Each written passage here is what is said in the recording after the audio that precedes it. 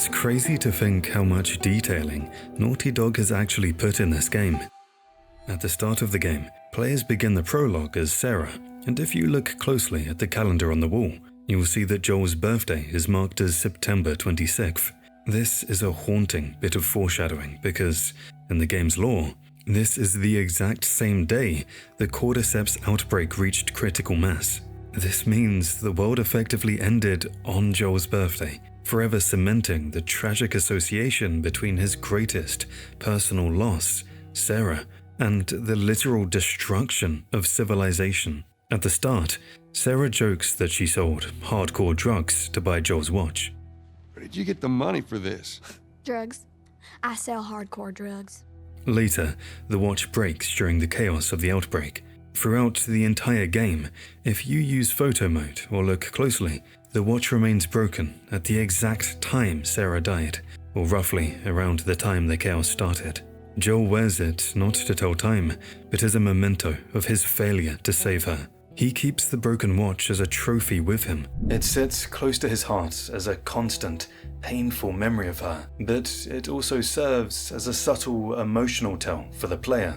Every time Joel gets emotional and thinks of Sarah, you can actually see him holding his watch. For example, spoiler alert by the way, during the final heavy cutscene of the game, Joel gets visibly emotional while lying to Ellie about what happened with the Fireflies.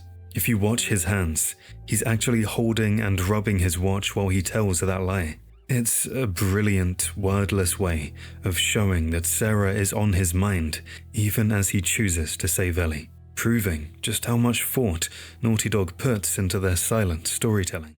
The Last of Us Part 1 is my favorite game of all time because of its deep, emotional storytelling. It's one of those rare experiences that truly hits you right in the chest. When its first gameplay trailer was shown at E3 2012, everyone was surprised by the incredible level of detail and the mechanics the game featured for its time. But the most interesting thing fans noticed was that the enemy AI for humans appeared incredibly smart, perhaps even too smart for a game. It didn't just feel like a script, it felt like you were fighting desperate people. Enemies would plead for their lives when you grabbed them, and they would notice when Joel's gun clicked empty, shouting to their teammates to rush him because he was out of ammo. Instead of running into gunfire, they utilized complex, realistic flanking maneuvers to corner the player. When the game finally launched, many observant players noticed that the AI wasn't quite as dynamic or human as that famous vertical slice. This led to discussions about a downgrade in the systems. As it turns out, the developers at Naughty Dog discovered a fundamental problem during playtesting. The AI was actually too smart. When the enemies functioned with perfect realism, they inadvertently broke the game's stealth mechanics. If an enemy flanked you perfectly every single time you tried to hide, the player never felt like they had the breathing room to strategize. It transformed a tense survival thriller into a frustrating and punishing experience that was far too difficult for the average player to enjoy. Ultimately, the team had to dumb down the AI for the final release. They struck a balance that maintained the illusion of high intelligence while ensuring the gameplay remained fair, fun, and balanced for the player. But one of the details I'm sure many of you wouldn't have noticed is that in this demo, Joel isn't wearing his favorite watch, which we'll later talk about in detail in the video. Interestingly, the developers actually added the watch just a few weeks before launch, because they wanted a way to show when Joel was thinking about Sarah without using dialogue. It serves as a visual tell for his grief, proving they put so much thought into how they tell their stories. It's brilliant. Did you know that The Last of Us actually exists because Naughty Dog failed to reboot Jak and Daxter? It's a wild bit of gaming history, but the origin of this masterpiece started when a small team was tasked with creating a realistic Jak and Daxter 4. However, they soon found that trying to make a cartoon character like Daxter look realistic was just too creepy, and the serious style they wanted didn't fit the game's world at all. But even though that project was scrapped, the game still features several nods to its origins. One of the best references can be found during the university chapter. If you explore the dorm rooms, you'll find a massive Easter egg. a collection of Jak and Daxter figures sitting on a bookshelf. Not only that, but if you look at the desk nearby, you can clearly see an original PS3 console, complete with 2 controllers, along with a stack of games that includes Jak and Daxter, and even Uncharted. It's a brilliant way for Naughty Dog to pay homage to the franchise that paved the way for Joel and Ellie's journey. But this is not the only Jak and Daxter Easter egg in the game. In the suburbs section, when you enter the toy store with Henry and Sam, you can spot 2 distinct board games sitting on the shelves. The first is an Uncharted board game, and the second is a Jak and Daxter board game as well. To add to that, the references don't stop there. In the same toy store, if you look at the other items on the shelves, you can find a Jak and Daxter plushie, and even a game titled The Path, which is a nod to an early concept name for The Last of Us. These small details show how much the developers wanted to honor their past while building a new future. Sarah's shirt features some noticeable drawing on the front, specifically an image of a pop icon that looks like Taylor Swift at first glance, though it actually represents a fictional female-led pop rock group called the Halcyon Drops, a style fitting the game's 2013 setting, or 2003 in the TV adaptation. This band has a heartwarming real-life origin. Creator Neil Druckmann revealed, "Fun fact, back when she was 2, my daughter named her plushie Halcyon Drops. I used that name for the band that Sarah was into. Knowing this, the costume department made an extra shirt for me to bring home to her. It's one of her most prized possessions." However, what many fans didn't notice is that the back of the shirt is actually a foreshadowing of Joel's journey through the game. The Tour 12 dates list several cities, many of which align perfectly with the path Joel and Ellie take. While the list includes Boston, which serves as the launching point for their travels, the shirt ominously predicts the major stops that follow. After leaving the quarantine zone, the next matching stop on the shirt is Pittsburgh, where the duo faces a brutal ambush. The tour then lists Jackson, which appears near the bottom of the shirt, mirroring both the location of Tommy's dam and the settlement they eventually call home, and where both Joel and Ellie settle in the end, followed by Colorado, referencing the university campus they explore, searching for the Fireflies. Finally, the list includes Salt Lake City, the ultimate destination where Joel strives to reach the Fireflies at St. Mary's Hospital. It is such a cool little foreshadowing that many fans never noticed while playing as Sarah. Remember the first time you met a clicker in The Last of Us? It was a total nightmare. Clickers are easily the most terrifying enemy type in The Last of Us, and a huge part of that is the horrific sound they make. But here's a crazy fact. That iconic clicking noise, it wasn't made by a computer. It was actually done by a voice actor named Misty Lee. She figured out that if she made a raspy, fried noise in the back of her throat, kind of like a dolphin, and sucked air in at the same time, it made that creepy clicking sound. The audio team added a little bit of echo, but that core sound, it is 100% human, which makes it even scarier. We talk a lot about clickers, but the stalkers are also as scary as the clickers. Let's be real, we all were scared the first time we encountered these creatures. And they're terrifying because they're the only infected that have a strategy. Here's the creepy detail you might have missed. Unlike runners who charge at you, or clickers who wander around blindly, stalkers actively hide. If you look closely during this section, you can sometimes catch them peeking around corners or ducking behind cover, waiting for you to walk past so they can flank you. That intelligence makes them even scarier than the bosses. Because that sound is so unique to the franchise, the creators of the HBO series knew they couldn't just replace it. In Season 1, Episode 2, the show paid the ultimate tribute to the original sound design. Misty Lee and Philip Kovacs are both credited among the cast of the second episode as female clicker and male clicker, by bringing back the same voice actors who provided the noises for the clickers in the original 2013 game. The showrunners ensured that the live-action monsters sounded exactly like the ones that had been haunting players' nightmares for a decade. It's a perfect example of how the show stayed loyal to the small, gritty details that made the game a masterpiece. We all know about the Last of Us newspaper Easter egg in Uncharted 3, but did you know the connection goes way deeper? First, the leak. In Uncharted 3, which came out months before The Last of Us was even announced, you can find a paper with the headline, "Scientists are still struggling to understand deadly fungus." Naughty Dog admitted this was a mistake. They meant to remove it, but forgot, accidentally leaking their next game to the world. However, in The Last of Us, they returned the favor with an even weirder headline. If you look at the floor in Hotel Grand in Pittsburgh, you can find a newspaper that reads, "Uncharted 13, a lush movie, Justin Bieber as Drake." Yeah, you heard that right. In this universe, the Uncharted series went on for 13 movies, and apparently, Justin Bieber was cast as Nathan Drake. While the game jokes about Bieber playing the hero, the actual voice of Nathan Drake was busy recording lines for a villain.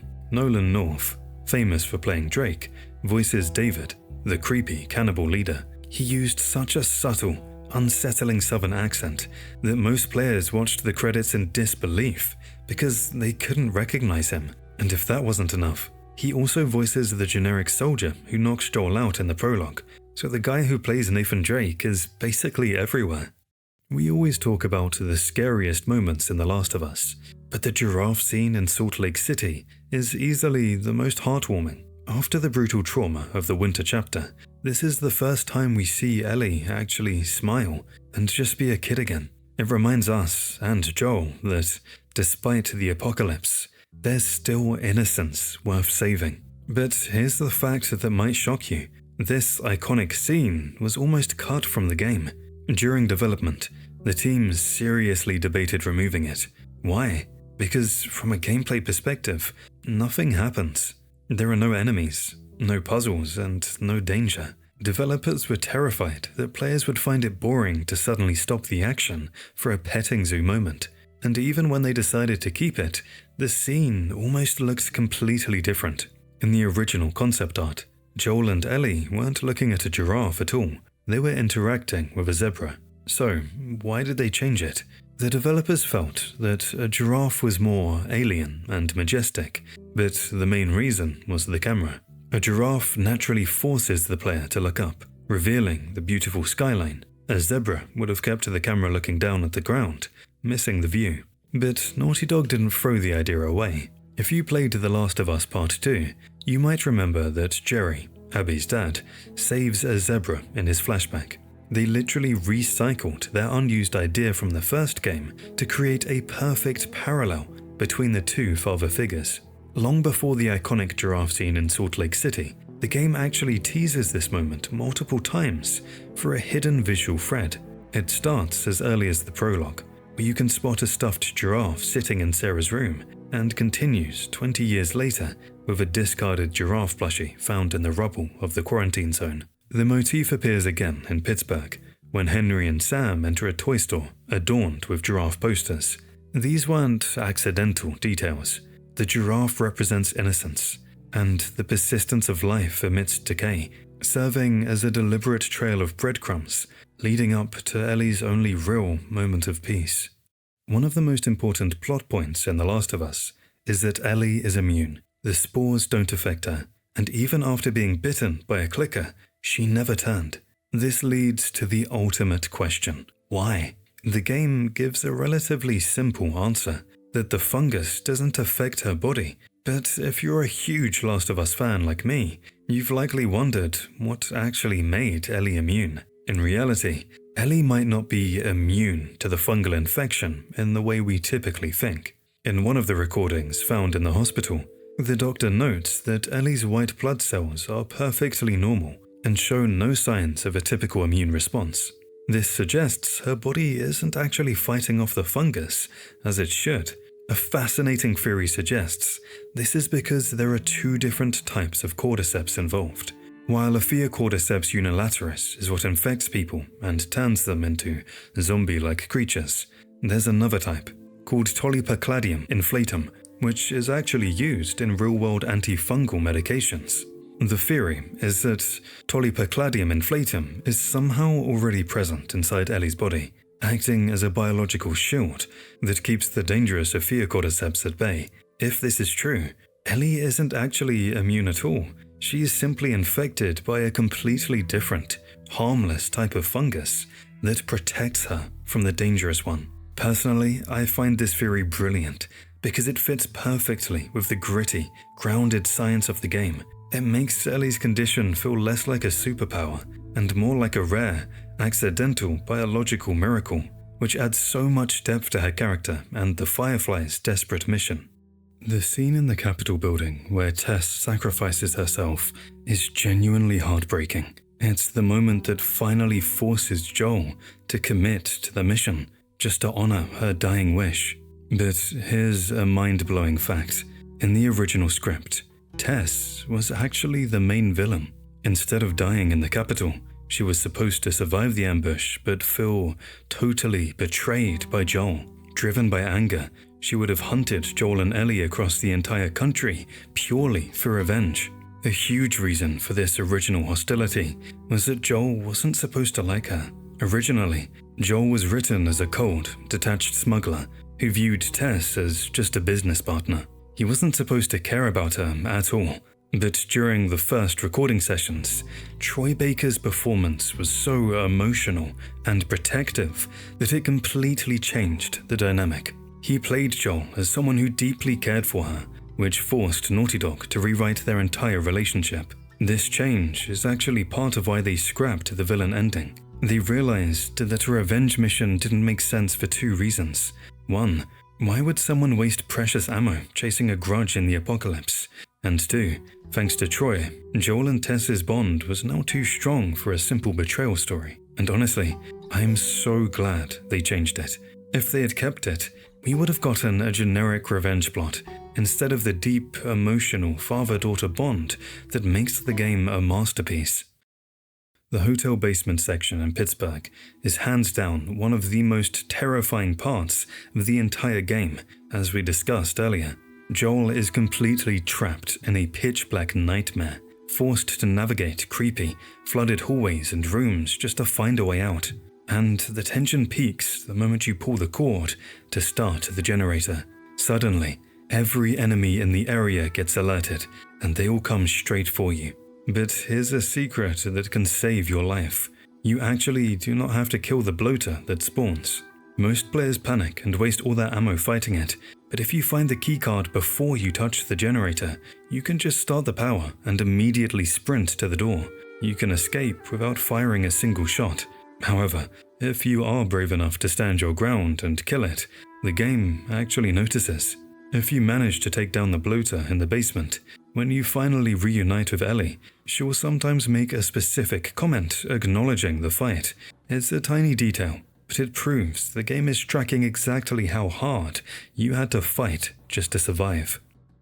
At the start of the game, it's easy to miss just how attached Ellie actually is to Marlene. She even mentions that Marlene has been looking out for her since she was a kid. But if you really explore the Firefly lab at the end of the game, you find out this bond goes way deeper. If you find Marlene's recorder and journal in the hospital, you learn the crushing weight of her decision. Marlene wasn't just a leader, she was best friends with Ellie's mother, Anna. Before Anna died, she explicitly asked Marlene to promise to take care of her daughter. This makes the flashbacks in The Last of Us Part 2 and the final scene in the parking garage even more painful. When Joel confronts her, Marlene pleads with him, admitting that she does care about Ellie, but she truly believes there's no other way to save humanity. She is just as broken by this choice as Joel is.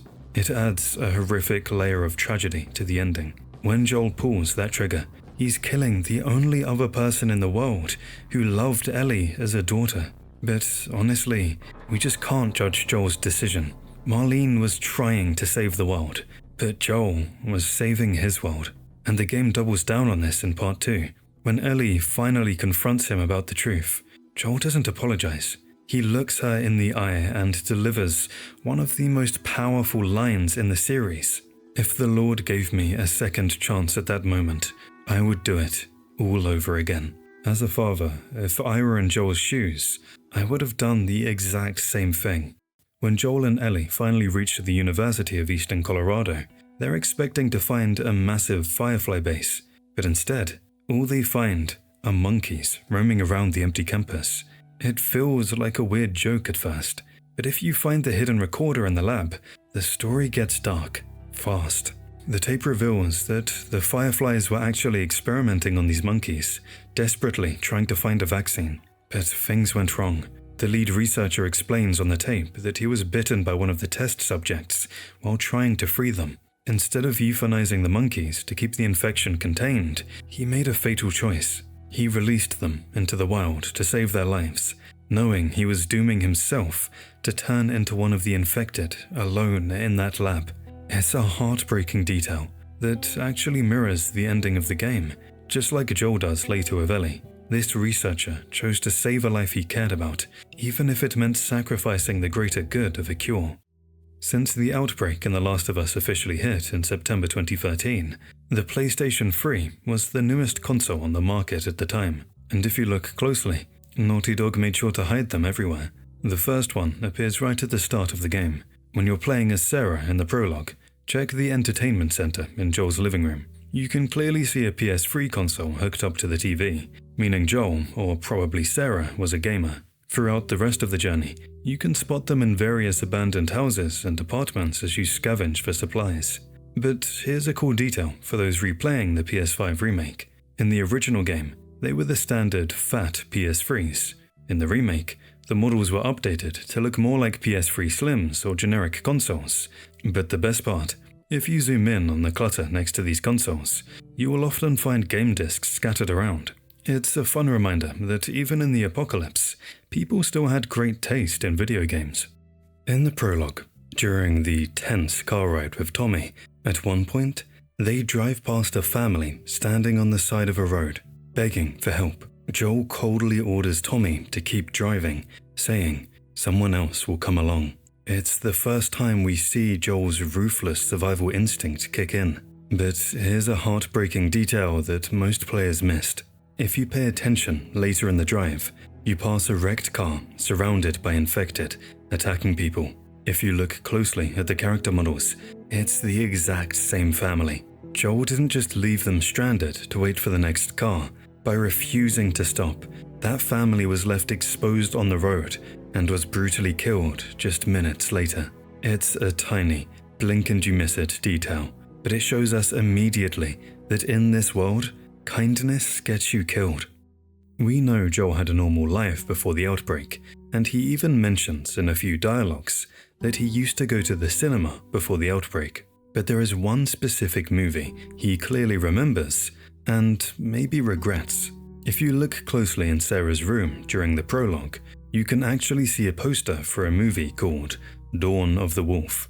It's basically a parody of Twilight, complete with a cheesy teen romance tagline. But the best part happens years later, in the university chapter.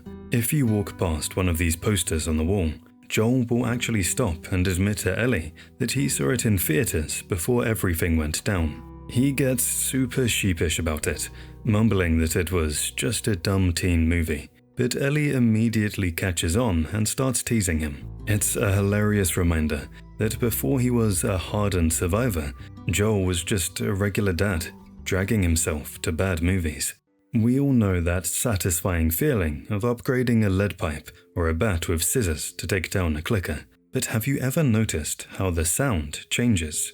The audio design in The Last of Us is incredibly detailed, especially for the modified weapons. When you tape those scissors on, the game triggers a completely new set of sound effects. The audio team didn't just use stock library sounds for this. To get that distinct, visceral squelch of the blade hitting an infected, they went old school. They recorded the sound of real duct tape ripping to capture the crafting feel, and for the impact, they stood in a studio and stabbed watermelons and other fruit with scissors.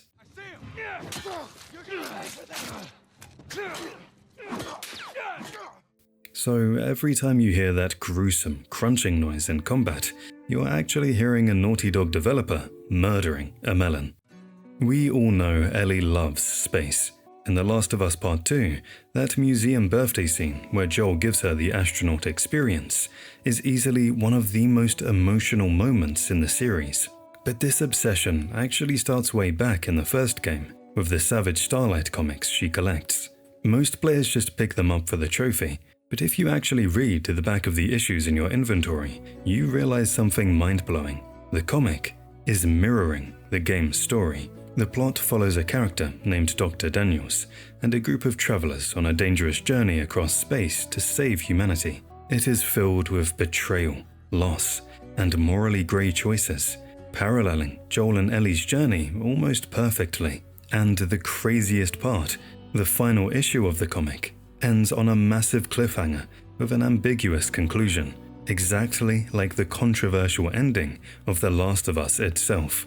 Naughty Dog literally told us how the game would end for a comic book we had in our backpack the whole time.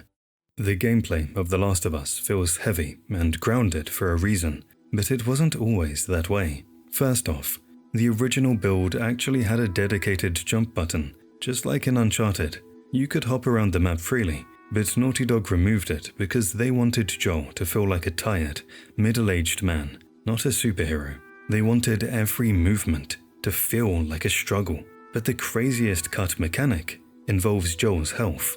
In an early draft of the script, Joel had a serious heart condition. During intense moments or long fights, he would suffer random flare-ups and collapse. The game would then force you to immediately switch control to Ellie and protect him while he recovered.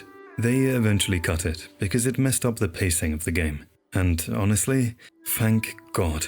Fighting a bloater is stressful enough without having to worry about Joel having a heart attack in the middle of it. The Last of Us was released all the way back in 2013 for the PS3, near the end of its life cycle. The original The Last of Us pushed the PlayStation 3 to its absolute limit. In fact, Naughty Dog was running out of memory so fast that they had to pull off some insane tricks just to get the game to run. To make the lighting look as good as it did, they realized they were just a tiny bit over the memory budget. Their solution? They deleted the animation for Joel breathing. If you stand perfectly still in the original PS3 version, Joel's chest doesn't move up and down.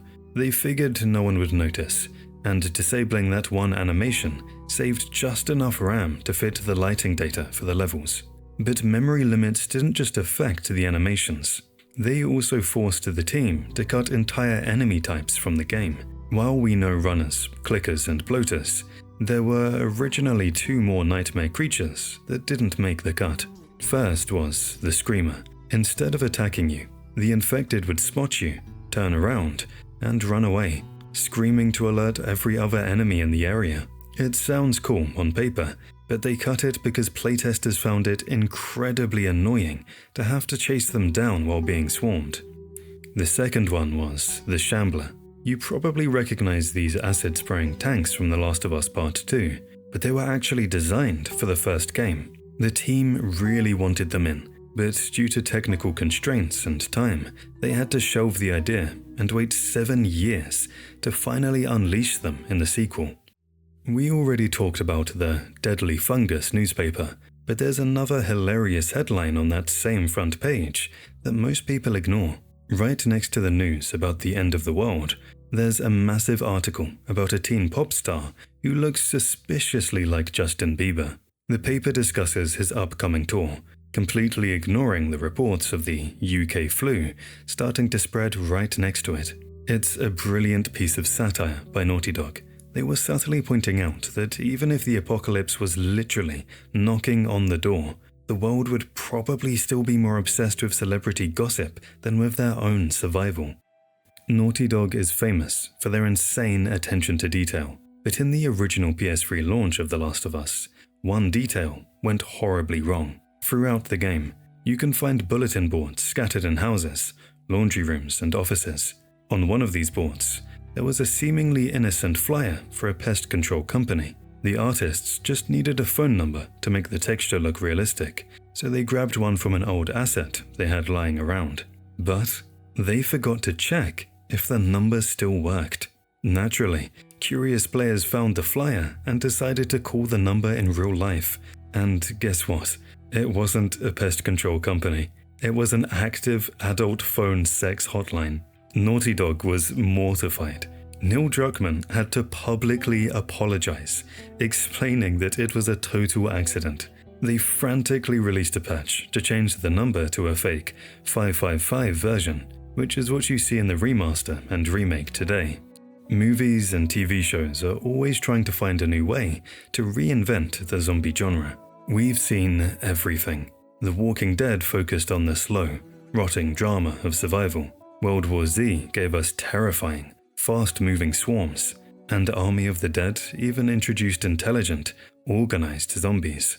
But before The Last of Us found its own identity, Naughty Dog almost went with a concept that was, well, controversial. The original pitch for the game was called Mankind, and honestly, the idea was a disaster. The premise was that the cordyceps infection only infected women. In this version, the virus had wiped out almost the entire female population. The surviving men were fighting over the few remaining women, and you would have to play as a man, trying to protect the last immune female to get her to a lab.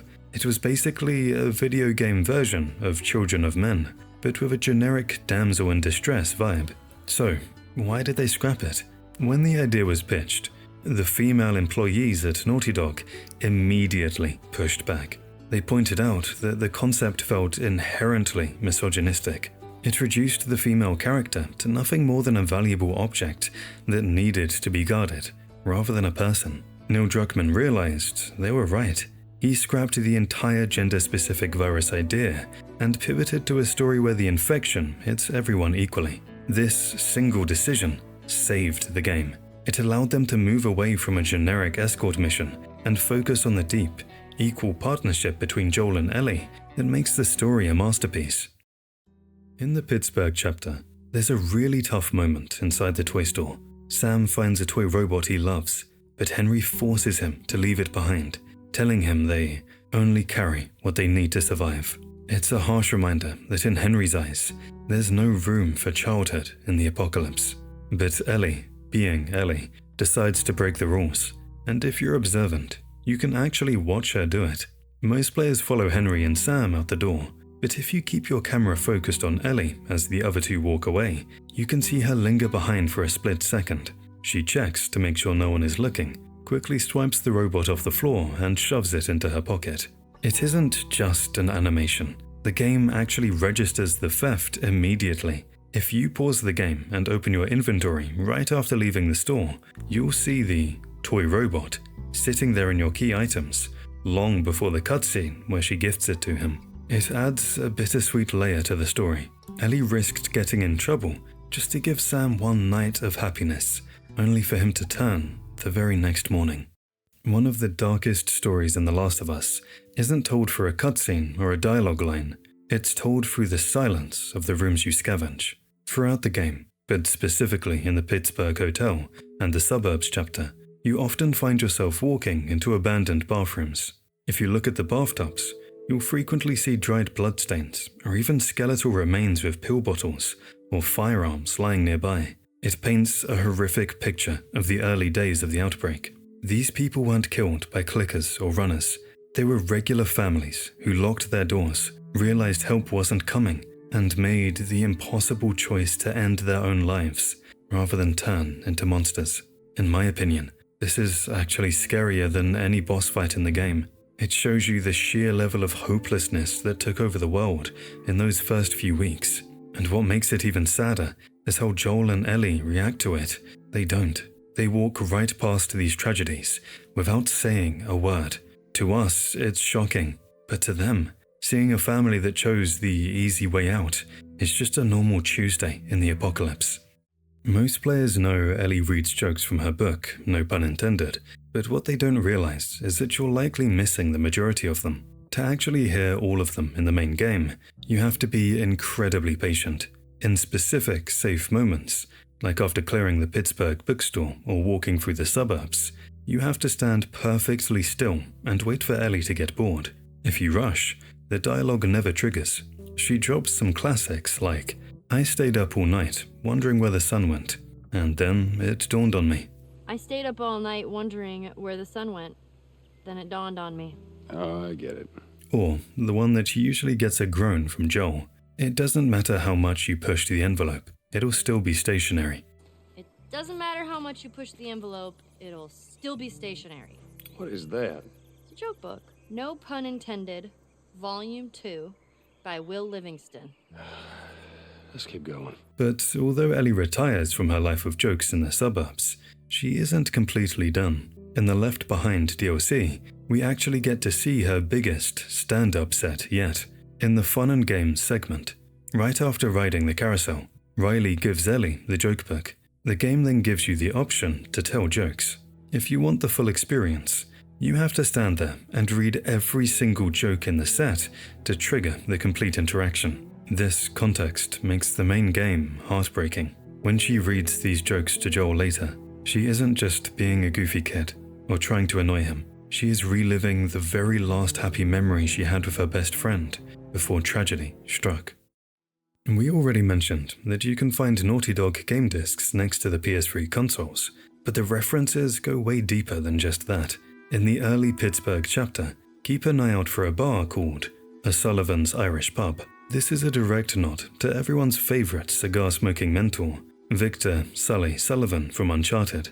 As we touched on earlier in the video, this location is where the infamous Uncharted 3 newspaper makes its brilliant, full-circle return. Before The Last of Us was even released, Naughty Dog leaked the project in Uncharted 3, Drake's Deception, with a headline reading, "Scientists are still struggling to understand deadly fungus."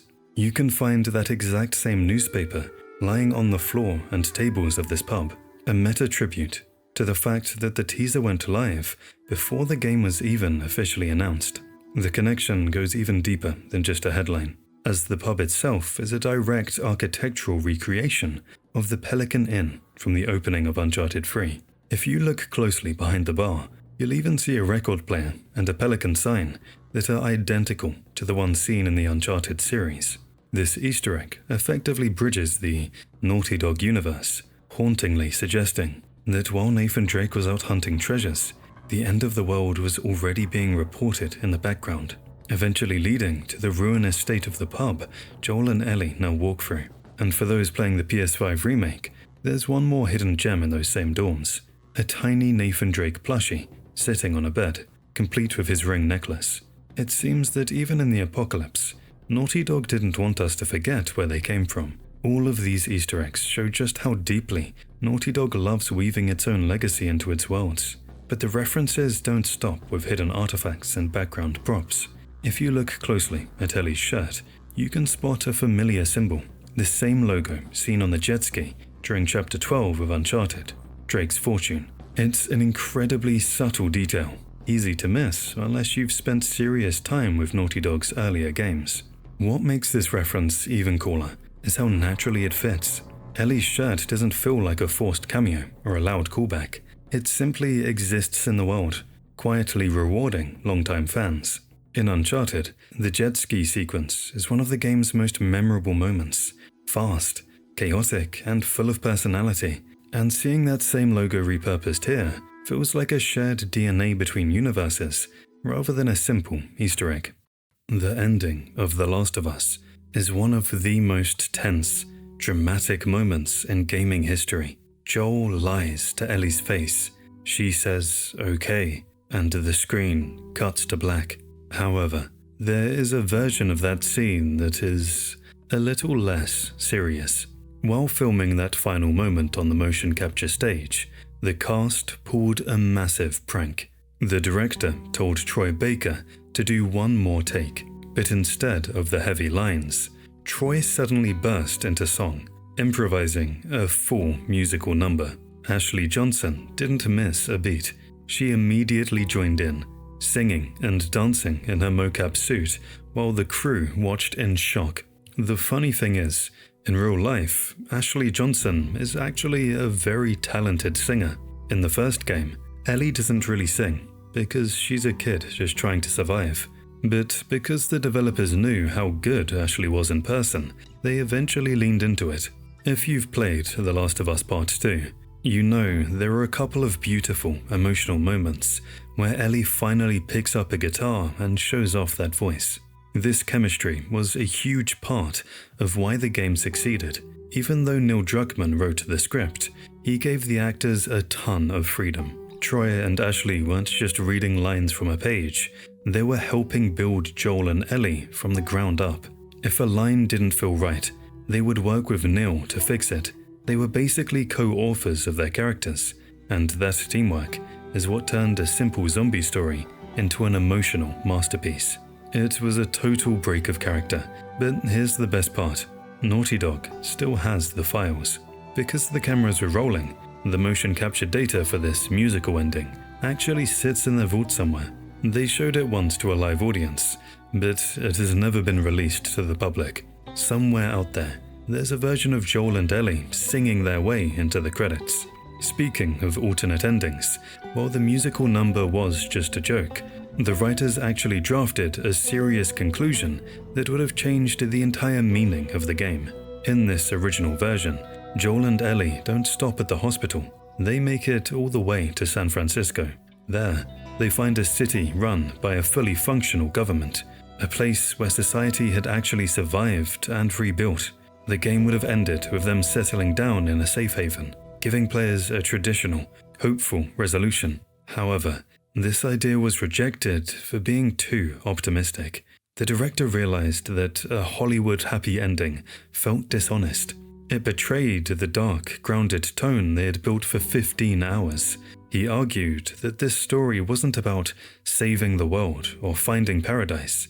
It was about the complex, selfish, and sometimes toxic reliance two people have on each other. So, instead of a golden sunset in San Francisco, we got a lie on a hillside in Wyoming.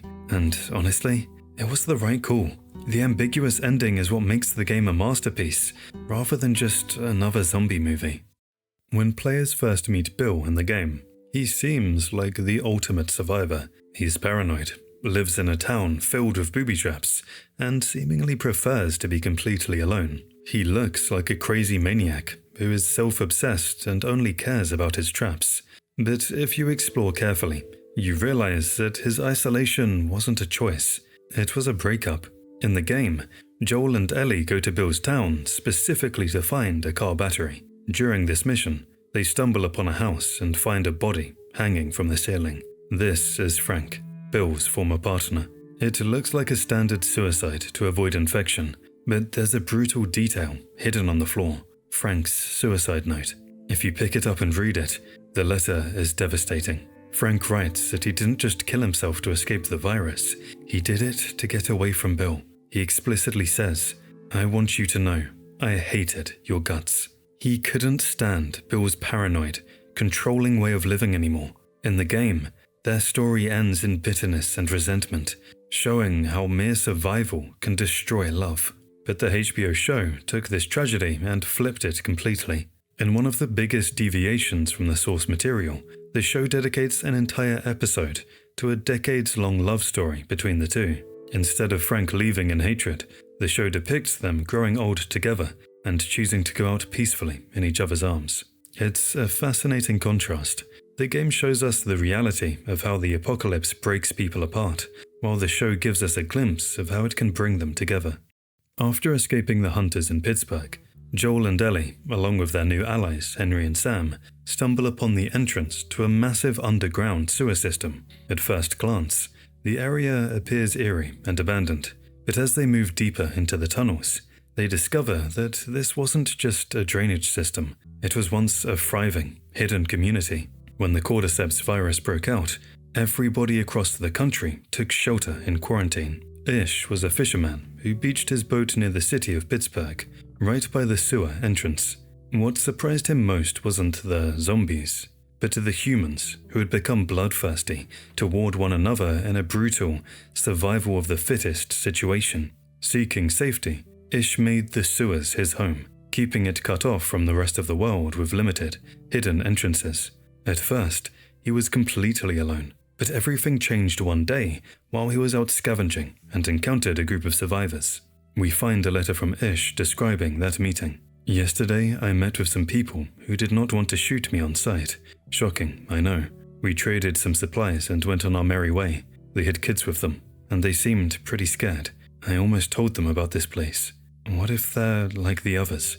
What if... You know what? I don't care. What's the point of surviving if you don't have someone to laugh at your lame jokes? Tomorrow, I'm going to search for them. See if they want to join me in here. Ish. Ish eventually let them into his hideout, and one after another, the sewers transformed into a whole community with dozens of families. As you explore the area, you can see the heartbreaking remnants of their lives, including makeshift classrooms and colorful children's paintings on the walls that contrast sharply with the dark, damp environment. They even established strict rules that everyone had to follow and set up makeshift alarms, one of which Joel actually stumbles upon in the game, alerting nearby infected. However, one honest mistake led to their ultimate downfall. Someone accidentally left a door open, an infected came inside, and total chaos followed. In the madness, a survivor named Kyle managed to barricade himself in a room with a few of the children. Trapped and realizing there was no escape, he wrote a final, heartbreaking letter, wishing someone would reach them. We're trapped. I think everyone else is dead. Some of the little ones are with me. I got infected pounding at the door. I don't know how long we'll hold out. If Ish and the others are alive, maybe they can reach us. They have to reach us. If it comes down to it, I'll make it quick. Kyle. When Joel and Ellie find this room, they discover the remains of Kyle and the children. A grim reminder of how quickly safety can vanish in this world. Another interesting fact about the inspiration of the character Ish is that people might think that Ish's name is a reference to the protagonist of Herman Melville's book, Moby Dick, but is actually a reference to the protagonist of The Earth Abides by George R. Stewart. This came out in 1949 and is one of the earliest post-apocalyptic sci-fi stories. One of the most impressive features in The Last of Us is the realistic backpack system, which completely abandons the trope of characters pulling massive weapons out of thin air. Instead, Joel physically reaches into his backpack every time you switch your large weapons. Naughty Dog even went so far as to animate him unzipping the bag, carefully storing his current gear, and retrieving the new item, all in real time. This level of detail extends directly into the real-time crafting system, which was specifically designed to ramp up the player's tension. Unlike other games that pause the world while you look at your inventory, this game forces the world to keep moving around you, creating a scavenging and choice mechanic, where you must make split-second decisions while enemies are actively hunting you down. This sense of desperation is further heightened by several hidden gameplay mechanics, such as the gasp mechanic, where Joel's labored breathing after an explosion or low health actually makes it harder to steady your aim. The combat also features dynamic melee, where Joel will instinctively use the environment, like slamming an enemy's head against a desk, to finish a fight more quickly when resources are low. Even the listen mode was carefully balanced to ensure players didn't feel like superheroes. It only highlights enemies making noise, forcing you to stay quiet and still to remain undetected. To ensure this intensity wasn't ruined by a frustrating escort mission feel, Naughty Dog put an incredible amount of work into the AI companion system for Ellie, tuning her so she feels like a genuine partner who actively hides from enemies and tosses you supplies when you're cornered.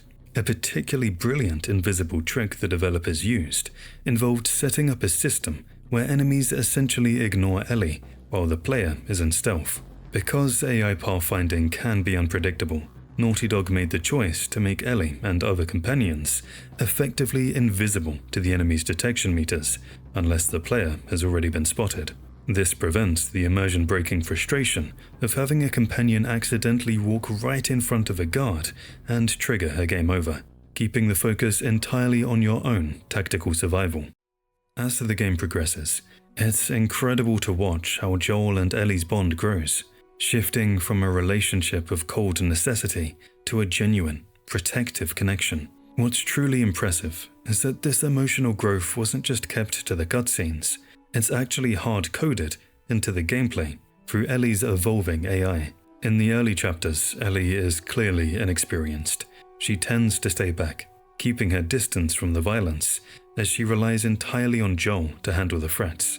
But as they travel across the country, she begins to adapt and learn from him. Following a major time skip into the winter chapter, the roles are dramatically reversed, with Joel incapacitated and severely wounded, Ellie is forced to step up as the primary protector. We see her actively hunting for food and fending off dangerous groups of survivors and infected, all on her own. During this time, her transformation is complete. She starts to perfectly mimic Joel's tactical movements. When Joel crouches into a stealth stance, Ellie mirrors him instantly, and when he aims his weapon, she draws her knife and holds it in a ready position, just like a seasoned hunter. It's a brilliant, wordless way for Naughty Dog to show Joel's influence on her, proving that she's no longer just someone he's carrying. She's become a reflection of the survivor he taught her to be.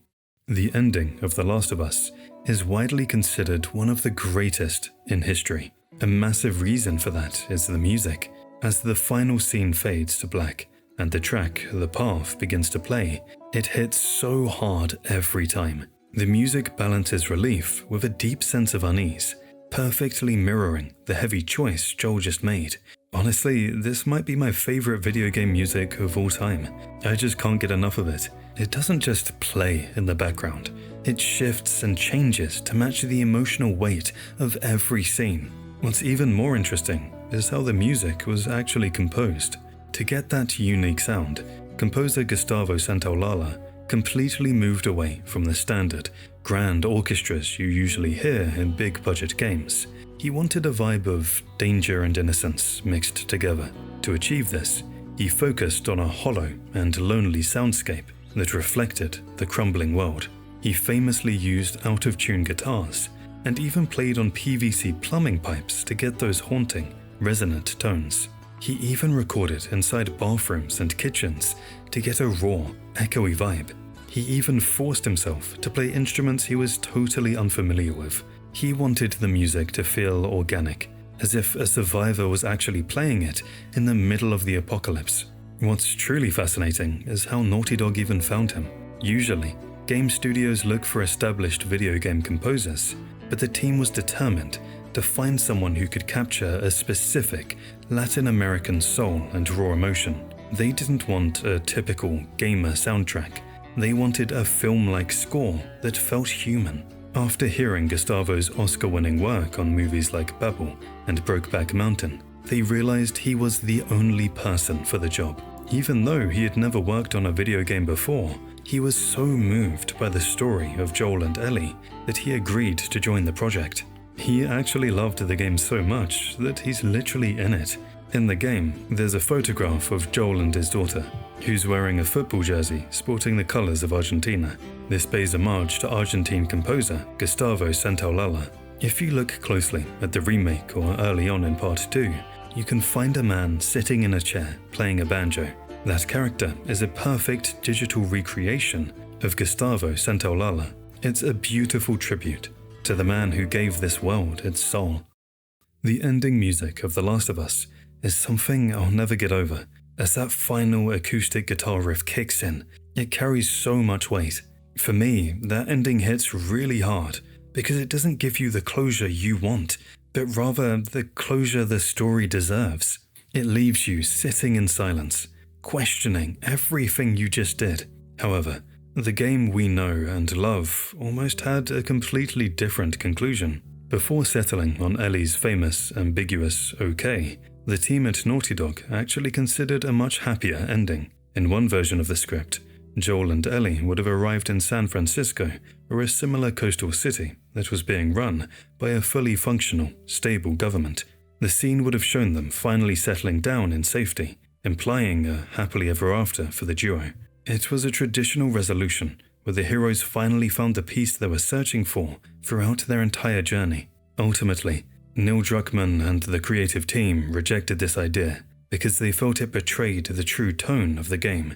They realized the story wasn't actually about saving the world or finding a cure. It was a deeply personal character study about the complex, and sometimes even toxic, reliance two people have on each other. A happy ending would have felt too easy. To make this ending even more grounded, the developers even cut out a massive, Hollywood-style final boss fight at the hospital.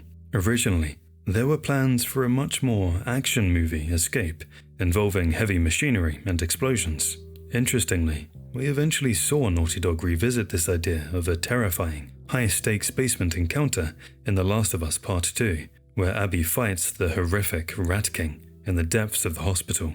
But for the first game, they realized a big spectacle would take away from the intimacy of Joel's desperate, selfish rampage to save Ellie. They traded the big boss fight for a quiet, tense walk through a hallway, making the player feel the high moral cost of Joel's actions. Every single choice was fine-tuned to make sure you left the game feeling conflicted rather than comforted. Most players notice that Joel wears a broken watch, but very few catch the heartbreaking timeline hidden in the game's opening hours that tells the story of the worst night of his life. At the very start of the game, when Sarah gifts Joel the watch for his birthday, you can actually see that the time is roughly 11:50 p.m. It's a happy, quiet moment just before midnight. The game then transitions to later that night, when Sarah is woken up by Tommy's phone. When you go downstairs, the phone rings, and we pay close attention and notice the time. The chaos has officially begun. But the most devastating detail comes after the prologue. For the next 20 years, Joel continues to wear that watch, but if you zoom in on his character model, you will see it's shattered and frozen at exactly 2:15. This isn't just a random texture. It implies that the watch broke during the struggle and the soldier's gunfire, the exact moment Sarah died. Symbolically, this means time quite literally stopped for Joel at 2:15 a.m. While the rest of the world moved on and fought for survival, Joel has been emotionally stuck in that exact minute for 2 decades, unable to move past the trauma until he meets Ellie. It's a subtle, tragic reminder that every time he checks his wrist, he isn't looking for the time, he's looking at the moment he lost everything. And this idea of time isn't just thematic. Naughty Dog embeds it directly into the environment in a way most players completely miss. Here's a mind-blowing detail. If you stay in the living room and watch the clock on the wall, it actually runs in real time. You can stand there and literally watch the minutes tick by as the game world slowly approaches midnight. We can find a happy birthday card in Sarah's room in the remake. Sarah joked that she sold hardcore drugs to buy the watch, and her card featured a dinosaur that said, "You're not a fossil, yet." It's a tragic reminder of the humor and the life Joel lost that night. For 2 decades, Joel tries to bury this version of himself, which we see clearly when Tommy tries to give him an old photo of Sarah at the dam. Joel rejects it with a cold, "I'm good." He spent 20 years trying to run from the memory of his daughter because the pain was just too much to carry. However, the real turning point happens right before they reach the Fireflies in Salt Lake City. Ellie, who actually swiped that photo from Maria's house back in Jackson, offers it to him again. This time, no matter how hard you try, I guess you can't escape from your past. Joel doesn't run. He looks at his daughter's face, admits, and finally takes it. By putting that photo in his pocket, Joel finally unfreezes that 2:15 on his broken watch. He isn't just surviving his trauma anymore. He's finally allowing himself to remember and love again, all because of the bond he built with Ellie. In the original The Last of Us, workbenches were basically just a static menu where you swapped parts for better stats.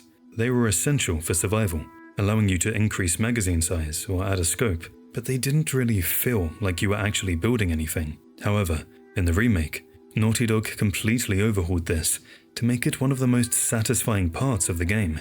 Taking a page straight out of The Last of Us Part 2, the workbenches in the remake feature incredibly detailed, real-time animations.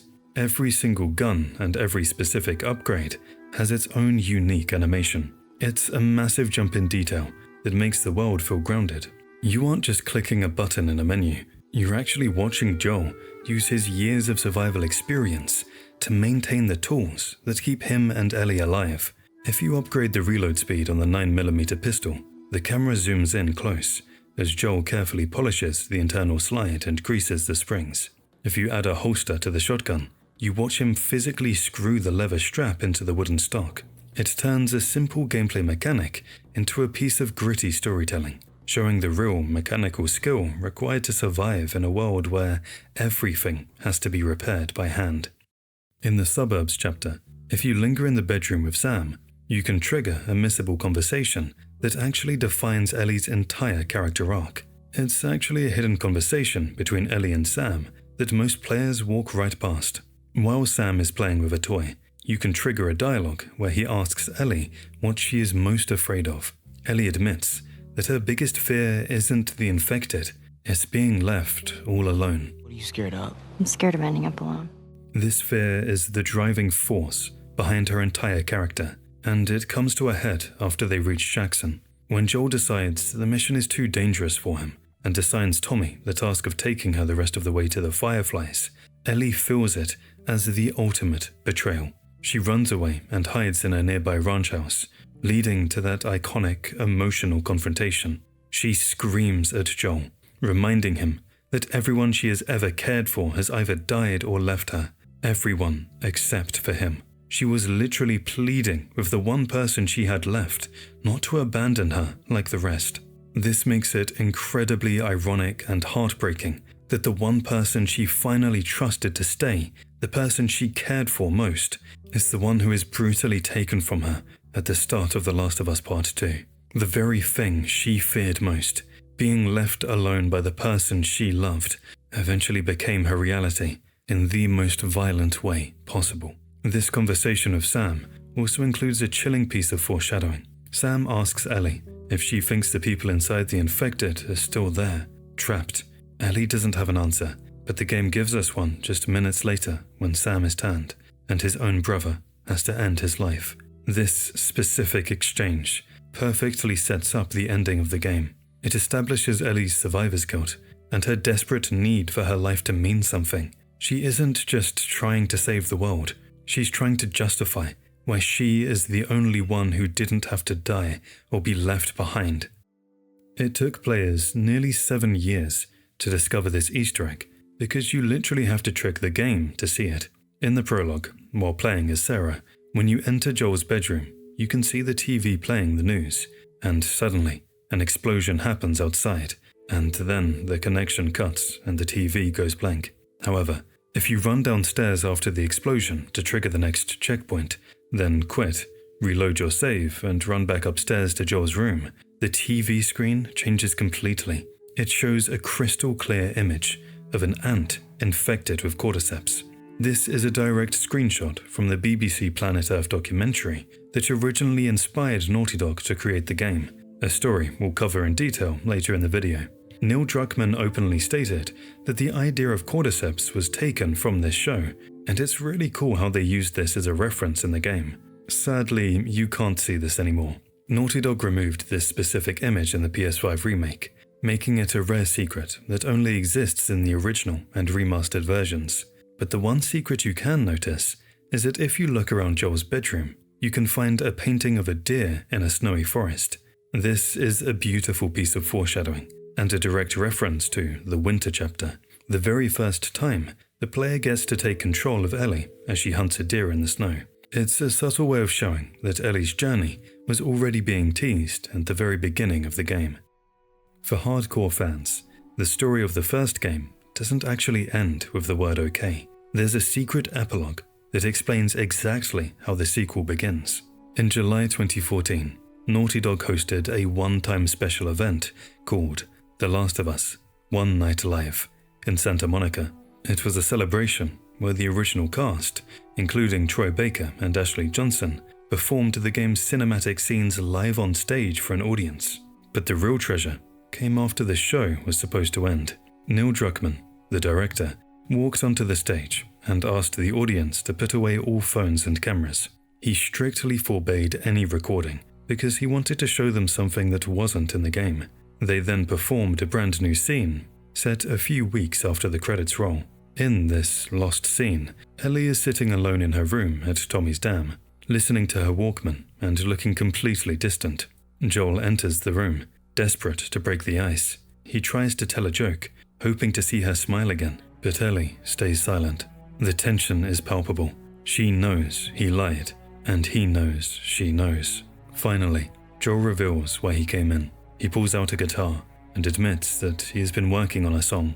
He plays a clumsy but heartfelt melody for her, and then makes a promise. "I'm going to teach you how to play this."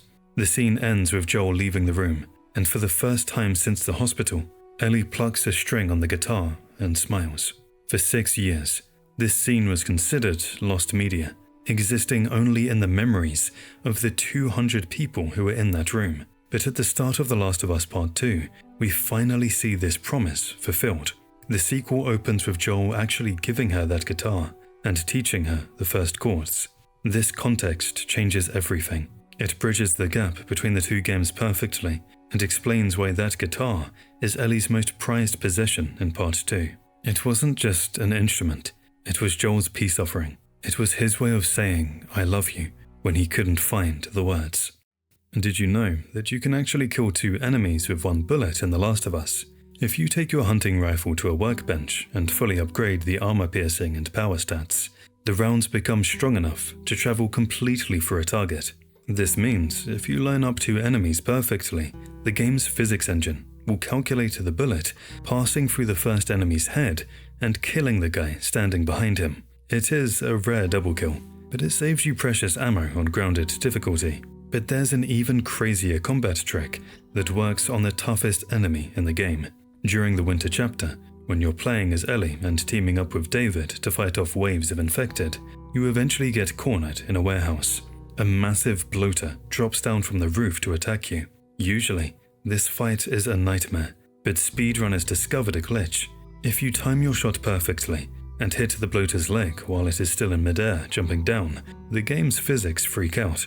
Instead of landing and starting the boss fight, the bloater instantly dies from a single bullet. It is the only way to one-shot a boss in the entire game. In the Pittsburgh chapter, there's a brutal piece of environmental storytelling that does double duty. It reveals Joel's dark past and defines the entire moral conflict of the game.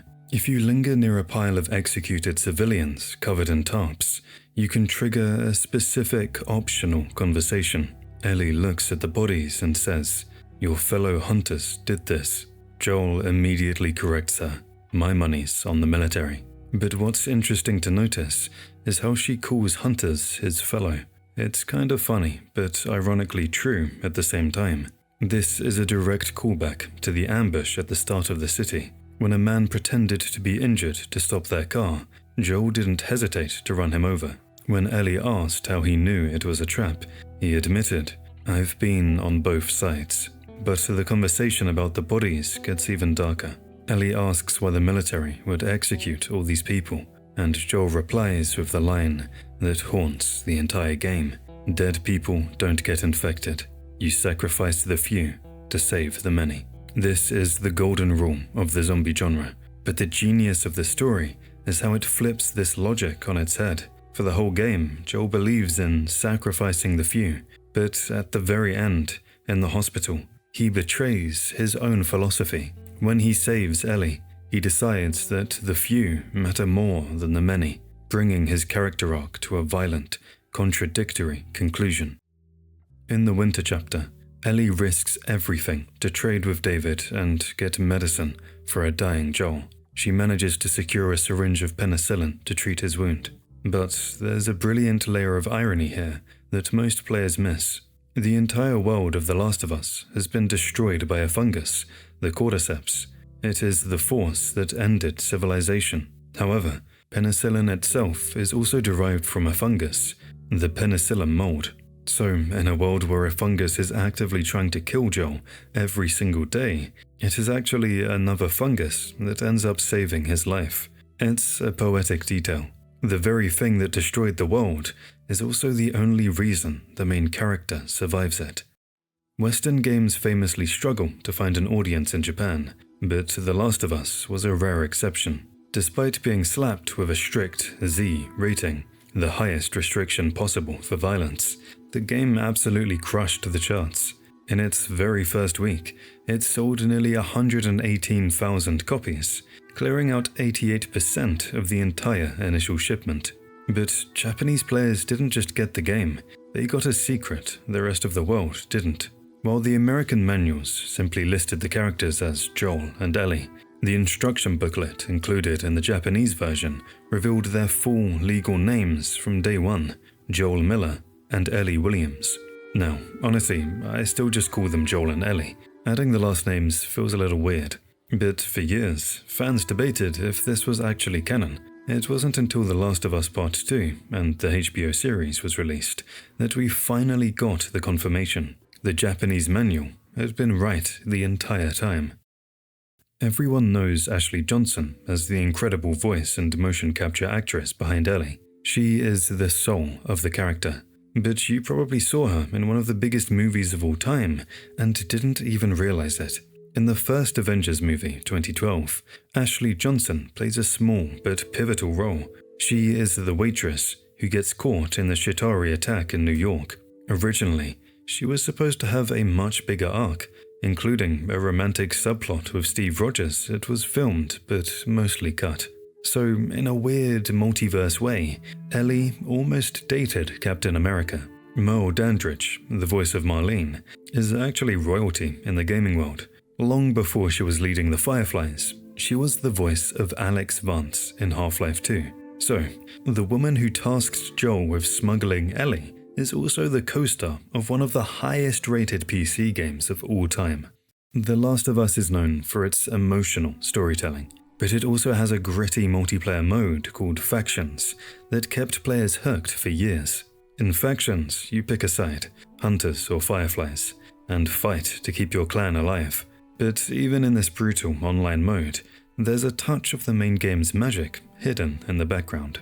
On the bus depot map, if you look out the windows, you can actually spot the iconic giraffes wandering around in the distance. But here's the catch. You will only see them if you're playing the PS4 remastered version. On the original PS3 release, the giraffes are completely missing. Naughty Dog later confirmed that the PS3 simply ran out of RAM. It couldn't handle rendering the giraffes while running the multiplayer match at the same time. The nightmare of The Last of Us didn't start in a writer's room. It started with a nature documentary. The entire concept of the infection was sparked when Neil Druckmann watched a segment of the BBC's Planet Earth about a terrifyingly real fungus called Epheocordyceps unilateralis. In the wild, this fungus infects an ant, physically hijacks its brain, and forces the victim to climb to a high branch against its will. Once there, it kills the ant and explodes spores out of its head to infect the colony below. Naughty Dog simply asked the terrifying question, what if that happened to humans? The biology of the fungus provided the horror, yet the game's soul was built on a mix of 3 specific masterpieces. Neil Druckmann has openly credited the novel City of Thieves for the core relationship. It's a story about 2 mismatched survivors, Lev and Kolya, who start off annoyed with each other but form an inseparable bond. This served as the direct blueprint for Joel and Ellie. For the bleak, grey atmosphere, they looked to Cormac McCarthy's The Road, which established the tone of a father protecting a child in a ruined world. Finally, the tension and silence of the combat were modelled after No Country for Old Men, where violence is sudden, quiet, and lethal.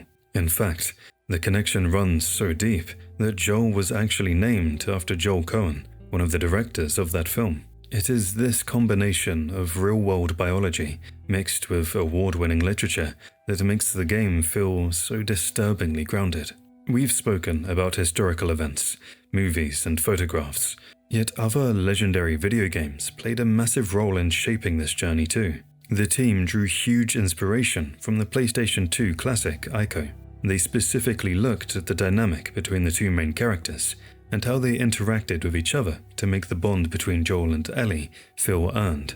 At the same time, Shinji Mikami's masterpiece, Resident Evil 4, was a major influence. Naughty Dog wanted to capture that same sense of constant tension and high-stakes action that made RE4 a legend. They took the constant pressure from Resident Evil and mixed it with the emotional heart of Ico to create the perfect gameplay balance. It's a mix of the best parts of gaming history, refined into something entirely new. The team didn't just look at books and movies for the characters, they also used real-life disasters to build the world itself. The Last of Us is famous for its overgrown, post-apocalyptic environments. These locations are iconic because they show a beautiful yet haunting contrast between the ruined cities and the nature taking them back. To get this look right, Naughty Dog looked at several real-world inspirations. Specifically, for the flooded areas of Pittsburgh, the developers studied photos taken by Robert Polidori. These photos showed New Orleans in the devastating aftermath of Hurricane Katrina. By looking at how real water damage and debris looked in a flooded American city, they were able to make the game's environment feel terrifyingly authentic. It wasn't just a cool level, it was a reflection of real-world history, which is why those sections feel so heavy and atmospheric. Also, the infection is based on the real cordyceps fungus that attacks ants, but Naughty Dog originally planned to take this concept much further. In the final game, the fungus only affects humans. However, early on, it was supposed to infect animals too. There's actually official concept art that shows Joel and Ellie running from a massive infected elephant. The developers also experimented with bald-fanged beasts that had stringy fungus growing out of their spines, making them look more like aliens than zombies. They eventually cut all of this to keep the story more grounded and emotional. They realized that the more monster-like the enemies became, the less human and relatable the story felt. This desire for realism is why the outbreak feels so disturbingly possible. To make the collapse of society feel authentic, Neil Druckmann did a massive amount of research into real-world history. He studied the 1918 Spanish flu and the polio epidemic of the 1880s to see how diseases actually spread and how people react when the world starts to fall apart. He didn't just want to make a zombie game, he wanted to show the impact of an epidemic on a large scale. By looking at how governments failed and how society crumbled in the past, he was able to create a world that feels like it could actually happen tomorrow. Naughty Dog is famous for obsessing over details that 99% of players will never notice, and the bathroom scales are the perfect example. If you find a scale in a bathroom, like in the opening chapter or abandoned houses, don't just walk past it. If you actually walk onto it, the needle moves to show Joel's weight. But it gets even crazier. It isn't just scripted for the player character. If you knock over an object, like a bottle or a brick, and it lands on the scale, the needle will actually adjust to register the weight of that object too. Most games would just make the scale a static texture, but here, it's a fully functioning physics object. It's such a cool detail for its time that many players don't even notice. The Last of Us Part 1 remake is famous for its photorealistic graphics and overhauled lighting, which finally bring the game's visuals in line with Part 2. But while Naughty Dog stayed incredibly faithful to the original, they made some subtle but powerful changes to the acting in specific scenes. One of the most intense changes happens right at the start in the quarantine zone. In the original, Tess is just shocked. But in the remake, Tess instinctively raises her gun and points it directly at Ellie. It is a brilliant, subtle detail that tells you everything you need to know about Tess. She is a survivor first. Even though she was smuggling this girl, her immediate instinct was to put a bullet in her the second she became a threat. But the remake didn't just add character depth, it solved a decade-long mystery. Thanks to the insane details and the new textures, we finally know Joel's exact age. If you use photo mode to zoom in on his passport early in the game, it clearly lists his birth date as September 26, 1981.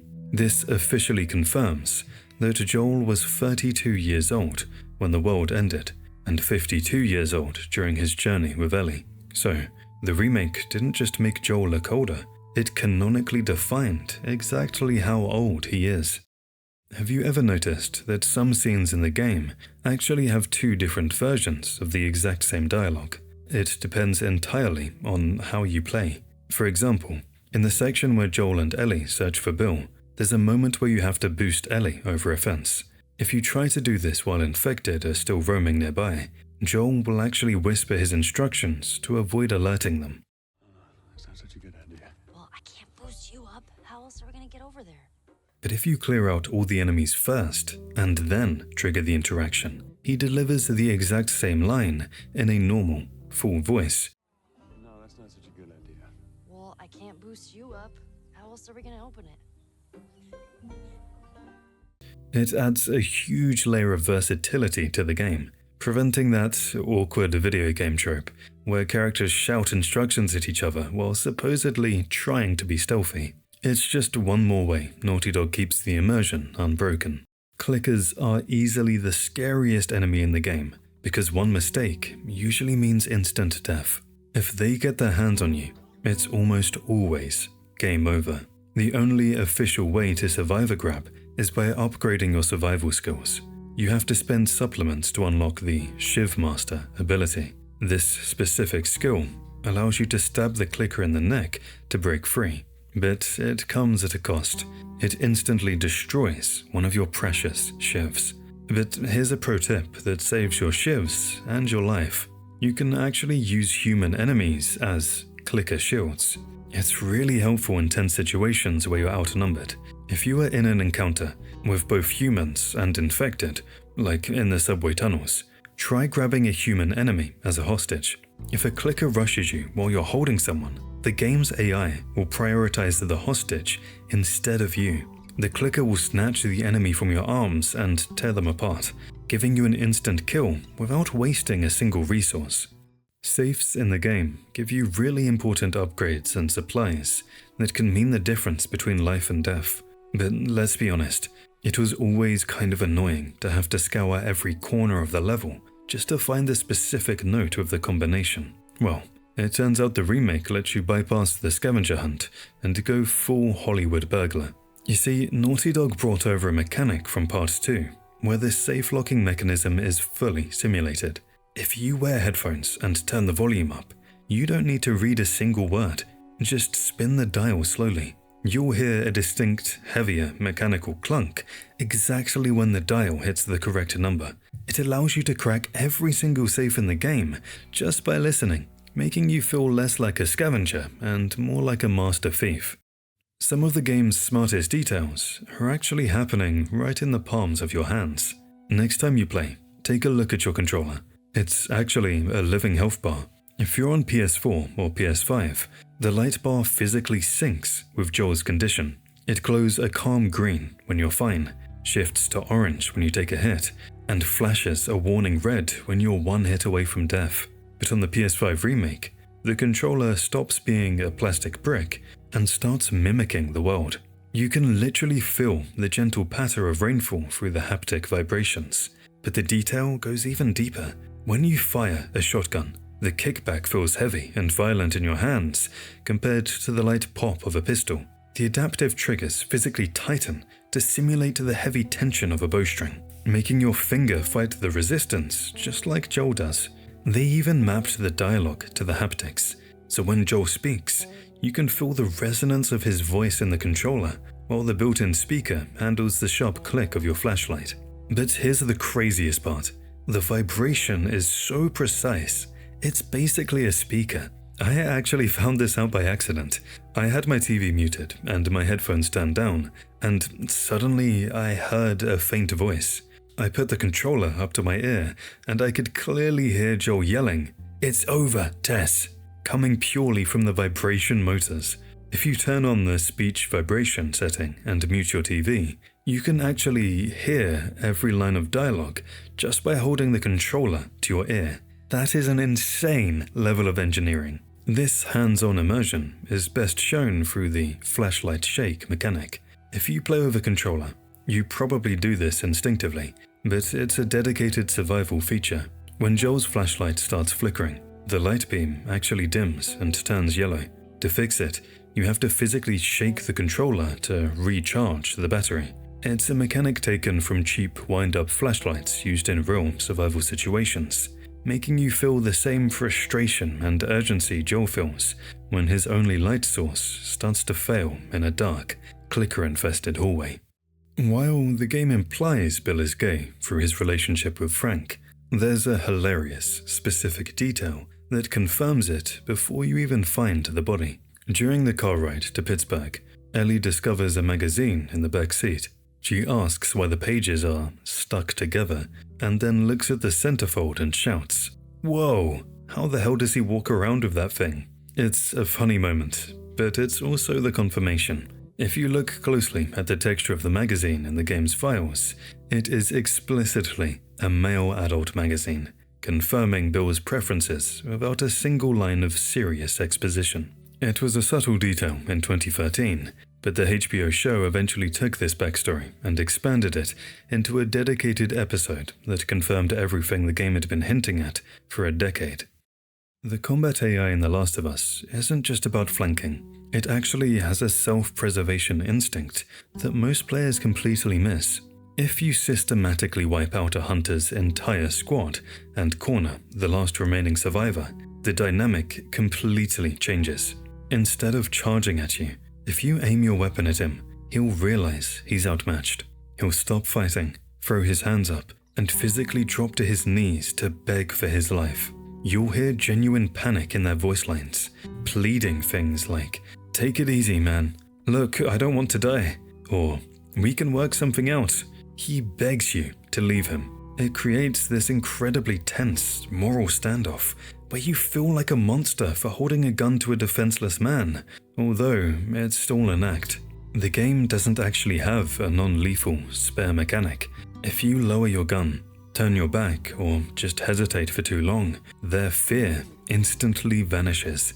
They will pull a hidden weapon and try to kill you the second your guard is down. It's a brutal reminder that in this world, mercy usually gets you killed. The game can be played stealthily or guns blazing, but if you choose to get up close and personal, the combat system actually changes based on your surroundings. If you're fighting an enemy near a wall, a desk, or a counter, Joel won't just punch them. He'll grab their head and smash it into the environment. There are over a dozen distinct animations just for wall kills alone that many players never see because they fight in the open. But it goes beyond just walls. If you're fighting near a waist-high desk, Joel will slam the enemy's face into the corner of the table. If you're near a car, he might use the hood to finish them off. These animations are completely unique and only trigger if you're inches away from the object, making Joel feel less like a generic action hero and more like a desperate survivor, using the world itself as a weapon. The original game was already mind-blowing with its weather and rain. You could see your flashlight beam bending through falling raindrops, and the storm was so loud it actually acted like a silencer, masking your footsteps so you could sprint past clickers without them hearing you. Then the PS5 remake took the realism to a crazy new level. Now, the game knows exactly how wet you should get.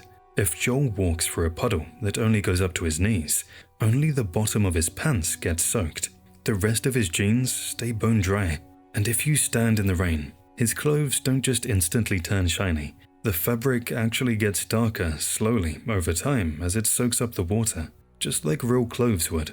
In the original game, walking through water often felt like walking through a hologram. But in the remake, Joel doesn't just pass through the surface like a ghost. He actually shoves the water out of his way. Every step he takes creates massive, real-time ripples that flow outward and actually crash against the sewer walls before bouncing back. It doesn't look like a video game effect anymore. It behaves exactly like real, heavy liquid. Throughout the game, the world is filled with tiny, useless interactions that makes the character feel real. You can pet a dog, high-five Ellie, or just stop to look at a movie poster. And if you keep your eyes open in the university chapter, you can even take a break to play some sports. Inside one of the dorm rooms, there's a dartboard hanging on the wall. It isn't just a texture. Sam and Ellie are playing against each other. If you walk up to it, Joel can actually pick up a dart and throw it. You have to aim carefully, and if you land a solid shot, Ellie will chime in and compliment your skills. It's one of those blink-and-you-miss-it moments that Naughty Dog hid just for the players who love to explore every corner. Speaking of the university, did you know the game actually uses Ellie as a living compass? When you're searching for the science building, the game secretly tracks exactly where you are. If you start wandering in the wrong direction, Ellie will get confused and ask, "Are you sure this is the right way?" But as you get closer to the lab, her voice completely changes. She gets excited and starts pointing things out. But this isn't the only time the game helps you out like this. If you're ever stuck on a puzzle and don't know where to go, Just stop and watch Ellie or Tess. They are programmed to literally turn their heads and stare at the ladder or door you need to use. It's Naughty Dog's way of playing hot and cold with you, guiding you naturally without ever needing to put a big, ugly objective marker on the screen. In most zombie games, the enemies just wander around in circles, waiting for you to shoot them. Like in games like Dead Rising or Left 4 Dead, the zombies are just loud, aggressive monsters that run around in circles, screaming at you. If you sneak up on clickers or runners when they don't know you're there, you'll notice they don't patrol. They often stand completely still, sometimes staring directly into a wall or hunching over like a statue. This isn't a glitch, it's a biological detail called dormancy. Since the host is being consumed, the fungus forces the body to go into a hibernation state to conserve energy. They'll stand frozen for hours, completely silent, until they hear a single sound, at which point they explode into violence. It makes them feel less like video game enemies and more like biological landmines. Runners will stand in one spot, hunching over and sobbing, twitching as if they're still trying to fight the fungus inside their own heads. Clickers are even worse. Because they're blind, the fungus forces them to stand completely frozen, sometimes facing a corner for hours just to conserve energy. They aren't just waiting for the player, they're biologically hibernating. It turns them into silent, organic landmines that only wake up when you make a mistake. One of the best character arcs in the game happens entirely in the background. At the beginning of the journey, Ellie explicitly complains that she can't whistle, but if you pay attention, you can actually hear her practicing throughout the game.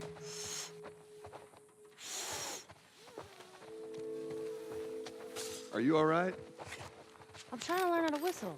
By the time you reach the spring chapter months later, if you stand idle, she'll successfully whistle a full tune, showing she has finally mastered it. It's an amazing detail, but it is kind of funny that in a whole year of traveling, she managed to teach herself how to whistle, but she still never learned how to swim. I'm whistling! Oh, good. Something else you can drive me crazy with. When I first started playing, I honestly found it difficult to choose between a brick and a bottle. I would just pick up whatever was closest because they seemed to do the exact same job. But it turns out they're actually opposites. The brick is a weapon. It's solid and doesn't break immediately. If you have a brick equipped, you can actually rush a clicker and beat it to death with a brutal, free-hit combo. It's the only way to melee kill a clicker without using a shiv. The bottle is for stealth. It shatters instantly on impact, creating a much louder, sharper sound than the brick. It is designed to lure enemies away or create an opening. You can see this perfectly during the boss fight with David. Since Ellie can't overpower him physically, you have to use bottles to stun or distract him, allowing you to sneak up behind him for the kill. The game forces you to use the item for strategy rather than brute force. One of the most subtle but touching details in The Last of Us is Ellie's eye rub animation. If you stand perfectly still and don't touch the controller, you'll eventually see Ellie lift her hand and rub her eyes. This isn't just a random movement. Naughty Dog added it to show that she's tired. Unlike Joel, who's a hardened adult, Ellie is a 14-year-old kid, surviving on very little sleep and constant stress. Her idle animations show how worn out she really is, reminding you that even though she is tough, she's still just a child, pushing herself to the limit. This attention to realistic detail extends to how she reacts to you, the player. A great example of this is her flashlight reaction. If you turn on your flashlight and shine it directly into Ellie's face, she doesn't just stare blankly like a standard game character. She then raises her hand to cover her eyes from the flashlight. It's a small interaction, but it helps make Ellie feel like a real person who's actually right there with you. The realism extends to more than just her movements. It's in her actions as well.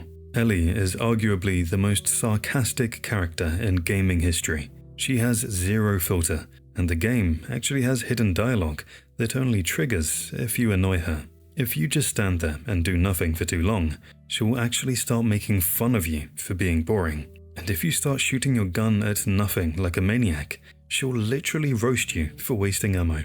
it's Naughty Dog's way of reminding you that she's constantly judging how you play. In the downtown area of the game, players discovered a massive Easter egg hidden in plain sight. On one of the crumbling skyscrapers in the distance, you can clearly see the letters ND written in the building's architecture and broken windows, a direct nod to the developers, Naughty Dog, literally leaving their mark on the world. This personal touch extends deep into the game's interior spaces, specifically in the office buildings you explore while traveling with Henry and Sam. In these ruins, you can find desks that are modeled after the real-life workspaces at Naughty Dog, complete with nameplates for actual staff members like environment artist Anthony Vaccaro. While exploring the office, look closely at the computer desks. You can also find blue mousepads featuring the Naughty Dog logo. In the same room where we find another Naughty Dog mousepad, there are a lot of posters of fictional movies in the Last of Us universe, many of which are direct inspirations from classics such as Hair Trigger, a nod to the Transporter, The Lost Kingdom, a riff on Indiana Jones, and The Season of Vengeance, a stylized parody of The Last Samurai. As you continue through the urban decay, you might even spot a Wan Pi Gu Chinese restaurant sign. If you translate the characters, they literally mean Naughty Dog, a restaurant further embedding the studio's identity into the very fabric of the city. Even the smallest character details carry this signature. If you use the game's photo mode to zoom in on Joel's shirt, you can see that the tiny buttons are individually textured with the words Naughty Button. Also, playing as Ellie, we come across a shop named Faithful Dog Pet Store, which is obviously a reference to Naughty Dog. Beyond the office and Joel's shirt button, the world is filled with signs and logos that reference the studio's history, such as Otsul Automobile, a nod to the Jak and Daxter series. In the remake, the team even took it a step further by hiding photos of their real-life pets on the walls of the abandoned houses, turning the environment into a personal tribute to the developers. It shows that even in such a dark story, the creators found ways to bridge the gap between their reality and the post-apocalyptic world they spent years building. One of the most intimate ways Naughty Dog builds Ellie's character is through her diary, a personal journal she carries throughout the journey. While players often use it to see her sketches of Joel or the places they visited, the entries become increasingly somber as they approach the end of their trip. By the time they reach the Salt Lake City chapter, the writing takes a heartbreaking turn, serving as a window into her deteriorating mental state. In these final entries, Ellie stops writing about the adventure and starts focusing on the weight of her immunity. She writes about the people they've lost, Riley, Tess, Sam, and Henry, and expresses a deep sense of survivor's guilt. The diary reveals that she wasn't just hoping for a cure, she was mentally and emotionally preparing herself to die for it. She writes about how she wants her life to mean something, showing that she never expected to walk out of that hospital alive. The most tragic part of this detail is that Joel never reads these entries. While he thinks he is saving her from the Fireflies, the diary proves that Ellie had already made peace with the sacrifice. It adds a whole new layer of tragedy to the game's ending. Joel gave her a future she never planned for, but in doing so, he left her to carry the burden of a life she felt she didn't deserve. In the final moments of the game, as Joel and Ellie hike back toward Jackson, there's a set of hidden, optional dialogues that many players miss. These conversations occur right before the final cutscene and reveal just how much Joel is struggling to maintain the weight of his lie. As they walk, Joel tries to bridge the awkward silence by talking about Sarah again, comparing her and Ellie by saying they would have been great friends. This isn't just a casual remark, it's a desperate attempt to solidify his new bond with Ellie and justify why he chose her life over the rest of the world. He's essentially trying to convince himself and her that they are exactly where they're supposed to be. When Ellie remains distant and quiet, Joel's tone becomes increasingly defensive. He continues to push the narrative that the Fireflies had plenty of other people like her, and that they had given up on finding a cure. These lines are crucial because they show the cracks in Joel's facade. He is no longer the cold survivor from the start of the game, but a terrified father figure who will say anything to protect the second chance he's been given. It highlights the tragic irony of their relationship. Joel has finally found something to live for, but it's built on a foundation of dishonesty that Ellie can already sense. In a world as brutal as The Last of Us, every single bullet and resource can mean the difference between life and death, making resource management the core of the experience. This desperation is perfectly captured by the shiv doors scattered throughout the game, heavily reinforced doors that Joel can only open by using a shiv to pry the lock. However, this comes with a steep price. The shiv breaks immediately upon use. Since shivs are expensive to craft, and are often your only way to stealth kill a clicker or survive a grab, you are forced to make a tactical choice between saving a weapon or gambling it for the loot hidden behind the door. Usually, the risk pays off, as these rooms are treasure troves filled with higher-tier ammo, crafting pots, and rare training manuals that permanently upgrade Joel's skills. Beyond the supplies, these rooms often contain the most tragic examples of environmental storytelling, housing notes from survivors who used the space as their final sanctuary. There are exactly 13 shiv doors in the game, and for the completionists who manage to find and open every single one, the game rewards them with the Master of Unlocking trophy. This is a direct, playful reference to the original 1996 Resident Evil, specifically the infamous scene where Barry Burton hands a lockpick to Jill Valentine and tells her, "You, the Master of Unlocking, take this." It's a fitting tribute, as The Last of Us serves as a modern evolution of the very zombie horror genre that Resident Evil helped define decades earlier. This master title has since become a recurring Easter egg across the industry, appearing in other titles like The Evil Within, as a way to honor the campy, legendary dialogue of the classic PlayStation era.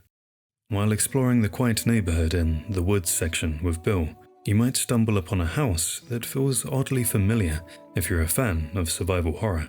It turns out that this building is a secret shout-out to another legendary game, Telltale's The Walking Dead.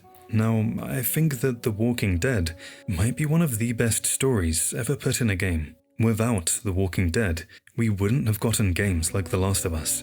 If we pay close attention, players can notice that the interior is almost an exact copy of Clementine's house from the very first episode of that series, featuring a kitchen and back porch that look like they were pulled straight from Lee and Clementine's world. Naughty Dog included this as a respectful nod from one zombie masterpiece to another. It's a cool way of showing that even though the games play differently, they both tell the same kind of emotional story about trying to protect a child in a broken world. For players who have played both, stepping into this house feels like a multiverse moment where two of the greatest post-apocalyptic stories finally cross paths. It's no secret that Ellie and Bill don't get along from the moment they meet. Their personalities clash instantly, with Bill's paranoid, loner lifestyle bumping heads with Ellie's sarcastic and rebellious attitude. This tension isn't just in the cutscenes. It actually carries over into the gameplay through some great hidden dialogue. If you linger in Bill's safe house and start messing with his things, like touching his personal belongings or walking too close to his carefully placed traps, he'll actually get frustrated and snap at you. Bill will tell you to keep your hands off his gear, or warn you that you're gonna get your head blown off if you aren't careful. This friction makes the payback Ellie gets later even funnier. Many players don't realize there's a hidden animation in the garage where you can actually see Ellie find and pocket a hidden adult magazine from the back of Bill's truck while he and Joel are busy talking. Most people only notice it later during the famous, awkward car scene when she starts reading it to annoy Joel, but Naughty Dog actually animated the moment she steals it right under Bill's nose. It's a perfect character detail that shows Ellie was already looking for ways to entertain herself and mess with the adults long before they even hit the road. Troy Baker is unarguably the GOAT of voice acting in video games. He defines the character of Joel, yet he also voices a second character you probably hated, Terrence, the creep in the Boston slums who harasses Tess. Actually, if you listen closely, the entire game is filled with familiar voices wearing different faces.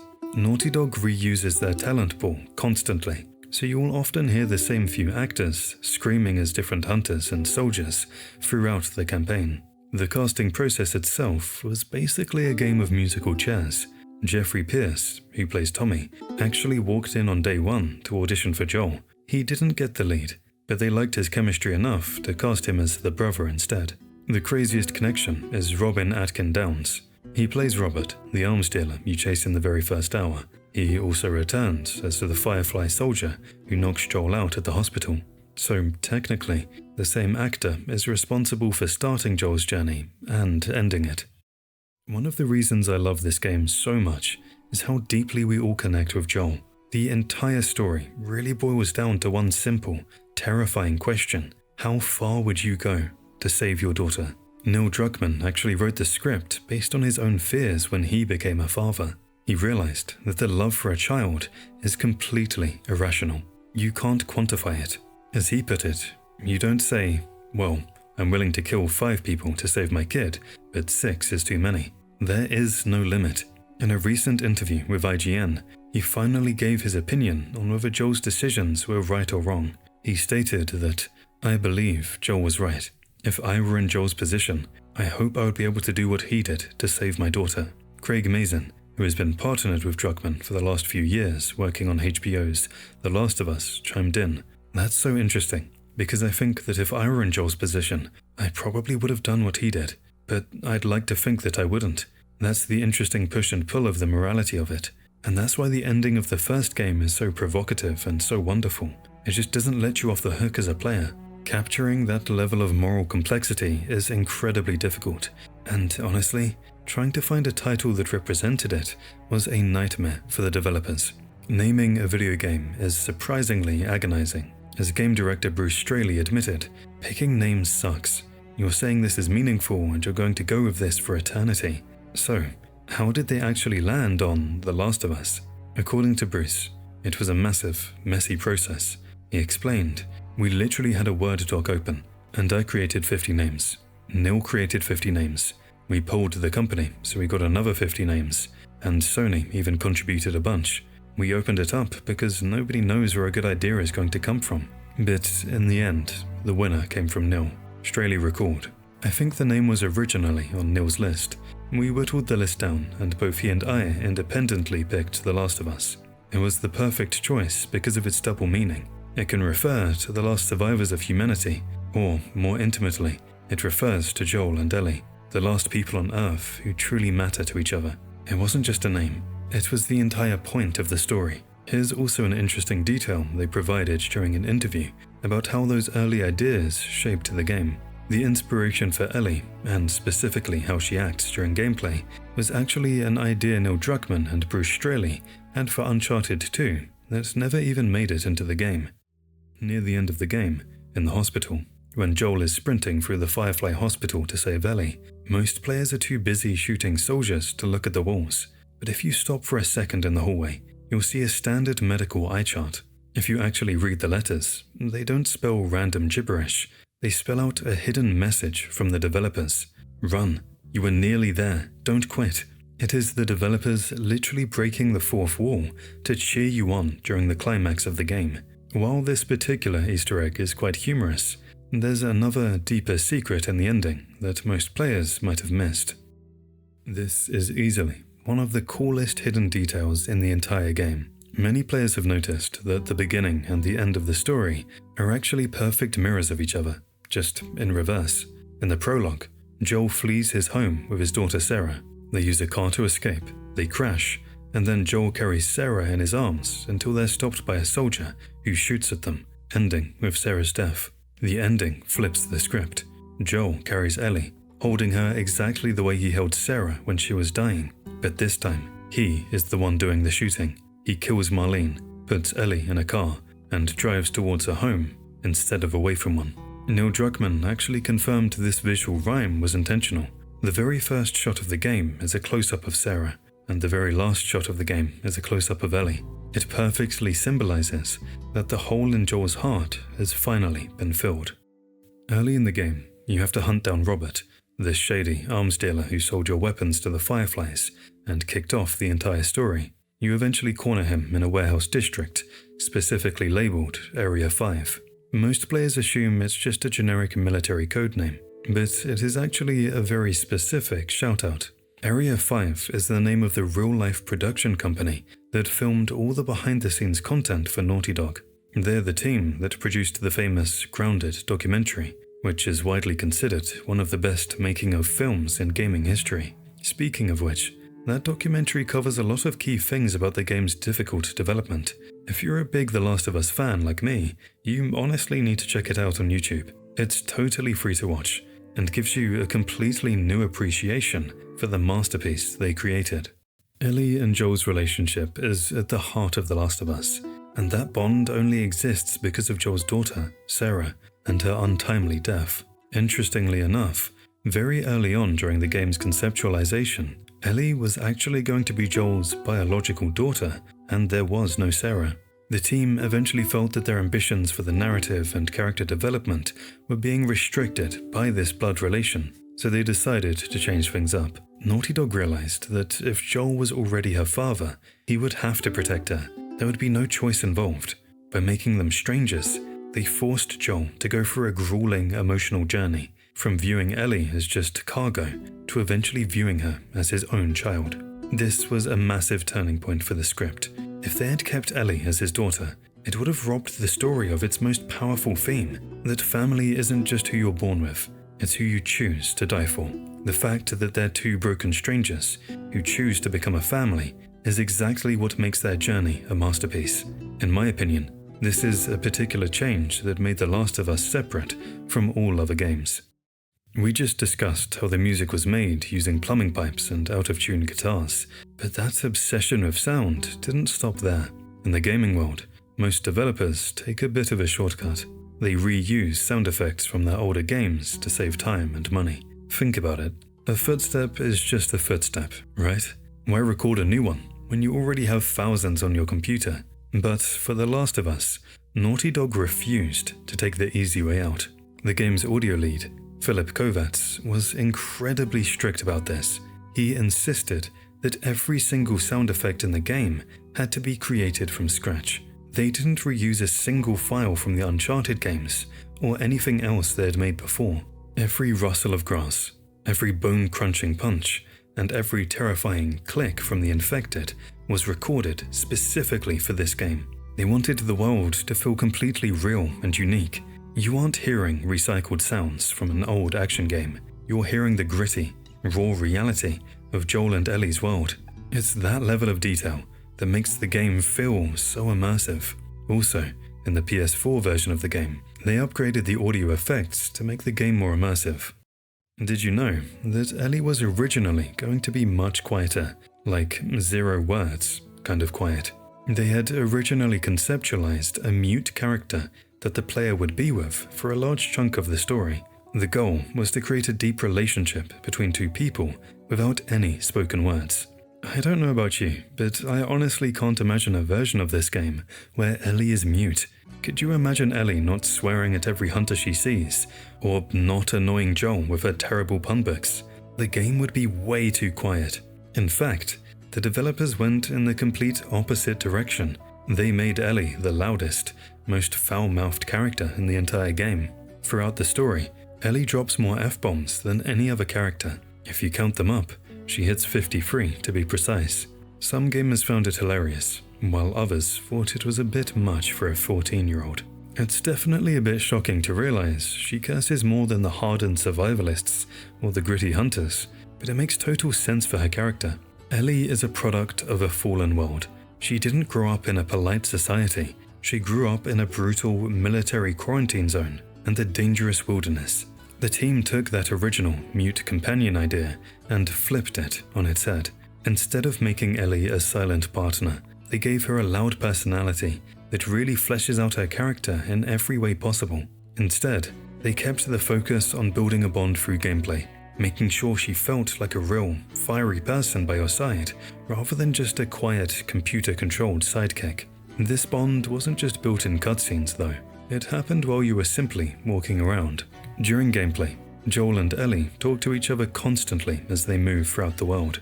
Druckmann and Straley were actually inspired by the occasional chatter between Drake and Tenzin in Uncharted 2, and they decided to double down on this to make the game feel more realistic. And here's the funniest part.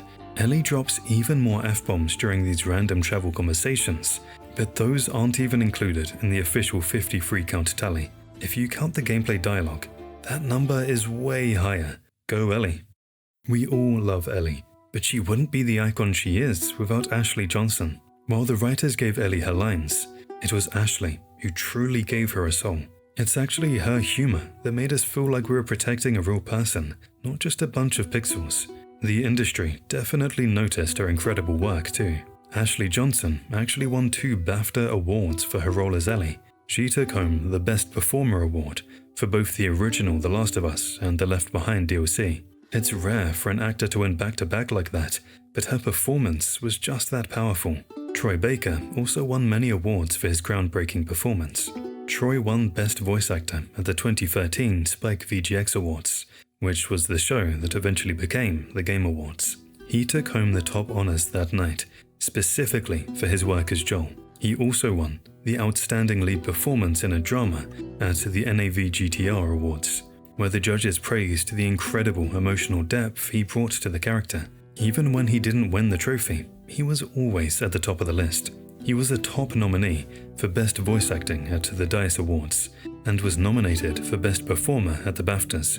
In fact, Troy actually holds the world record for the most acting nominations in BAFTA history. Even though his co-star Ashley took the win for the first game, Troy's consistent nominations show just how much he transformed the industry.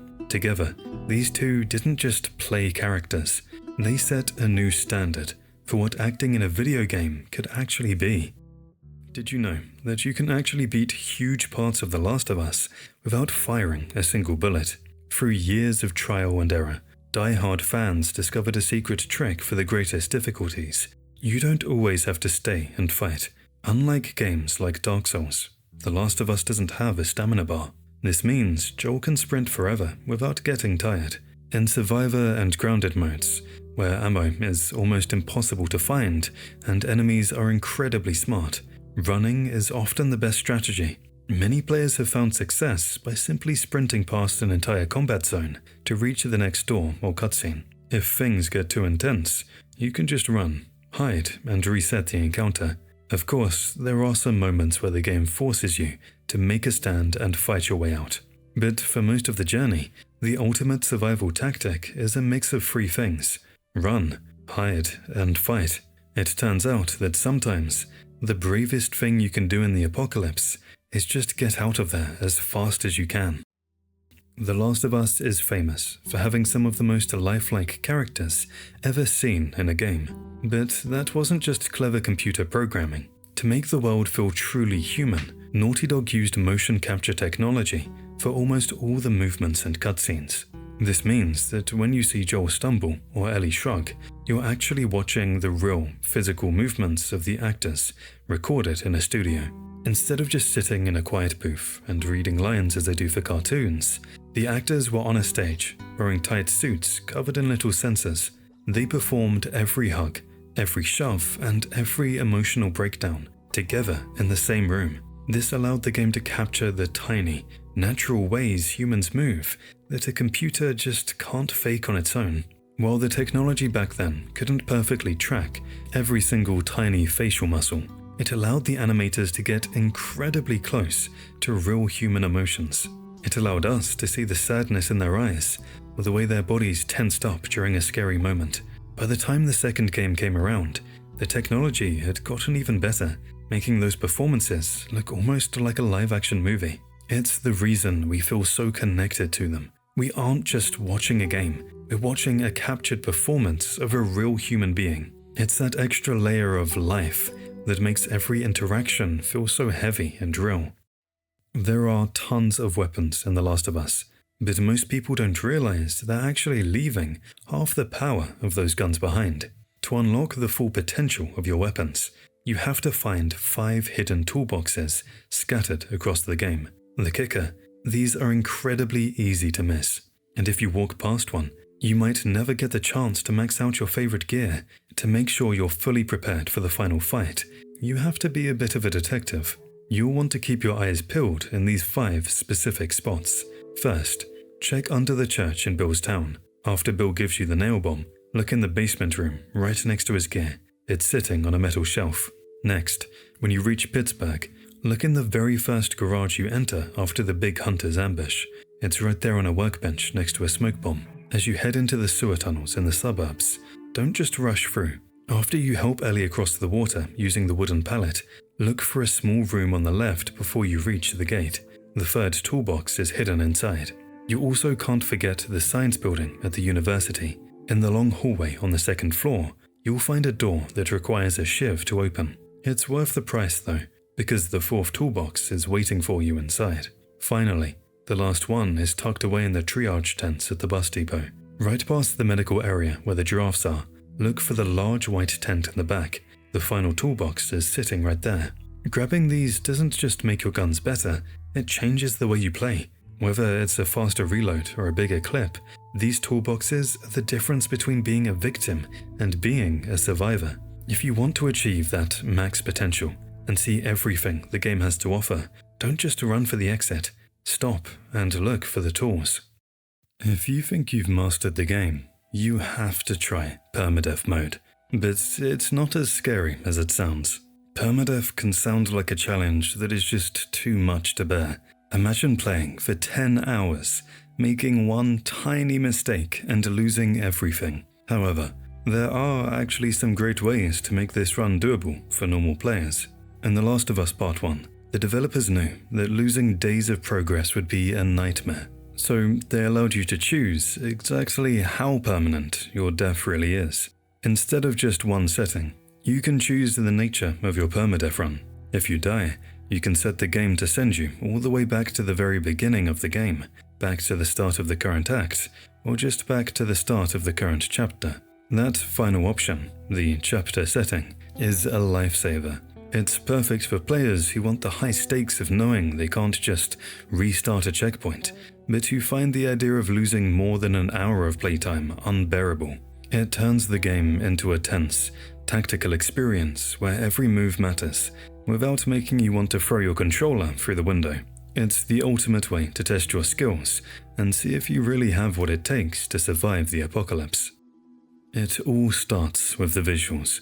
The remake was built from the ground up to be one of the most gorgeous games ever made, and the developers gave us a massive photo mode just so we could show it off. It lets you freeze time to capture Joel and Ellie in cinematic combat poses or quiet, emotional moments.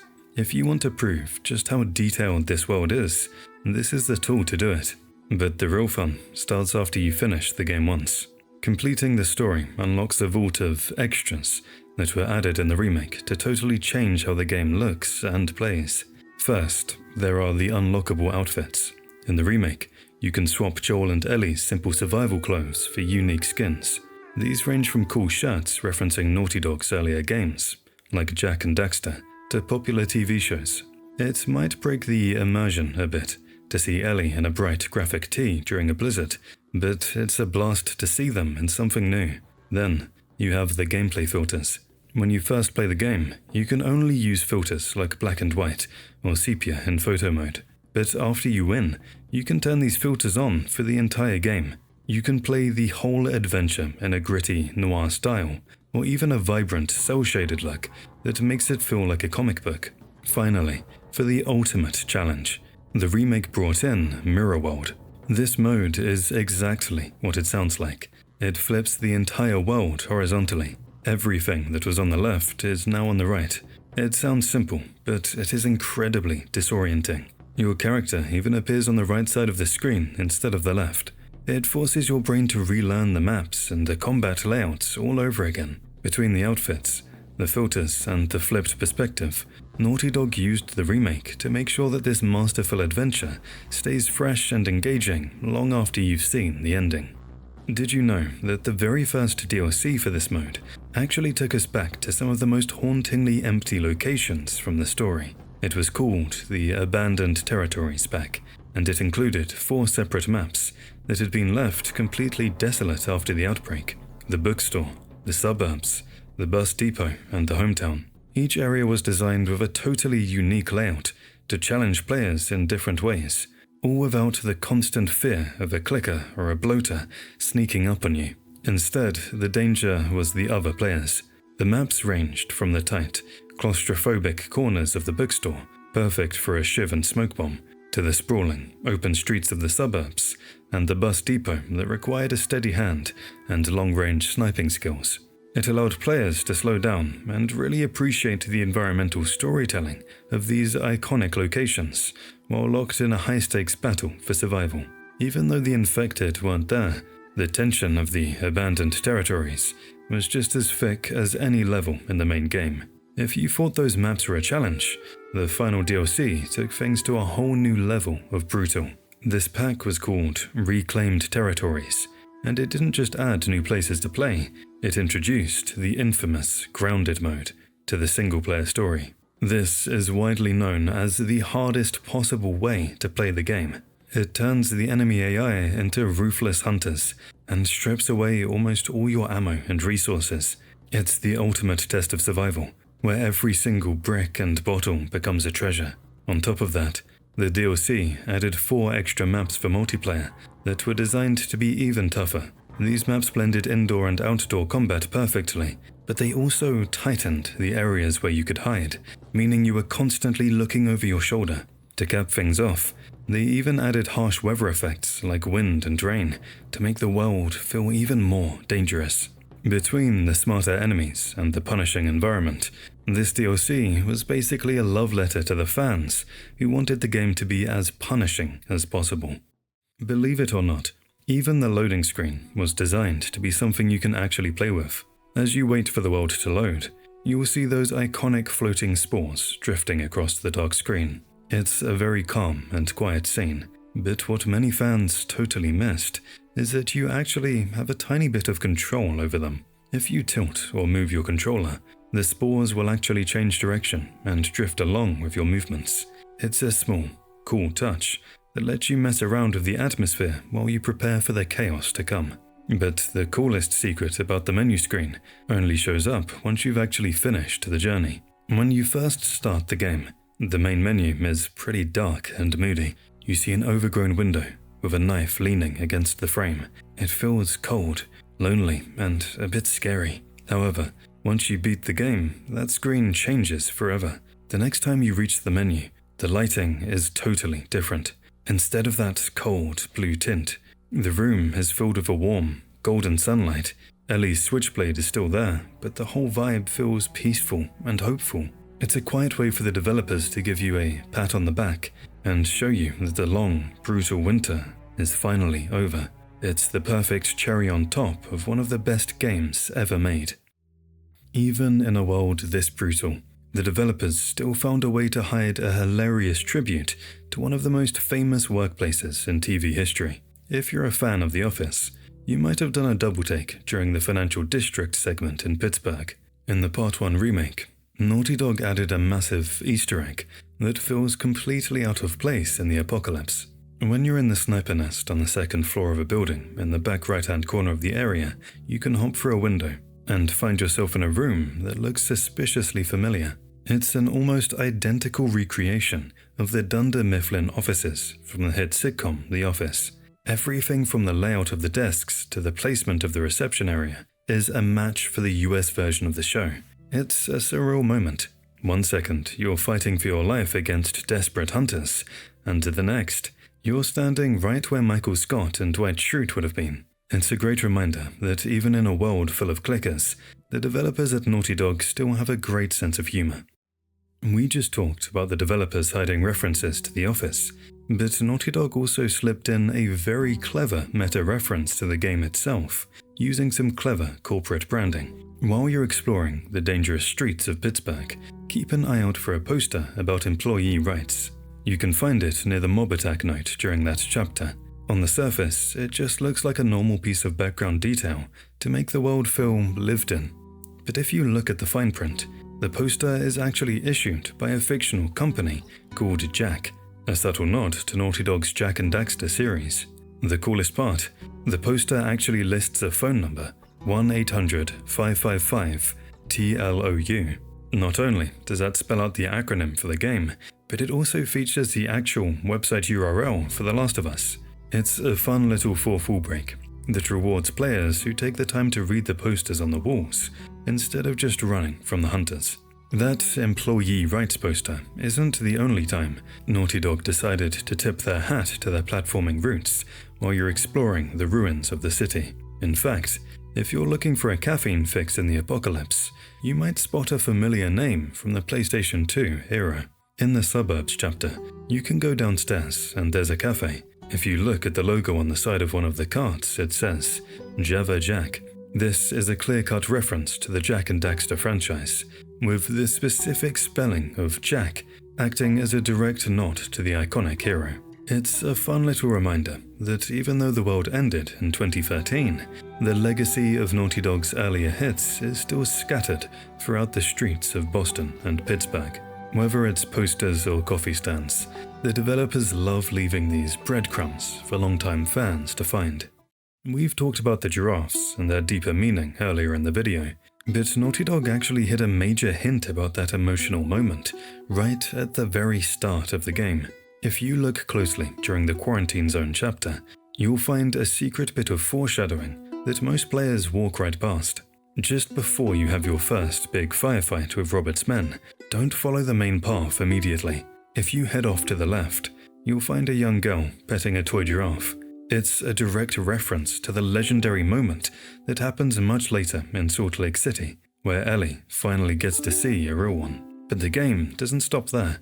Once you start looking for them, you'll realize giraffes are everywhere. It's like the developers were subconsciously preparing us for that beautiful, peaceful moment from the very beginning, planting little reminders of innocence in a world that has lost almost all of it. But Naughty Dog didn't just stop at Jak and Daxter. They also brought in some heavy hitters from the Uncharted universe.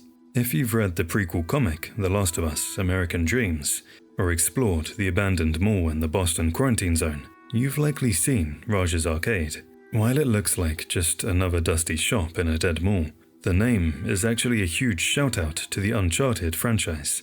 The name Raja is a direct reference to Eddie Raja and his sister, Rika Raja, two fan-favorite characters from the first Uncharted game and its motion comic. It's a cool way to show that even though the worlds of Nathan Drake and Joel Miller are very different, they both share the same Naughty Dog DNA. Seeing that arcade sign is like a secret handshake between the developers and the players who have been there since the very beginning. If you roam around the arcade during the Left Behind chapter, you can find quite a few references to Naughty Dog's older titles, most notably a Jak X Combat Racing arcade cabinet. It's a nostalgic touch that suggests Naughty Dog's past hits were popular arcade staples before the world ended. You can even interact with it to trigger a beautiful sequence where Riley describes the game to Ellie, allowing her to play it through her imagination since the machine has no power. Also, in the Left Behind DLC, you can see Ellie's shirt, which she wears throughout the journey with Joel. It serves as a subtle reminder of what is to come in Ellie's life. When Joel first finds out that Ellie is immune, he gives her some fatherly advice. Keep your mouth shut and don't tell anyone about your condition, because people will either think you're crazy or try to kill you. Surprisingly, the usually rebellious Ellie actually listens to him. You can see this play out perfectly in Bill's town. When a paranoid Bill holds them at hatchet point and barks, "Is either of you bit?" Ellie doesn't miss a beat. Despite having a literal bite mark on her arm that should have turned her days ago, she just coolly responds, "I'm good," while Joel probably stands there sweating bullets. It's like the ultimate fake it till you make it moment. She's technically good at being infected without the whole eating people side effect. The game developers put so much thought in connecting the game's story and gameplay that players don't even notice in first glance. After the horrific death of David, which leaves Ellie totally traumatized in the story, we can also see bits of it through the game and how much Ellie has changed since that first event. Like how Ellie at first doesn't speak much and is always stuck in her imaginations. Another great example of this story plot point is that as the spring season begins, Joel and Ellie are walking on the highway. If players choose to stay behind Ellie for a moment, she'll look back at Joel eventually, as if she's concerned for Joel and is actually looking after him. While playing as Ellie during the lakeside resort during the winter chapter, if you open her backpack and check her inventory, you'll find a book titled To Get to the Other Side. At first glance, the cover art looks like a simple joke. It features a cartoon chicken referencing the classic "Why did the chicken cross the road?" riddle. However, the author listed on the cover is Catherine McCormack, which is a clever anagram and tribute to the author Cormac McCarthy. This is a deep acknowledgement of the game's roots. Cormac McCarthy wrote the prize-winning novel The Road, which tells the story of a father and son traveling across a grey, post-apocalyptic America. Naughty Dog has openly stated that The Road was the primary inspiration for the tone and relationship between Joel and Ellie. By placing this specific book in Ellie's bag, the developers essentially credited the grandfather of their story, acknowledging that without McCarthy's novel, The Last of Us might never have existed. But the connection to McCarthy's work goes far beyond a simple Easter egg. It actually shapes the game's iconic finale. The abrupt, ambiguous ending of The Last of Us mirrors the narrative style of The Road, specifically its film adaptation. In both stories, after a grueling journey filled with violence and loss, the narrative doesn't end with a grand speech or a clear resolution.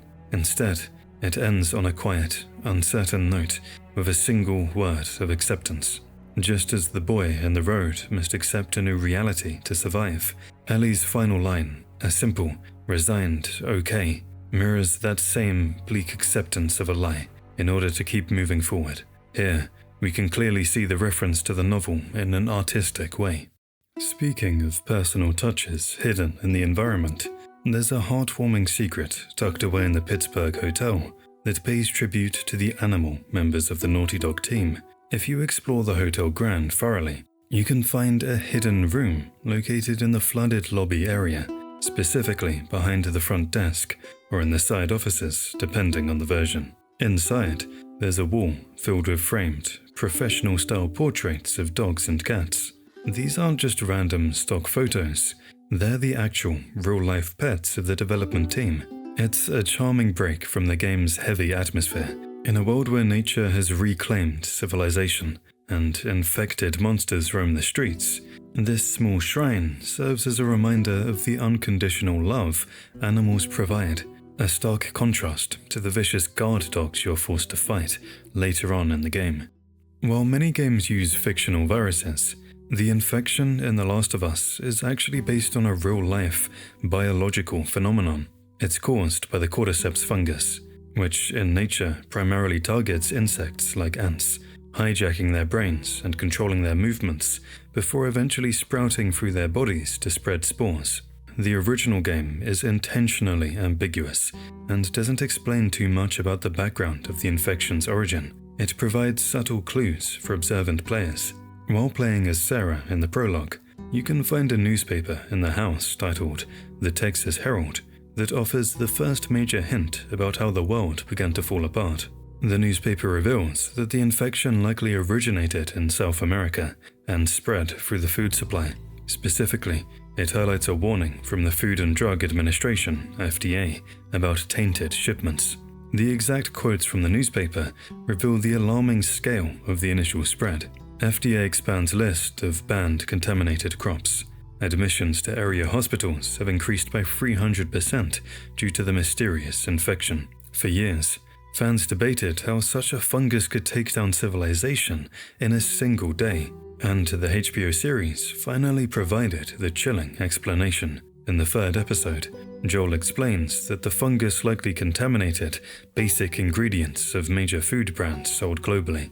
By getting into the worldwide supply of flour and sugar, the infection was baked into bread, cereal, and pancake mix, essentially turning the world's breakfast into a delivery system for the apocalypse.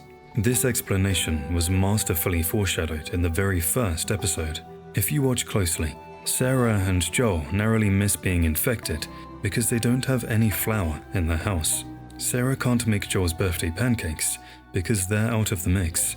And later, they decline eating biscuits or cookies offered by their neighbors, the same neighbors who are among the first to turn. It turns out that a simple decision to skip carbs literally saved their lives during the initial outbreak.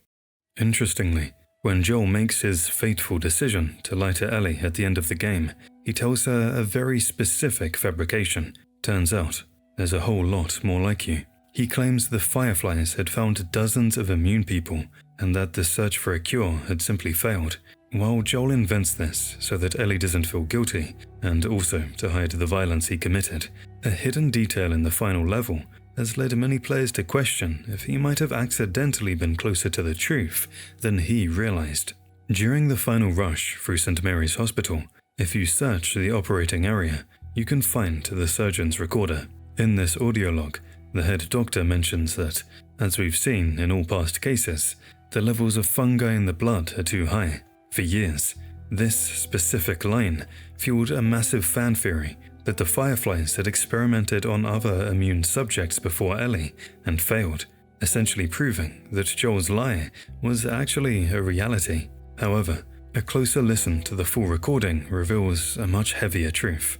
The surgeon opens by stating, "The girl's infection is like nothing I've ever seen." This contextualizes the past cases remark. He wasn't comparing Ellie to other immune people, but to regular infected patients.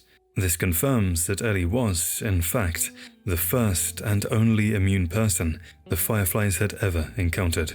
It adds a crushing weight to the ending. Joel's story about other immune people was a complete fabrication with no basis in truth, and by saving Ellie, he really did take away the only known chance for a vaccine. When The Last of Us HBO series was first announced, many die-hard fans naturally hoped that Troy Baker and Ashley Johnson, the actors who defined the roles of Joel and Ellie in the games, would reprise their characters on screen. However, this wasn't the case. The creators sought actors whose physical profiles matched the age and look of the characters for a live-action setting, eventually casting Game of Thrones alumni Pedro Pascal and Bella Ramsey. But instead of leaving the original stars out of the project entirely, the showrunners brought them back in pivotal, full-circle roles that pay homage to their legacy. Troy Baker appears in the Winter chapter as James, the cold and pragmatic right-hand man to the villainous David. It creates a surreal, meta moment for fans to see the original Joel facing off against the new live-action Ellie in a life-or-death struggle. Even more emotional was the casting of Ashley Johnson, who appears in the final season as Anna, Ellie's mother. In a heartbreaking flashback, we see Anna fighting off an infected person while giving birth to Ellie, providing the definitive origin story for Ellie's immunity. This casting was deeply symbolic. The woman who gave life to the character of Ellie in the gaming world literally gives birth to her in the television world, serving as a beautiful passing of the torch. In addition to the original Joel and Ellie appearing in the show, the season finale features a clever meta cameo that connects back to one of the most important characters in the franchise. As the series reaches its climax, a surgeon and 2 nurses are about to operate on Ellie at the Fireflies hospital base in Salt Lake City when Joel bursts in and stops the procedure from happening. While the scene focuses on Joel's rampage, one of the masked nurses is actually played by Laura Bailey, a famous actor from the video games. This was a meaningful nod to the source material. Bailey provided multiple voices for the 2013 game, including the voice for this exact same nurse in the original hospital scene. However, most fans know Bailey as the actor who played Abby, the central and most talked about character from the sequel. By having her return as the nurse, the showrunners created a haunting link between the first season and the future of the story. The very operating room where Bailey's character stands is where the cycle of revenge begins, the same violence that her character, Abby, eventually carries out in the next part of the story.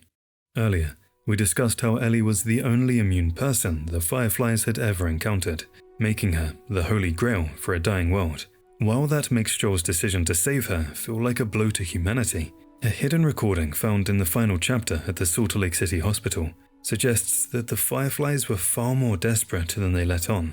In a hidden side office that most players sprint past during the final shootout, you can find an audio log left by Marlene. In this recording, a weary and broken Marlene admits she was starting to lose faith in the cure entirely. She speaks about the mounting losses her group has suffered and the crushing weight of having to sacrifice Ellie, the daughter of her best friend, just for a chance at a vaccine that might not even work.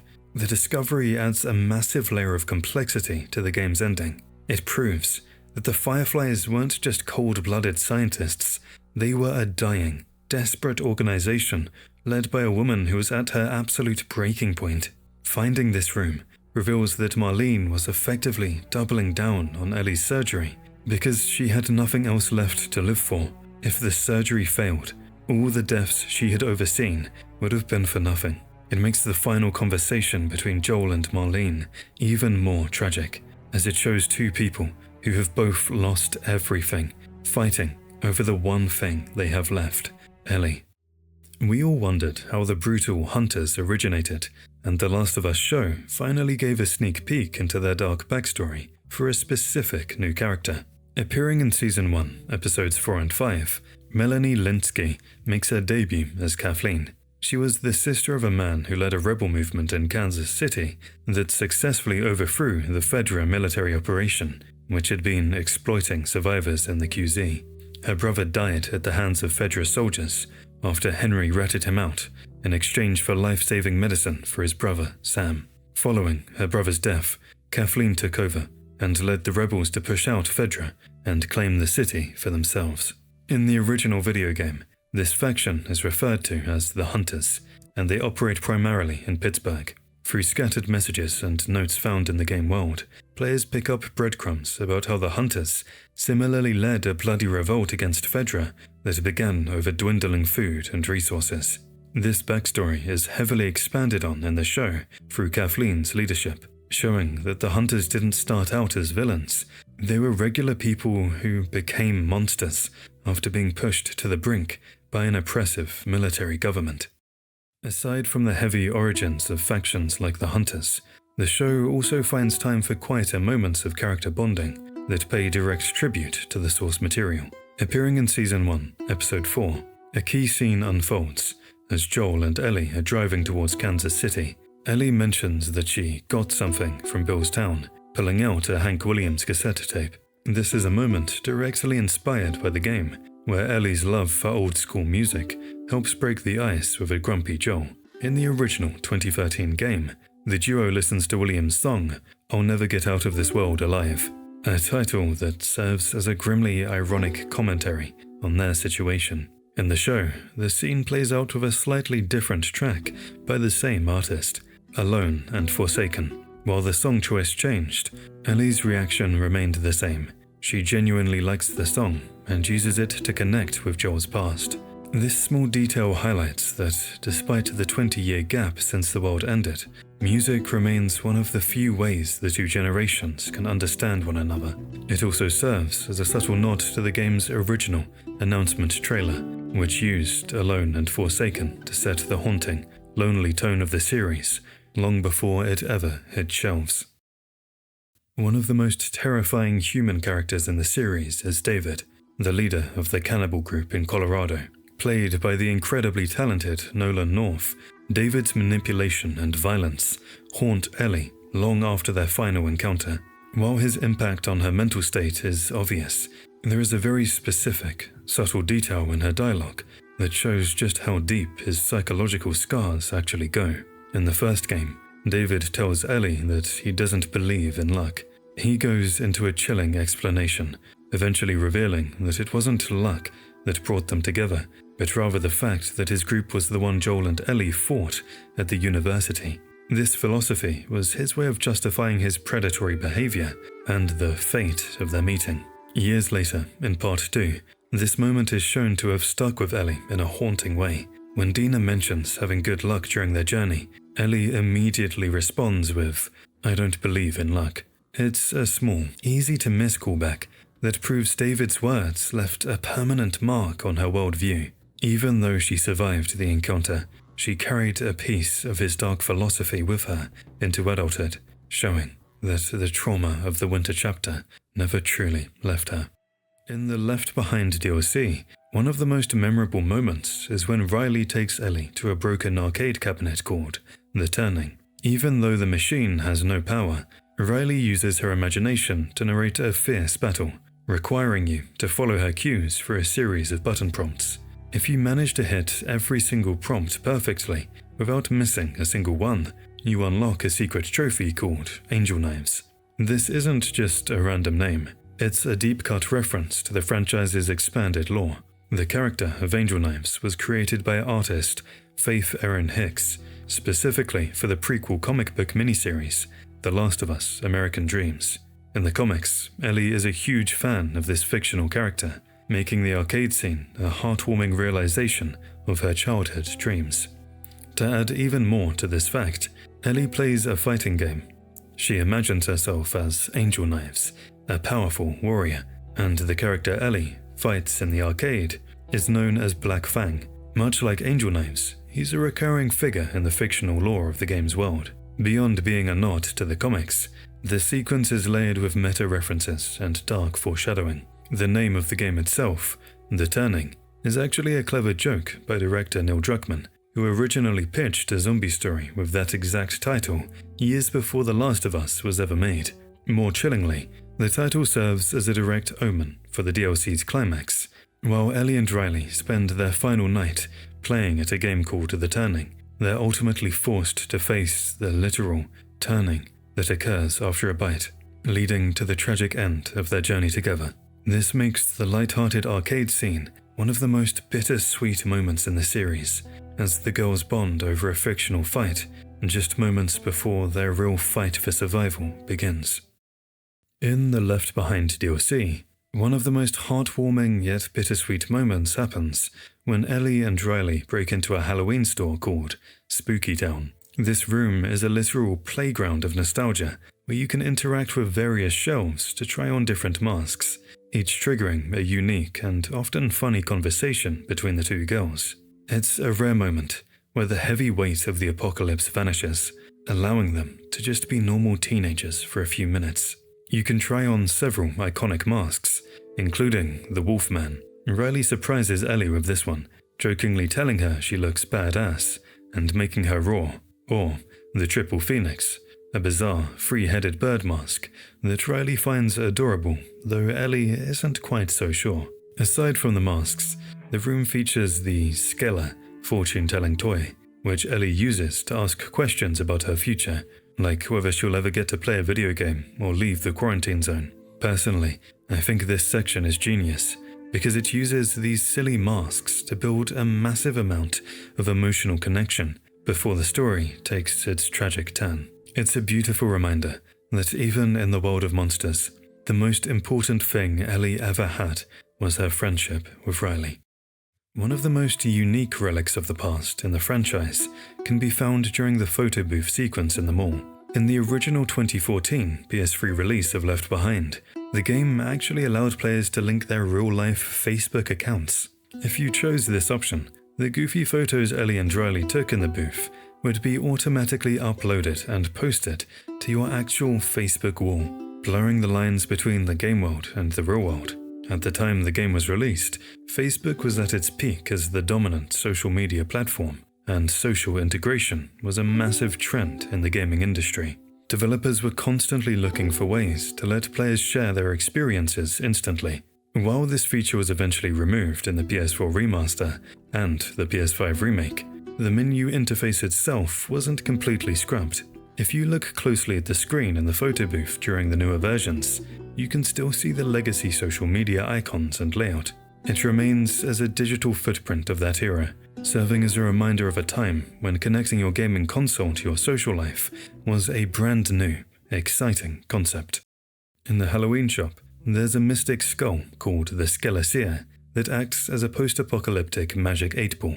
Most players just ask one or two questions for a quick laugh, and then move on to the next display. However, there's a secret interaction hidden here. If you stick around and keep asking it questions until it runs out of unique dialogue, about 8 times, you'll trigger a special conversation where Riley steps in to ask a question herself.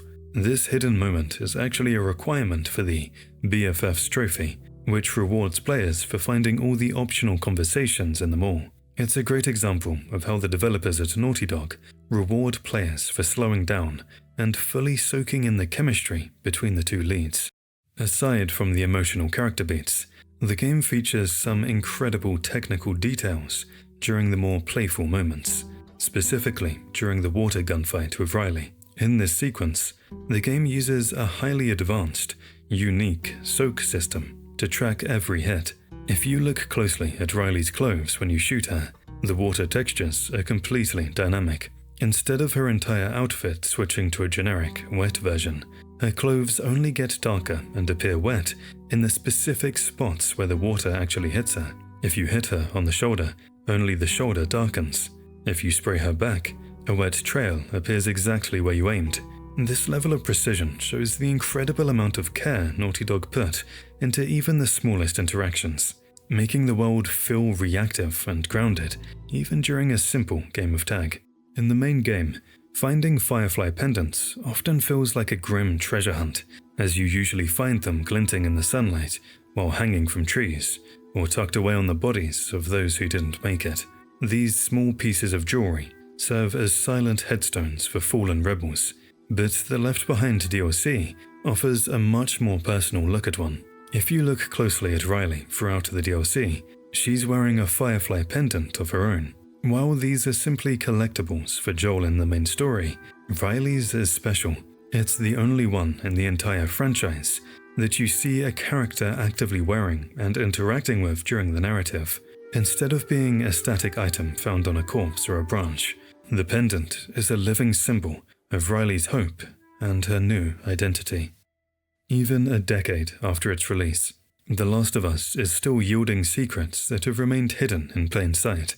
In a recent reveal by Naughty Dog during the annual The Last of Us Day, the September 26th anniversary of the Cordyceps outbreak, the developers shared a simple but surprising Easter egg involving the game's iconic main menu. While players are familiar with the lighting automatically shifting from a warm sunset to a cool blue when selecting the Left Behind DLC, it turns out you can actually control the lighting of the room yourself. By entering a specific button sequence on the main menu, you can manually trigger the lighting to shift from the golden hour of sunset to a bright, midday sun. The discovery is fascinating because of how long it went unnoticed by the community, despite being incredibly easy to implement. To see the room in a different light, simply enter down, down, up, up, left, down, right triangle, or E if you're playing on the PC. While it doesn't change the gameplay, it's a stylish way to customize your menu and a testament to the fascinating hidden gems Naughty Dog continues to hide within their titles.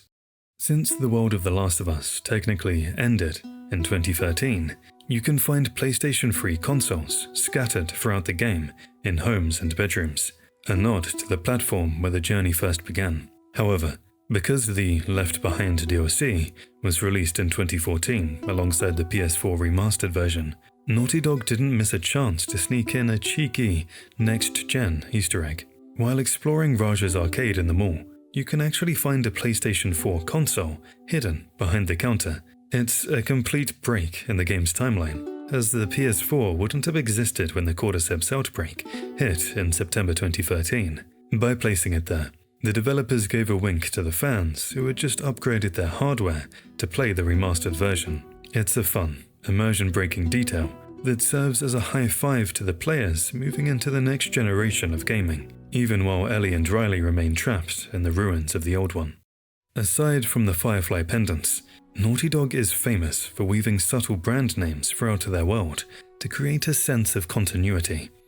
One of the most consistent examples is Weston's Pharmacy, a brand that players first encounter in a clever, real-world crossover within the Left Behind DLC. The very first time you see the name, it's on a poster in the mall that advertises the store's social media. If you look closely at the wall, the poster lists a Twitter handle, Weston Farm, in an incredible bit of transmedia storytelling. If you look that handle up online, you'll find it's a real Twitter account created by Naughty Dog. The account even features posts from the pre-outbreak era of 2013, talking about flu season and store hours, making the collapse of the world feel chillingly realistic. However, the store's presence isn't just a one-off location. As noticed by eagle-eyed fans like Snoo Capers 4603, Weston's Pharmacy appears on some signs in Part 2 as well, particularly in the overgrown streets of Seattle. What makes this probably the best detail in the game is how it grounds the world. Seeing the same chain of pharmacies across different states, from Colorado to Washington, shows the scale of the pre-outbreak corporate world. It implies that Weston's was likely a massive national retailer. In addition to Weston's Pharmacy, there are several other real Twitter accounts hidden throughout this section of the mall. that tell the story of the world's final hours.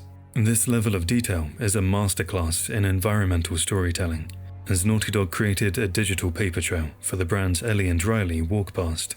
One of the most chilling accounts belongs to Springs Hospital CO, which posted a statewide warning on September 25, 2013, recommending that citizens stay indoors just as the outbreak began to spiral out of control. Other businesses in the mall followed suit. You can find the actual page for Petville Pet Stores, which spent its final active day tweeting advice on how to keep pets secured during the emergency. Even the local food court joins in, with Swell's frozen yogurt announcing a closure while volunteering to hand out water at their mall location. By linking these fictional in-game stores to tangible, real-world social media profiles, Naughty Dog transformed a standard DLC level into a hauntingly realistic timeline of a society collapsing in real time. Deep in the game's code and development history, there are signs that the combat was nearly a much more explosive experience, as the flamethrower was originally slated to be unlocked far earlier in the journey. From a tactical standpoint, getting the weapon sooner would have mirrored the high-octane crowd control seen in games like Days Gone, where fire is your primary shield against massive hordes. However, Naughty Dog ran into a balancing snag. In early playtests, the flamethrower felt underpowered and underwhelming. With the clock ticking towards release, the developers realized they didn't have the time to fine-tune its stats across every single encounter, so they pushed its appearance back to the university chapter. By moving it to the late game, they were able to simply crank up the power and turn it into a devastating late-game reward without breaking the tension of the early, stealth-heavy levels. Also, the suppressed pistol we see in The Last of Us 2, which dynamically changes the combat a lot, gives players a variety of options on how to approach an encounter. Hidden deep within the original game's HUD files, data miners discovered an unused suppressed pistol icon, proving that Naughty Dog had been experimenting with silent firearms as far back as 2013. While many players view the Firefly pendants simply as a way to track their progress towards a trophy, their origins are actually rooted in a clever real-world community event. To promote the game before its 2013 launch, Naughty Dog held a massive contest where they challenged the community to prove their passion for the upcoming title. To enter, fans had to submit their most creative fan art or video content promoting the game. The stakes were high. The winners wouldn't just get a shout-out, they would have their names permanently engraved on the in-game pendants that Ellie and Joel find scattered throughout the ruins of America. This is why, when you zoom in on names like David Michael Vigil or Joseph Lemon, you aren't just looking at random flavor text generated by a developer, you're looking at the names of the real-life fans who won their place in gaming history. By turning a standard collectible into a community reward for creativity, Naughty Dog added a layer of meta-significance to the search. Each pendant essentially serves as a tiny, metallic monument to the very first group of fans who helped build the hype for the franchise, immortalizing them within the same post-apocalyptic world they helped celebrate. The world of The Last of Us is often praised for its gritty, grounded realism, but even Naughty Dog couldn't resist including one of the oldest inside jokes in Hollywood history, the Wilhelm scream. First recorded for the 1951 film Distant Drums, this high-pitched, iconic sound effect has been used as a tongue-in-cheek Easter egg in countless movies and TV shows, from Star Wars to Indiana Jones. In the game's harrowing opening sequence, as Joel is desperately running through the chaos of Austin while carrying Sarah, you can actually hear this legendary scream for yourself. As they pass in front of the theater, a car crashes in front of the theater, and the whole area is caught in the mayhem. It's a brief, blink-and-you'll-miss-it moment that provides a tiny flash of cinematic history right in the middle of the game's most devastating and emotional chapter, proving that even in the face of a fungal apocalypse, the classics never truly die. In the quiet corners of Bill's town, players can stumble upon a record store that serves as a vibrant graveyard for pre-outbreak pop culture, filled with album covers that are actually clever parodies of iconic, real-world artists. As you browse the dusty shelves, you can find The Under Angels, which mirrors the industrial aesthetic of Pink Floyd's Animals, and the Blassard Boys, a playful nod to the signature canon imagery of AC/DC's "For those about to rock, we salute you." The collection continues with a multicolored Ultimate Collection that riffs on the Jackson 5, alongside a psychedelic reimagining of Parliament Mothership's connection titled Full Funk. Beyond the music, the shop hides a subtle literary nod to Naughty Dog's other legendary franchise, a book titled Shambhala, a direct reference to the mythical lost city hunted by Nathan Drake in Uncharted 2. By hiding these music and book references in the ruins, the developers make the world feel more real. It's a way to reward observant players while showing exactly how much human culture was lost after the outbreak. In the desolate world of The Last of Us, the ruins of the past are often filled with memories of the vibrant culture that once existed, including a massive tribute to the golden age of gaming. The Raja arcade section of the Left Behind DLC offers many cool little references to some of the classics, replacing real-world titles with clever, in-universe parodies. As Ellie and Riley explore the arcade, you can find machines like Tetsumashu, a clear nod to the Tekken series, and Fighter Instinct X, which blends elements of Killer Instinct and Street Fighter. Even the legendary Pac-Man gets a tribute for a machine called Gobble Boy, while a broken rhythm game nearby called Dance Dance serves as a silent reminder of Dance Dance Revolution. This layer of meta-commentary reaches its peak during the imaginary Black Fang boss fight. Riley describes a sequence of brutal combat maneuvers and fatality-style finishes that act as a direct parody of Mortal Kombat. Neil Druckmann has stated that the narrative soul of The Last of Us was heavily inspired by the novel City of Thieves. Rather than just borrowing plot points, the game mirrors the book's core dynamic: a cynical older survivor and a younger, more innocent companion forced to trek across a war-torn, desolate landscape. Just like Joel and Ellie, the book's protagonists, Lev and Kolya, start as strangers with friction, but slowly forge a deep, inseparable bond while navigating a world filled with brutality, cannibalism, and loss. This literary inspiration runs so deep that it actually shaped the cast of the sequel. The character Lev in The Last of Us Part 2, the young Seraphite who becomes Abby's companion, was directly named after the book's protagonist, honoring the story that helped birth the franchise. If you explore the dorms in the university chapter of the first game, you can find a newspaper clipping written by a journalist called Lev Benioff. This name is a clever fusion of the book's author, David Benioff, and his main character, Lev, serving as a quiet acknowledgement of the text that taught developers how to write a road trip through hell. One of the most heartbreaking and traumatic sequences in the entire game is undoubtedly the loss of Sam and Henry, culminating in Henry being forced to kill his infected younger brother before taking his own life. The emotional weight of this tragedy has led many fans to wonder if there was any way to prevent it during the chaotic escape from the suburbs that precedes it. Specifically, players have spent years analyzing the gameplay moment where Sam is attacked by the infected that ultimately delivers the fatal bite. In a desperate bid to change history, skilled players have attempted to shoot and kill this specific infected enemy before it can even grapple with Sam. However, the game's code reveals a grim reality.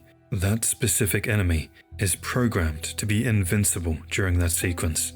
No matter how much ammo you dump into it, or how perfect your aim is, the infected will not die until the scripted struggle animation plays out. Naughty Dog essentially locked Sam's fate into the game mechanics themselves, subtly reinforcing the game's overarching theme that in this world, some tragedies are simply inevitable, and no amount of skill can save everyone. The ending of The Last of Us is controversial in many aspects. Whether what Joel did is right or morally wrong will always be a debate among fans, but what none of you can argue is the impact it leaves on the audience. This ending hits you different than any other title, and personally, this might be my favorite ending of all time. Did you know that Naughty Dog originally planned a different ending from what we got? On PlayStation's official YouTube channel, they released a video titled The Last of Us Alternate Ending, in which Neil Druckmann himself explains how the original ending of The Last of Us was going to be, Joel bursts into the room and takes the doctor hostage and asks the other doctor to get away from him. And here is the major twist. Rather than killing Marlene in the basement, Marlene comes in the operating room and says the same lines which he says when Joel shoots her in the basement. Joel then kills the hostage, the two other doctors, and Marlene. Neil Druckmann then explains in the video how this was the most pivotal moment of the game, and they did multiple takes with multiple different endings before finally coming up with the ending we finally got. This is one of my favorite what-if moments from the game. I'm glad they stuck to their guns with such a heavy, uncompromising ending for those characters. It reinforces the brutal reality of their world far better than a happy alternative ever could. However, it does make you wonder if the developers had allowed players to change the outcome, or if they had gone with a different, less tragic ending, would fans have loved the game just as much? Or would it have lost that raw, lasting impact that makes the story so unforgettable? The level of fidelity in the character models is so high that during intense or emotional dialogue, you can actually see spit fly from the characters' mouths as they speak. This isn't just a scripted cutscene trick, it's a testament to the staggering attention to detail Naughty Dog poured into the animations to make every interaction feel visceral and human. This obsession with small, realistic touches extends directly into the gameplay mechanics as well. For instance, if you're holding a bottle and perform a melee attack while no enemies are nearby, Joel won't just do a generic swing. Instead, they perform a stylish bottle spin before returning to their combat stance. It's a cool blink-and-you-miss-it detail that makes the characters feel like proficient, seasoned survivors who are intimately familiar with the makeshift tools they use to stay alive. The environment is just as responsive. In the winter chapters, you can see individual flakes of snow gather in Joel's hair and beard, and if you're fighting inside, you might notice that broken glass can land and stay on seats, or that the carbide fibers actually react to your movement as you walk across them. Even the mirrors in the game are functional, allowing you to see enemies behind you through their reflection. I'm so glad they went with this level of detail and such an uncompromising story, because it makes the experience feel grounded and real. If they had changed the ending or cut these small touches, it's hard to say if players would have loved the game quite as much. You might love Ellie's design now, but did you know she originally looked completely different? When the first trailer dropped, fans immediately noticed that Ellie looked shockingly similar to actor Elliot Page. This was a huge problem, because Page was actually starring in another PlayStation exclusive at the time, called Beyond: Two Souls.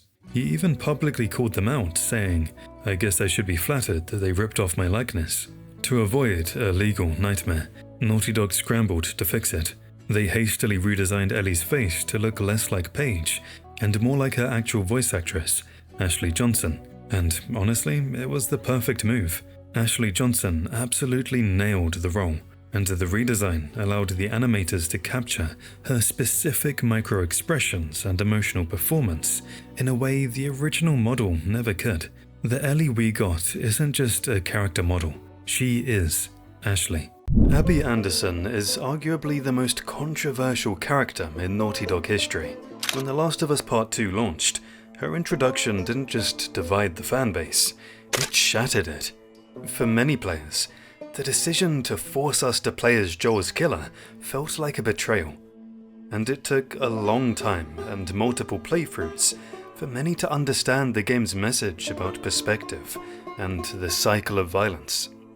In the early days of the game, fans made fun of her muscular body, and she looked almost too masculine for a girl her age. The internet was flooded with memes, the most famous being the John Cena Abby edit, where fans photoshopped the WWE superstar's body onto Abby's model. At the time, it was a viral joke used to ridicule what some fans thought was an unrealistic body type for a post-apocalyptic woman, despite her having access to a frantic gym schedule and WLF protein rations. However, the reaction quickly turned from funny memes to something much darker.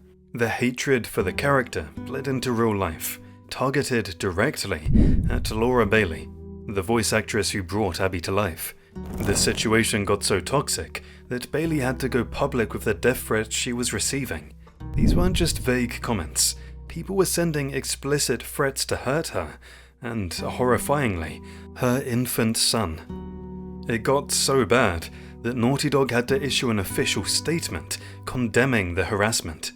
However, what makes that harassment even more ironic is that many of those angry fans didn't realize that Part 2 wasn't Laura Bailey's first appearance in the franchise. She was actually there the moment the entire tragedy began.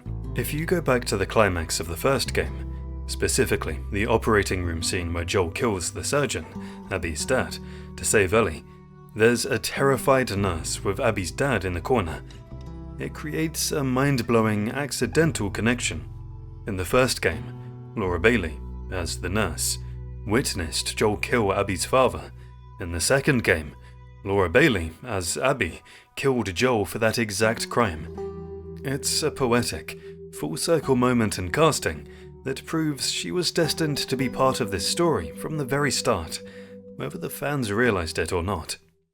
The game begins with the beautiful, awkward, and eventually heartbreaking love story between Ella and Dina.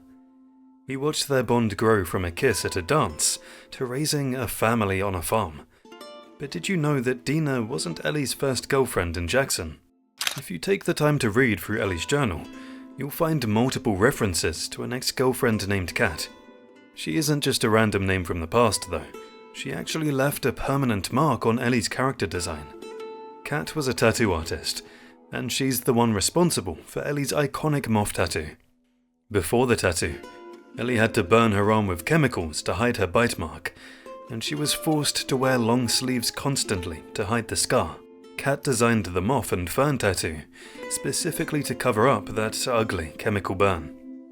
This was a massive act of love because it finally allowed Ellie to roll up her sleeves and to walk around Jackson without looking like she was hiding a dark secret. Ellie also kept a photo of her ex just above her bed in her home in Jackson. In part 1 of our video, we went into great detail about how Joel finally fulfilled his promise to teach Ellie how to play the guitar. It was the heartwarming foundation of their life and their bond in Jackson. But the guitar itself tells a much darker story if you look closely at the wood.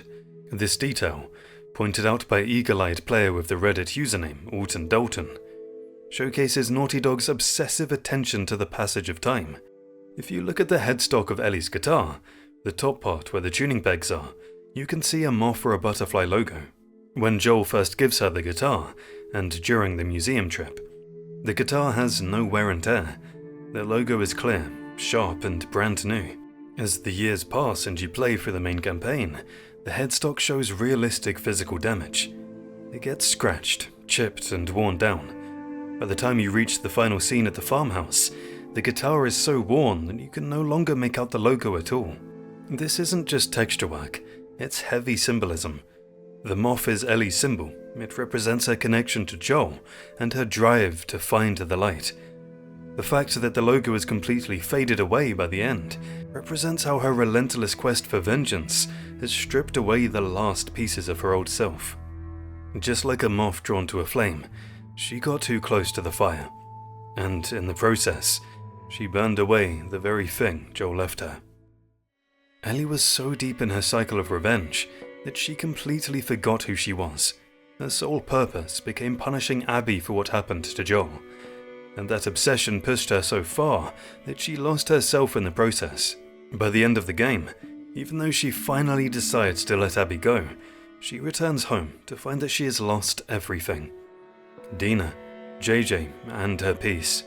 She couldn't forgive herself for what she had become. Naughty Dog showed this loss of self in a very subtle, heartbreaking way that many players missed.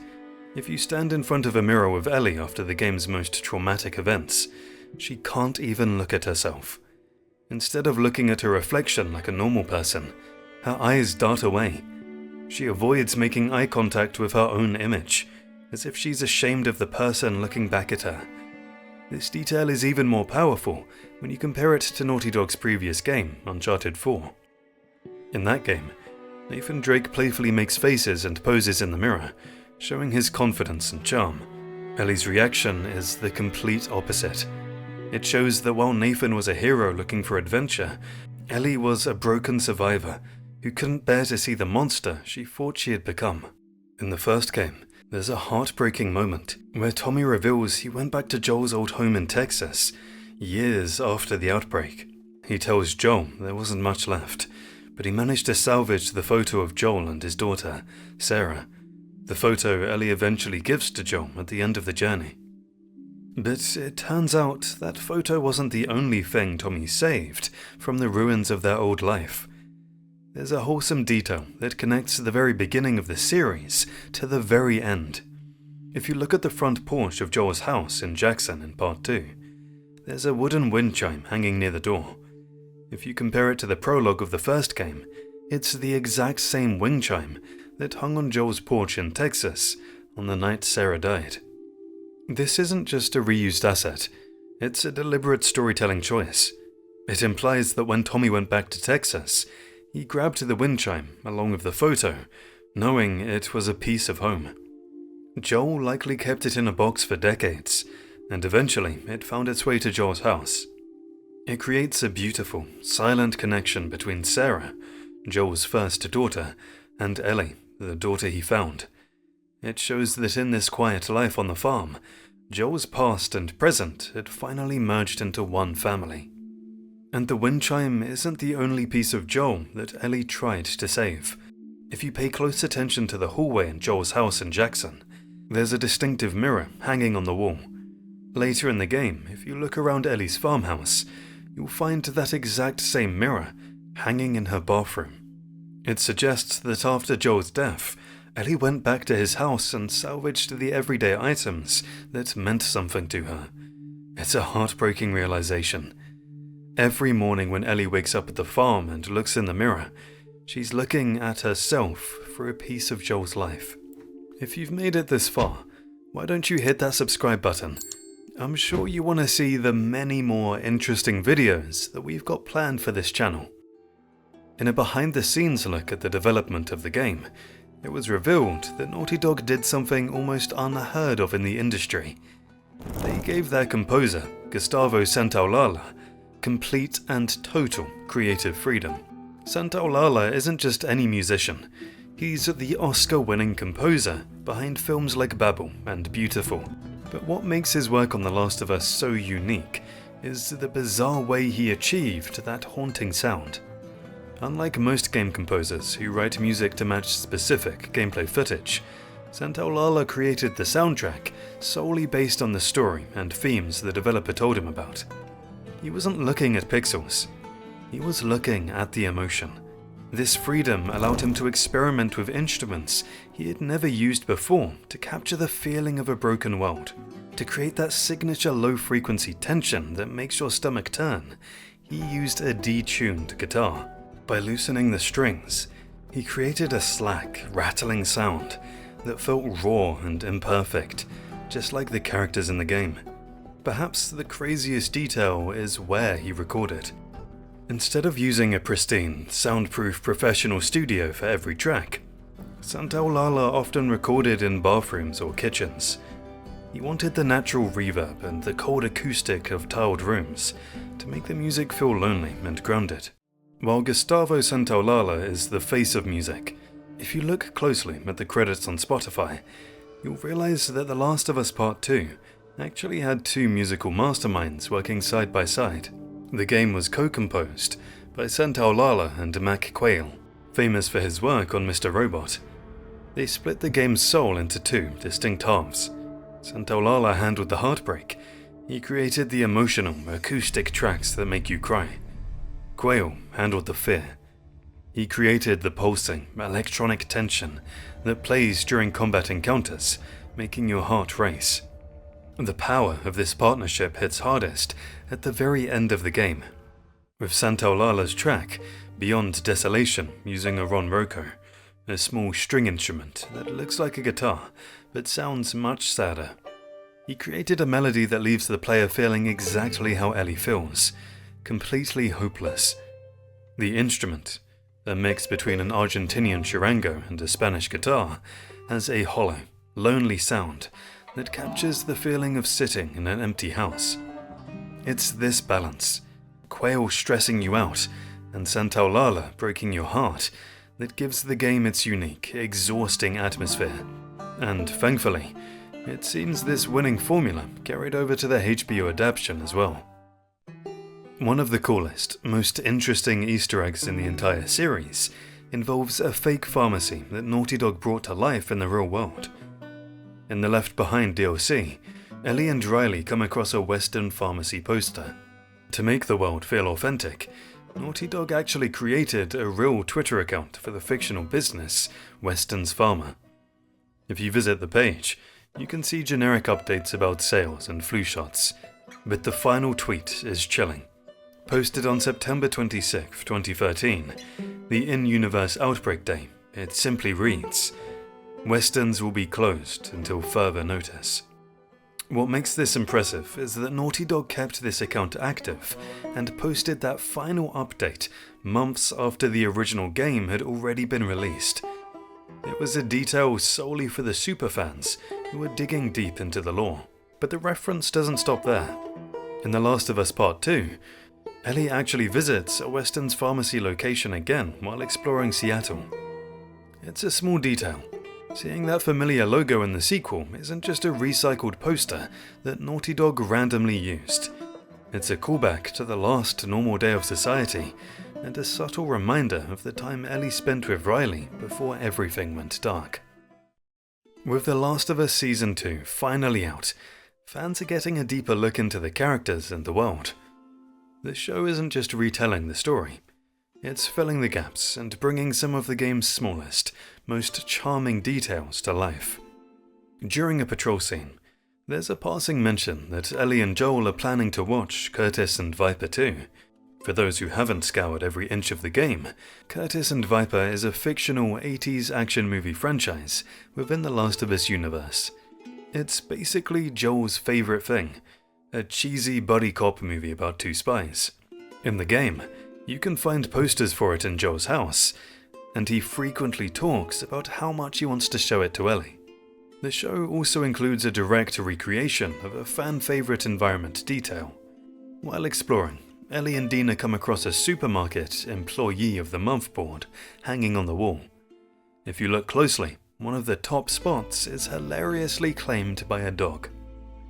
In the show, it's a cute background detail, but in the game, this board is actually a vital clue. Players have to look at the date on the Employee of the Month photo to figure out the combination for a safe nearby. The show didn't just stop at movie references and safe codes. It also brought one of the most intimate storytelling mechanics of the game directly into live action. Ellie's journal. In The Last of Us Part 2, the journal is your only real look into Ellie's head. It updates constantly with drawings, poems, and thoughts that reveal how she's truly processing her trauma and her relationships. Season 2 also introduces a terrifying new version of the infected that gave gamers nightmares, the Stalkers. Unlike runners or clickers, Stalkers are intelligent hunters. They hide behind corners, flank you in silence, and attack by surprise. Finally, the iconic dance sequence. The moment where everything changes for Ellie and Dina is packed with Easter eggs. The track playing in the background is Little Sadie by Crooked Still, a direct pull from the game's playlist. But the best detail is a blink and you'll miss it moment. If you look at the band playing in the corner, the man strumming the banjo is none other than Gustavo Santaolalla. The legendary composer put himself right in the middle of the world he helped build, playing the music that defined a generation of gaming. The horror of The Last of Us Part 2 isn't just in the jump scares, it's baked into the very DNA of how the monsters sound and behave. Naughty Dog went to disturbing lengths to make sure the infected felt grounded in reality, yet completely alien. The iconic clicking sound of a clicker is one of the most terrifying noises in gaming history, but the way it was created is somehow even more unsettling. The sound designers didn't just use digital effects, they layered real bird calls with the sounds of human choking. By mixing the natural, animalistic trills of birds with the guttural, desperate sounds of someone struggling to breathe, they created a noise that feels biological but entirely wrong. If you think the stalkers are scary when they're lunging at you, they're actually much creepier when they aren't attacking. Most players are too busy panicking to notice, but stalkers sometimes just watch you. If you suspect you're being hunted, try opening photo mode and move the camera behind walls or corners. You'll often find a stalker standing perfectly still, peeking out from behind a pillar or doorway, just observing your movements. The moment you turn your character's head toward them, they slip back into the shadows and relocate. They aren't just mindless zombies. They're tactical predators, waiting for the exact moment your back is turned. As the cordyceps infection reaches its final stages, the host eventually finds a quiet corner to die, allowing the fungus to spread into the environment. You can see the result of this in the Seattle subway. As you navigate the tunnels, you can find an infected that has literally grown into the wall fungus. It's no longer a mobile threat, but it hasn't fully passed away. If you look closely, the body is still twitching and pulsing, fused forever into the architecture of the station. The Last of Us Part 2 can get really scary at times, often leaning heavily into psychological horror. Whether you're navigating the pitch-black basement of a hospital or hearing the faint whistle of a Seraphite in the woods, the game knows exactly how to keep your heart racing. To pay homage to the kings of the genre, Naughty Dog included some creepy nods to the Silent Hill franchise. While exploring the abandoned buildings of Seattle, you can stumble upon a bathroom that contains a massive, unexplained hole in the wall. This is a direct reference to Silent Hill 4, The Room, where a similar hole serves as a portal between the protagonist's apartment and a nightmare world. However, the reference goes even deeper. The way the hole is framed is a nod to the legendary scene in Silent Hill 2, where James Sunderland, driven by a mix of curiosity and dread, actually sticks his hand into a dark, disgusting hole in a wall just to see what's inside. It's a classic don't do it moment that Naughty Dog fans recognized immediately. If that wasn't enough to give you chills, there's another architectural Easter egg hidden in a ruined house. One of the bathrooms is laid out almost exactly like the haunting, L-shaped hallway and bathroom from PT, the playable teaser for the cancelled Silent Hills. The positioning of the sink, the door, and the cramped, claustrophobic feeling of the room is a dead ringer for the Kojima-produced demo. Standing in that room, you almost expect a radio to start flickering, or a ghostly figure to appear behind you.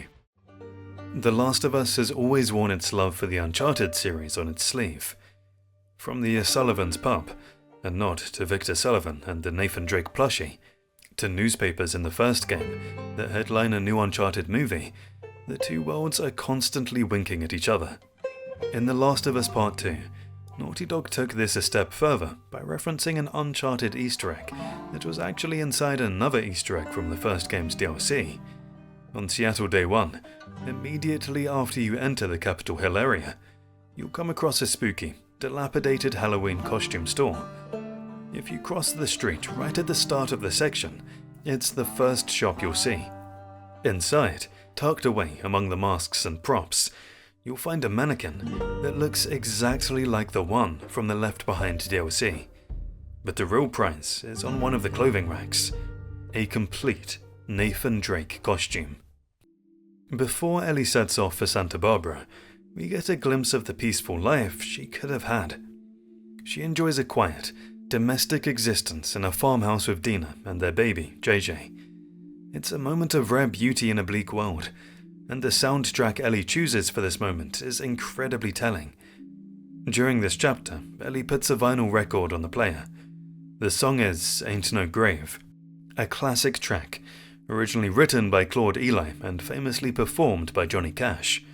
However, the version Ellie listens to is the 2006 cover by the band Crooked Still.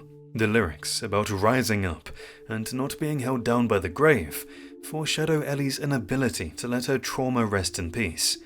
She's trying to live a normal life, but the grave of her past keeps calling her back. This isn't the only time Crooked Still defines Ellie and Dina's relationship. At the very end of the game, when Ellie has a flashback to the dance where she and Dina first kissed, the song playing in the background is Little Sadie, also by Crooked Still. It's a beautiful musical bookend.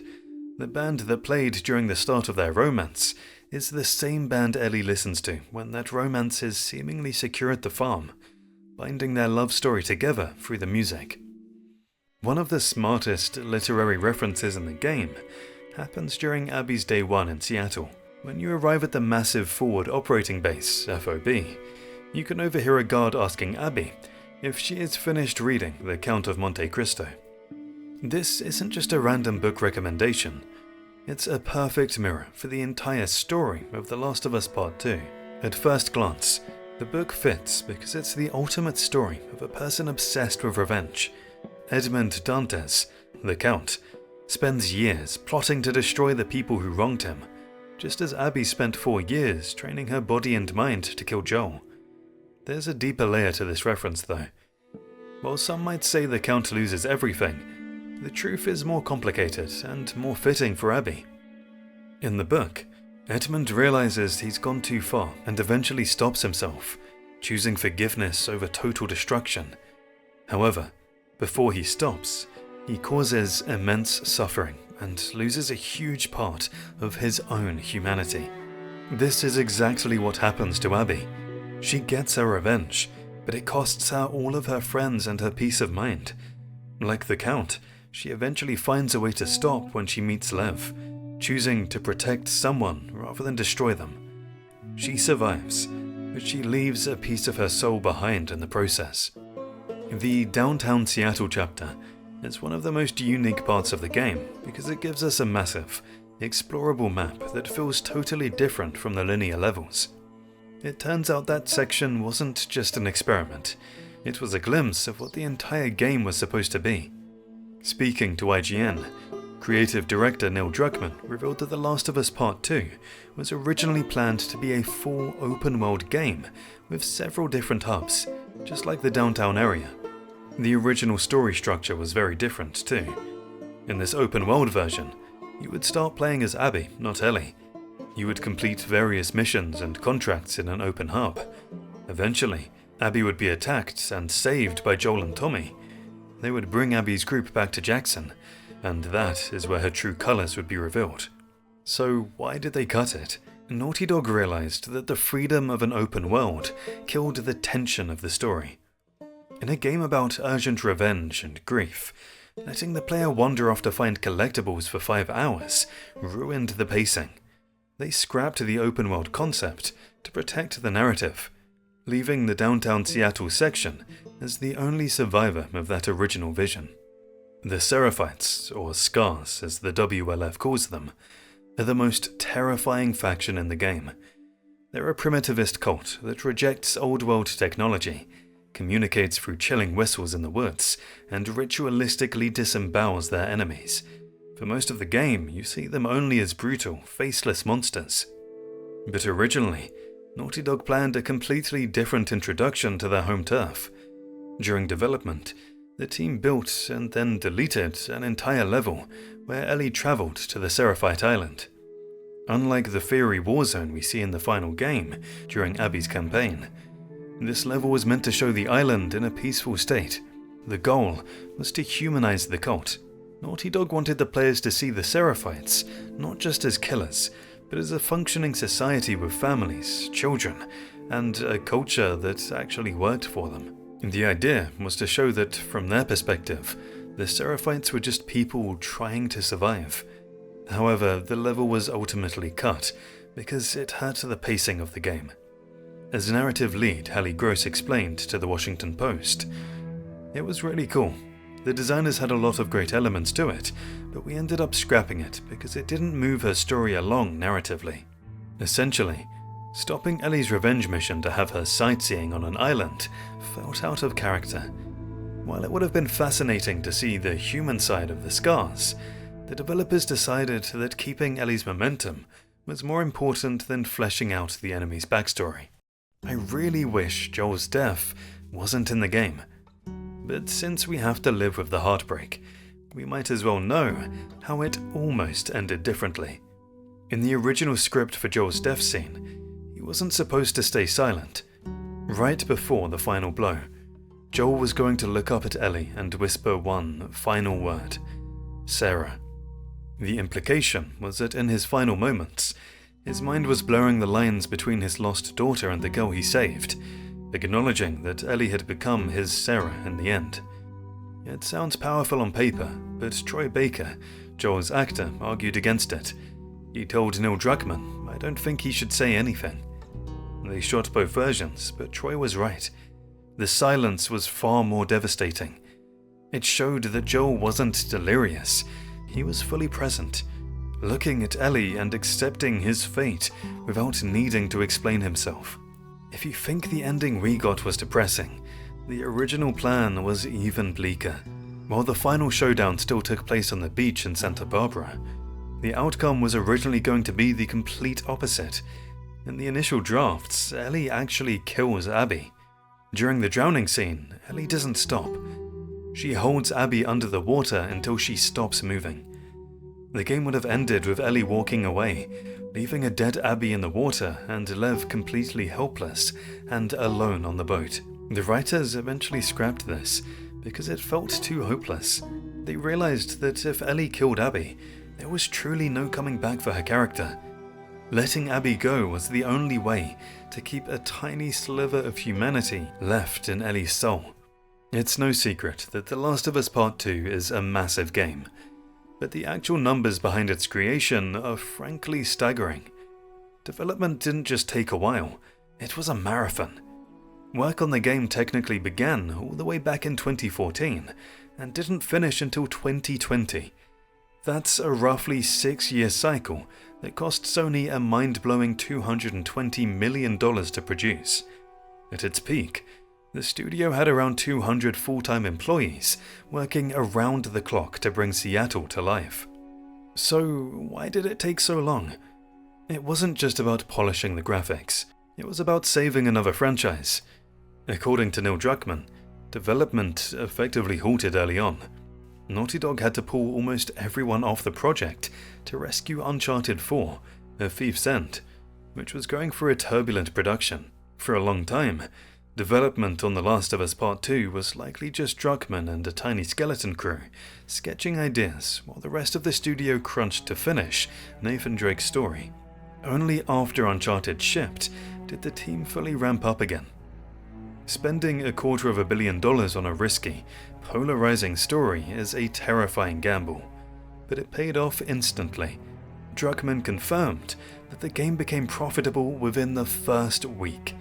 This speed was crucial. Because they made the budget back so quickly, the executives at PlayStation continue to trust Naughty Dog with complete creative freedom. It's the only reason they get away with bold narrative choices, like killing a beloved protagonist without corporate suits stepping in to stop them. One of the biggest gameplay upgrades in The Last of Us Part 2 is the sheer versatility Ellie has in combat. Unlike the first game, you aren't just stuck crouching behind cover. You can now go prone to hide in tall grass, or perform a desperate dive to dodge incoming gunfire. But Naughty Dog made sure this new agility came with a realistic physical cost. If you dive repeatedly onto hard surfaces, the game actually registers the friction on Ellie's skin. As detailed in this discovery, diving on rough concrete will leave visible scrapes and marks on Ellie's arms. This level of physical realism doesn't just apply to Ellie's skin, it extends to the violence she inflicts on the world around her. Naughty Dog developed a complex system for blood physics that change depending on where the fight takes place. Blood in The Last of Us Part 2 isn't just a static red texture that gets painted onto the floor. It behaves like a real liquid with temperature and weight. If an enemy falls into water, the blood doesn't just disappear, it diffuses into a cloud, muddying the water and following the current. Blood soaks into fabrics over time, spreading outward from the wound rather than appearing as a fixed stamp. It's a gruesome detail, but it reinforces the game's core theme. Violence in this world is messy, permanent, and affects the environment in realistic ways. Similarly, the same kind of details are also added for Ellie's bag. If her backpack gets wet during a scene, the water actually soaks through it. Her journal, maps, and collected letters will appear damp. with visible water stains and a soggy texture. It shows that the water physics in the game aren't just a visual effect on Ellie's clothes, they actually penetrate to the gear she's carrying, making the world feel that much more real. One of the most immersive aspects of The Last of Us Part 2 is the rotating cast of allies. Depending on the chapter, you aren't just a lone wolf, you're fighting alongside a diverse team. Ellie has Dina, Jesse and Joel, while Abby teams up with Manny, Mel, Owen and Lev. But Naughty Dog didn't just program them to shoot, they programmed them to feel guilt. In most stealth games, if an AI companion accidentally walks into an enemy, the game usually cheats and ignores it, or worse, triggers an alarm without explanation. In Part 2, your allies are aware of their own performance. If your ally, like Dina or Lev, is the one who gets spotted and ruins your stealth run, they will actually apologize to you after the fight is over. You might hear them say, "Sorry, I messed that up," or "My bad, I didn't see him." I really fucked up back there. Stay focused. Conversely, if a stealth encounter turns into a massive gunfight, they'll comment on the chaos, saying things like, "Well, that got rough back there," acknowledging that the plan went off the rails. It adds a layer of realism that makes them feel like actual partners making mistakes, rather than just invincible NPCs floating around you. The title The Last of Us Part 2 Remastered is actually a bit of an exaggeration, to be fair. While it definitely makes the game look prettier on the PS5, calling it just a remaster sells it short, because it comes packed with a massive amount of new content that changes how you experience the game. Sure, you get 4K visuals and faster load times, but the real draw is the new content. The headline edition is No Return, a stressful roguelike survival mode that lets you play as characters like Joel, Tommy and even Mel in randomized combat encounters. But for lore lovers, the true revelation of this package is the inclusion of the lost levels. Unlike standard deleted scenes in movies, these are playable chunks of the game that were cut during development. They aren't finished. Animations might be glitchy and voice lines missing, but they let you play through moments that were originally meant to be crucial parts of the story. This level lets you explore Jackson right before the fateful dance. You get to play carnival games, mix drinks, and see more of Ellie's normal life before everything goes wrong. Sewers. Originally planned for Seattle Day 2, this was an extended puzzle and platforming section, designed to give you a breather after your first terrifying encounter with the Stalkers. Boar Hunt. A haunting addition to the farm chapter, where Ellie tracks a wounded deer. It was meant to show her PTSD flaring up in a violent, visceral way before she even leaves for Santa Barbara. What makes these levels special is the developer commentary. In the main campaign, the commentary track can feel a bit odd. Watching a sad scene while developers talk over it takes you out of the moment. But in the Lost levels, it's implemented perfectly. Each level starts with a video introduction from Neil Druckmann, explaining exactly why the level was made and, heartbreakingly, why it had to be cut. Inside the level, you find floating speech bubble icons. Walking up to them triggers audio logs from the designers explaining the mechanics, the art and the challenges of that specific room. It's like a museum tour of the game's development. Naughty Dog didn't just focus on the environments, they added an insane level of detail to how the characters' bodies move and react to the world. When playing as Abby, you can actually see the weight of her muscles. Because she's so built, the developers added specific physics to her arms. When she walks or jogs, you can see her triceps and biceps jiggle slightly with each step. But they also animated exhaustion. If Abby has been sprinting for a long time, or just finished a brutal fight, she doesn't just go back to a neutral standing pose. She'll let her arms hang loose and heavy, physically showing you that she's tired before she catches her breath. Ellie has a similar dynamic system, but hers is focused on fear. The developers introduced a heartbeat system for her breathing. When no one's around, Ellie breathes normally. As soon as enemies are nearby, her breathing pattern changes automatically. She takes shallow, shaky breaths to stay quiet. It's a subtle audio cue that lets you know danger is close without you even looking at the radar. Finally, the animation team added a heartbreaking detail for Dina. After the reveal at the end of Seattle Day 1 that Dina is pregnant, her behavior and gameplay subtly changes. If you stop moving and let her go into an idle animation, she'll often gently rest her hand on her stomach. It's a tiny, protective gesture that reminds the player of the stakes, even in the middle of a war zone. The sound team at Naughty Dog didn't just get creative with monsters, they got creative with weapons too.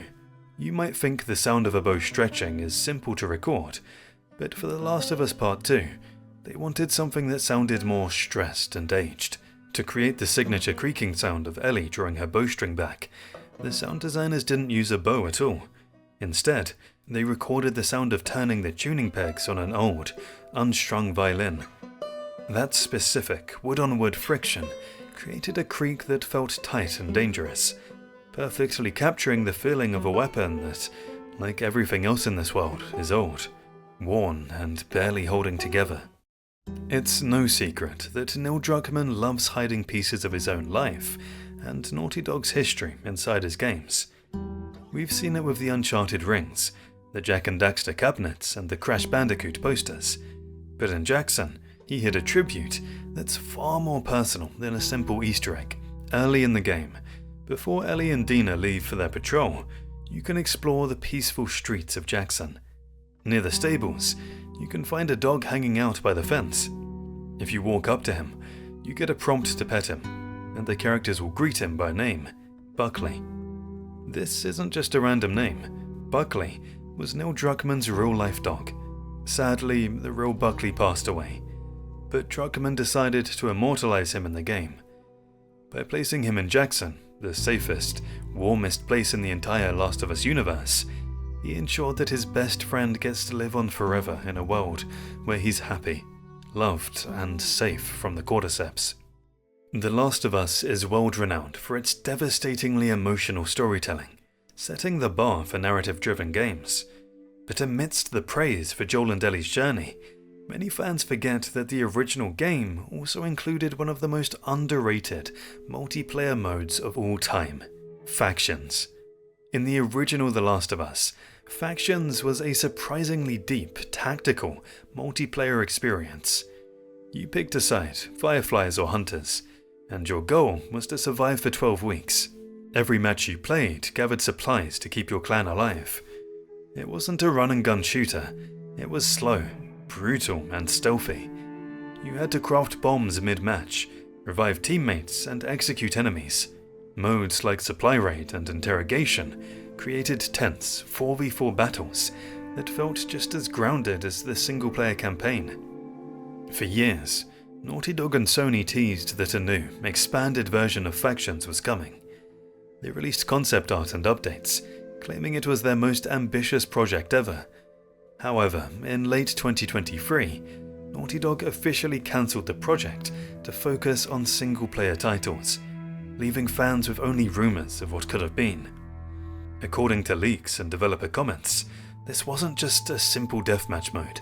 It had evolved into a massive, standalone game. Neil Druckmann revealed that the game was going to be as big as any of our single-player games. It featured a brand new cast of characters and a full narrative, which is almost unheard of for a multiplayer shooter. The game was set to feature a co-op campaign, likely following a group of surviving Fireflies attempting to reach the WLF or explore a new city, heavily rumoured to be San Francisco. It would have brought back the core modes from the first game, but added an open, persistent world element where factions would fight for territory in a living, breathing city. Ultimately, the scope became too large. Naughty Dog realized that supporting a live service game of that magnitude would require their entire studio's resources forever, forcing them to choose between becoming a live service studio or remaining a single-player narrative studio. They chose the latter, and the new Factions were cut. The best part of the cut Jackson Party content is that a piece of it actually survived into the final game, hiding in plain sight. If you won the throwing game in this lost level, you received a prize, a soft plushy toy named Ollie the Elephant. In the original script, Ellie would put this toy in her pocket, and later, you would see her giving it to Dina's baby, JJ. Even though the entire party level was scrapped to save pacing, the developers loved the asset so much that they couldn't bear to delete him. What makes this background fascinating is how you were supposed to get him. Naughty Dog didn't build new mechanics for the party. They remixed the violent survival systems into wholesome fun. To get a drink, Ellie had to mix a cocktail using the exact same UI and control scheme as the weapon workbench. Instead of cleaning a gun barrel, you were mixing ingredients. To win Ollie, you had to play a carnival game that utilized the exact same aiming arc and physics engine used for throwing bricks and bottles at enemies. It was a clever way to train the player's aim without them realizing it. You can still find Ollie in the final version of the game. When you're at the farm with Dina and JJ, look closely at the toy sitting on the tractor. That elephant is the prize from a carnival game that no one ever got to play. We discussed earlier how Naughty Dog paid extra attention to detail in audio design, and how they used real-world objects to create this atmospheric audio design. They didn't just use audio to make the world sound scary, they used it to make the characters feel alive and the enemies feel smart. The game is actually tracking a hidden heart rate stat for every character you play. It's not just random noise. If Ellie sprints, gets into a fistfight, or hides while an enemy walks past, her heart rate value goes up in the game's code. The audio engine changes her breathing to match. You'll hear her gasping for air after a run, or taking shaky, terrified breaths when she's hiding.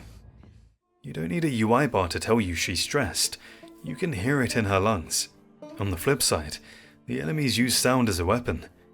The terrifying whistles used by the Seraphites to communicate in the woods aren't just random creepy noises.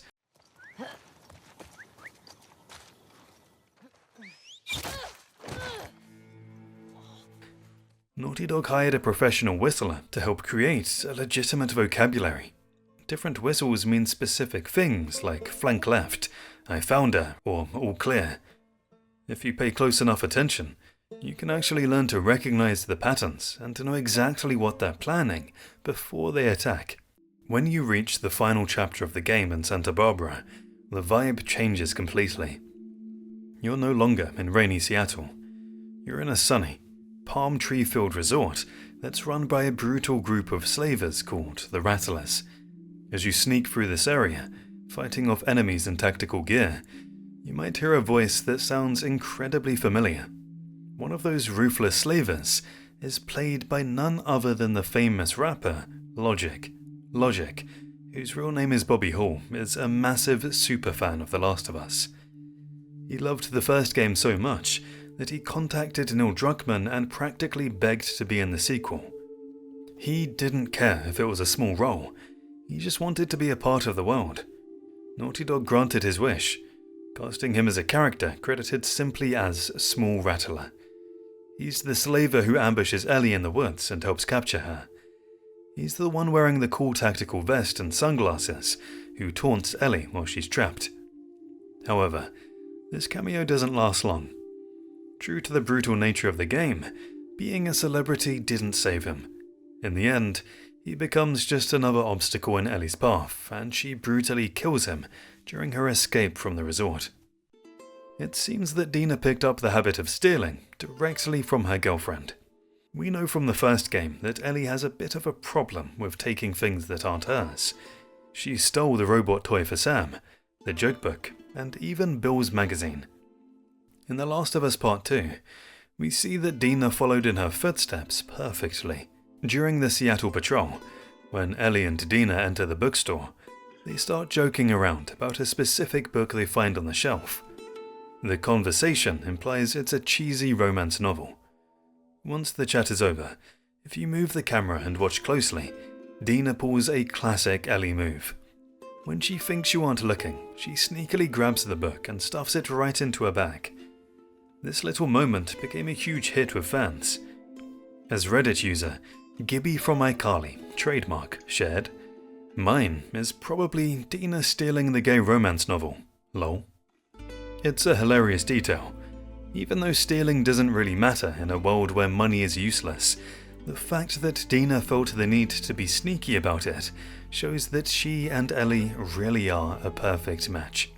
Have you ever wondered why we all call that horrifying, multi-limbed monstrosity in the hospital basement the Rat King? If you replay the game, you'll realize something strange. No character ever actually says the name Rat King.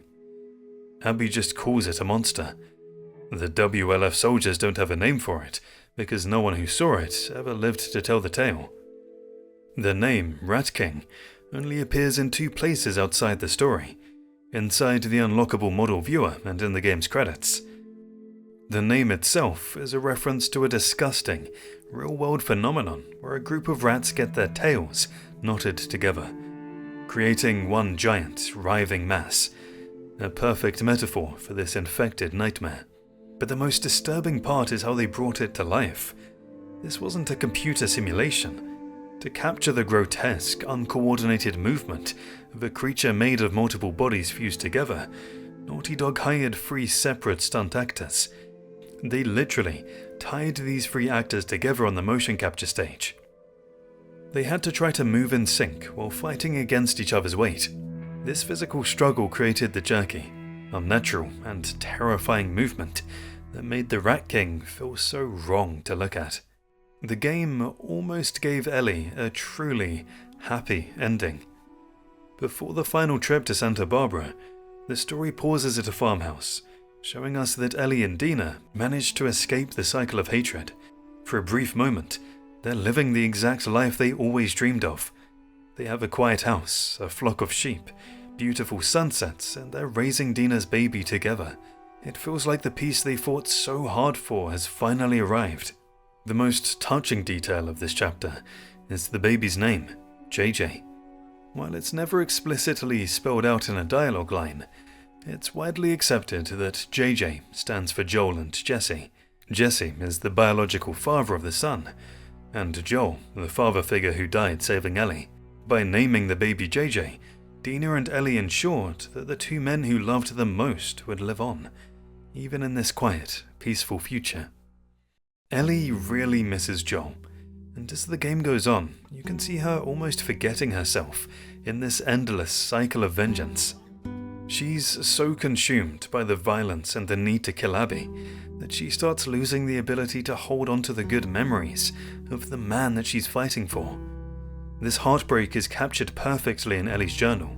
At one point, she tries to draw a picture of Joel sitting on his porch, playing the guitar, one of her fondest memories of him. But if you look closely at the sketch, you'll see that Joel's eyes are aggressively crossed out.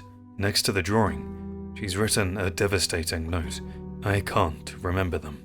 It symbolizes that her trauma is literally overwriting her memory.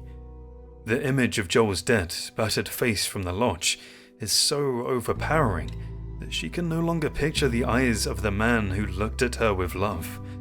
She isn't just losing her humanity, she's losing the vision of Joel she's trying to avenge. Naughty Dog made sure to give a nice human side to Abby's character. She isn't just a heartless girl who killed Joel out of nowhere. Well, she had her reasons, of course, but the main story plot point that helps players connect with Abby is her love for animals. During one of her flashbacks, we can see how Abby and her dad help a zebra. And to no one's surprise, Abby loves dogs. And the game does an incredible job of making you hate the dogs when you play as Ellie, only to break your heart when you play as Abby. When you're playing as Abby, you get to see that these terrifying attack dogs are just big softies with their owners. Bear, in the opening stadium level, you can pick up a tennis ball and play fetch with Bear in his pen, and also Alice. Later in the aquarium, you can do the same thing with Alice, throwing a toy for her to chase. The heartbreak comes when you realize who these dogs are. Bear was the dog that Abby played fetch with in the stadium, and it's the same dog you likely killed as Ellie in the hospital. You hear his handler scream, "Bear, no!" if you shoot him. Also, during Abby's campaign, players accompany Owen to the aquarium, and the dog you bonded with at the aquarium is the same dog Ellie is forced to kill in the cutscene before finding Mel and Owen. But where Abby loves dogs so much, her partner Lev is actually afraid of dogs. Whenever Lev is around Alice or other dogs, he completely freezes up. This isn't just him being shy, it's trauma. The Seraphites don't keep dogs as pets. They only know dogs as wolf hunters that track and kill their people in the woods. To Lev, a dog is a monster, which makes it even more trusting when he eventually learns to trust Alice. The game starts with a festival where everyone is celebrating, but it quickly turns sour when Seth, the old bartender, humiliates Ellie with a homophobic slur in front of the entire town. It leads to that heartbreaking moment where Joel steps in to defend her, only for Ellie, who's still angry at him, to shut him down. Most players know Seth apologizes the next morning, but Ellie's journal gives us the full, hilarious context of that apology. Seth didn't just say sorry, he tried to bribe her with food. He gave her some steak sandwiches wrapped in foil.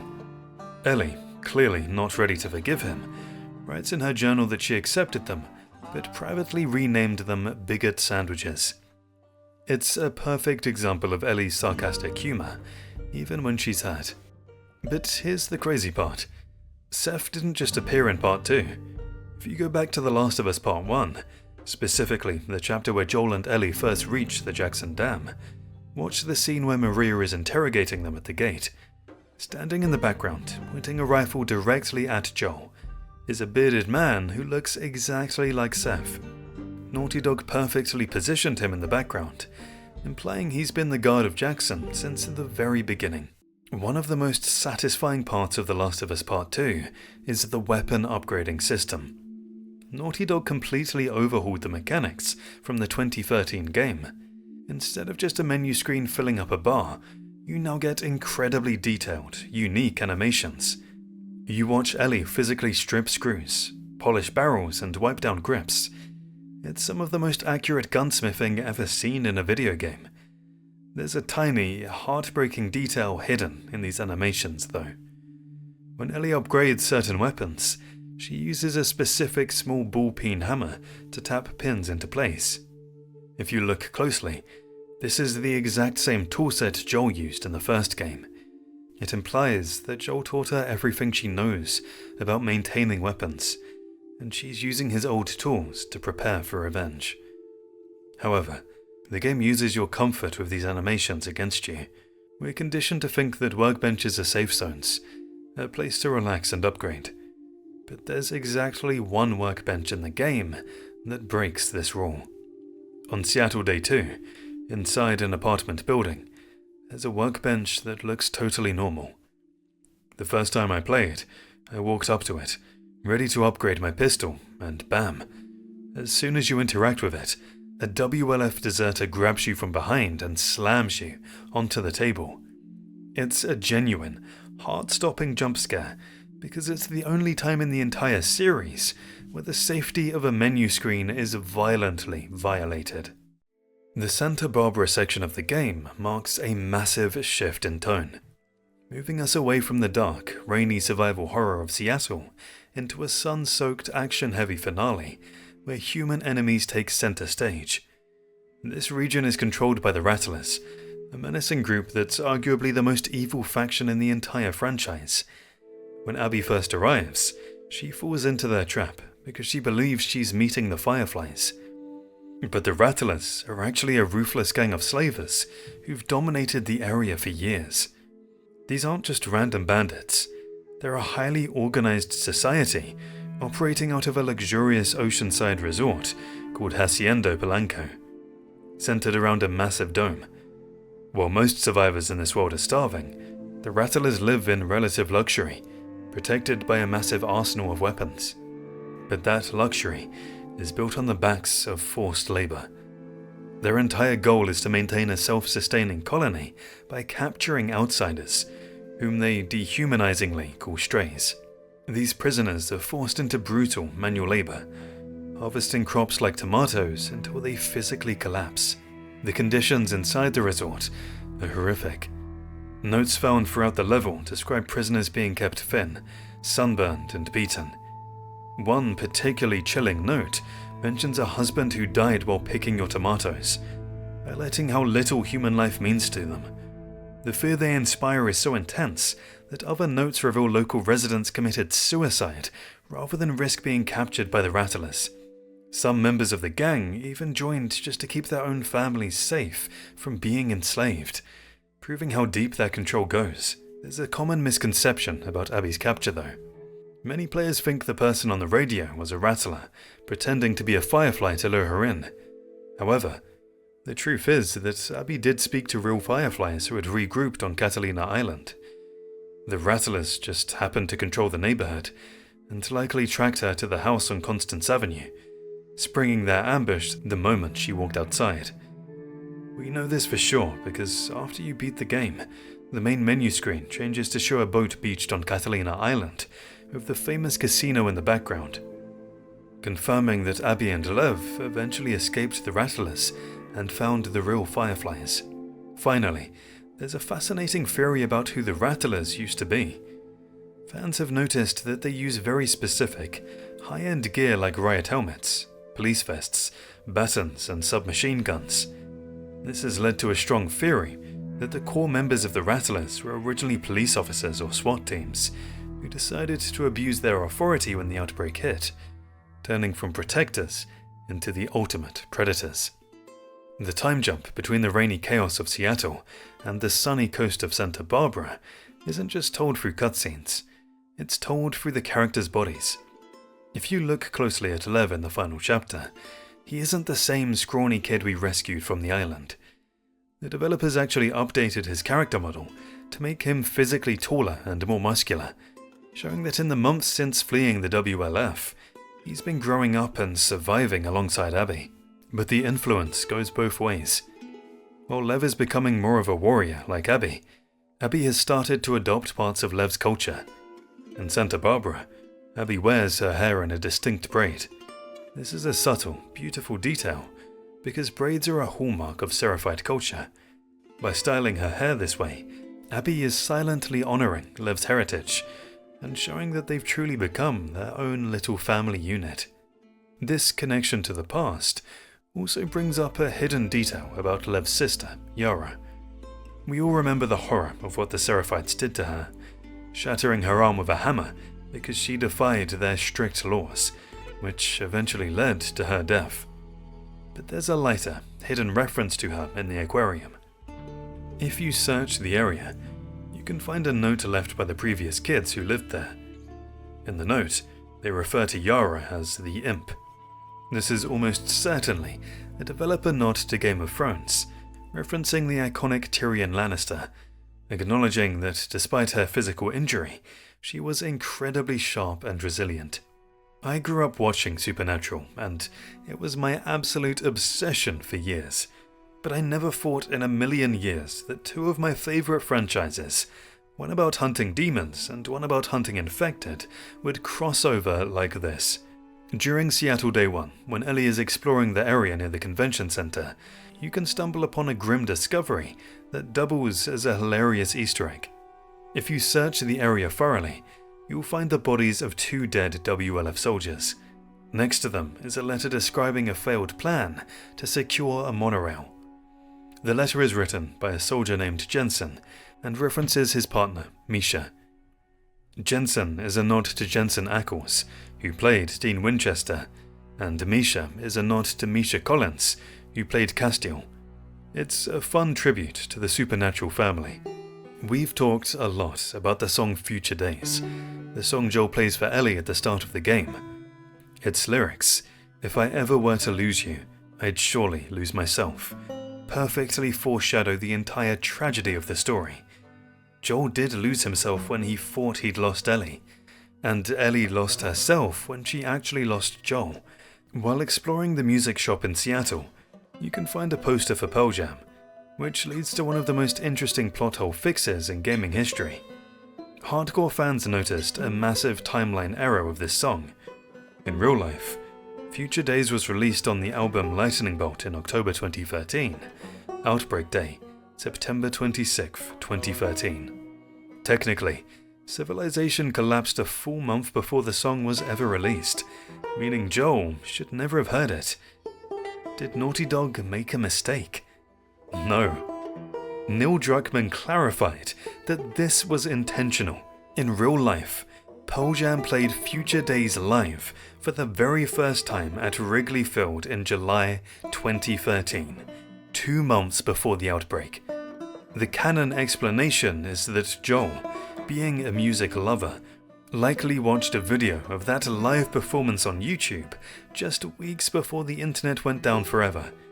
He learned the chords from that grainy live video and carried the song in his memory for 25 years, just so he could eventually teach it to Ellie. The tragedy of Ellie's journey is that by the end, she's lost almost everything. She lost Joel to Abby, she lost Dina to her own obsession with revenge, and in that final, brutal fight on the beach, she loses a piece of herself physically. During the struggle, Abby bites off 2 of Ellie's fingers, leaving her permanently maimed. This injury leads to the most devastating audio detail in the game.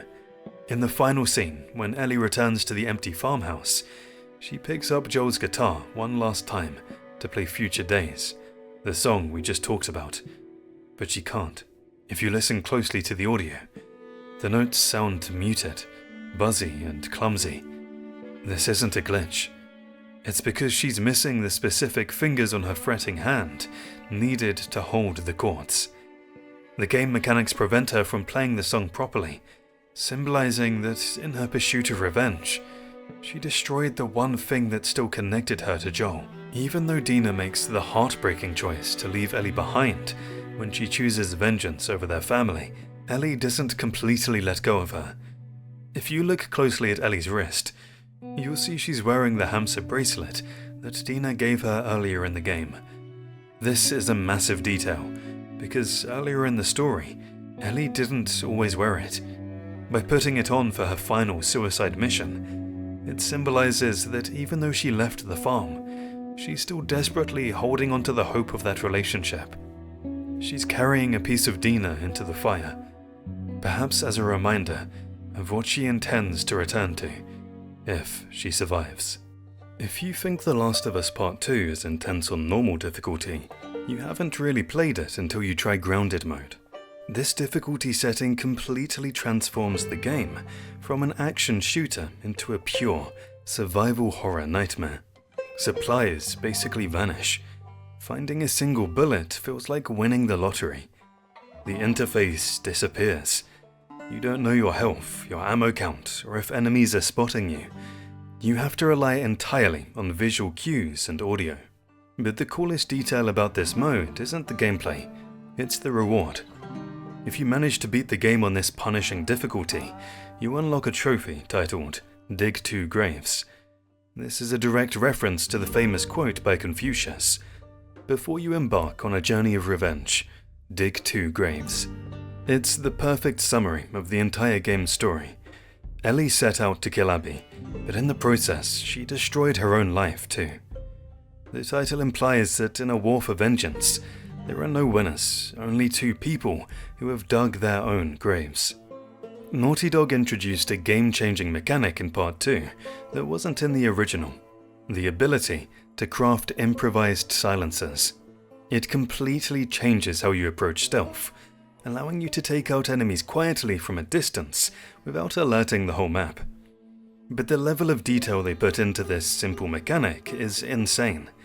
These silencers are made from plastic bottles taped to the barrel, and they aren't magic.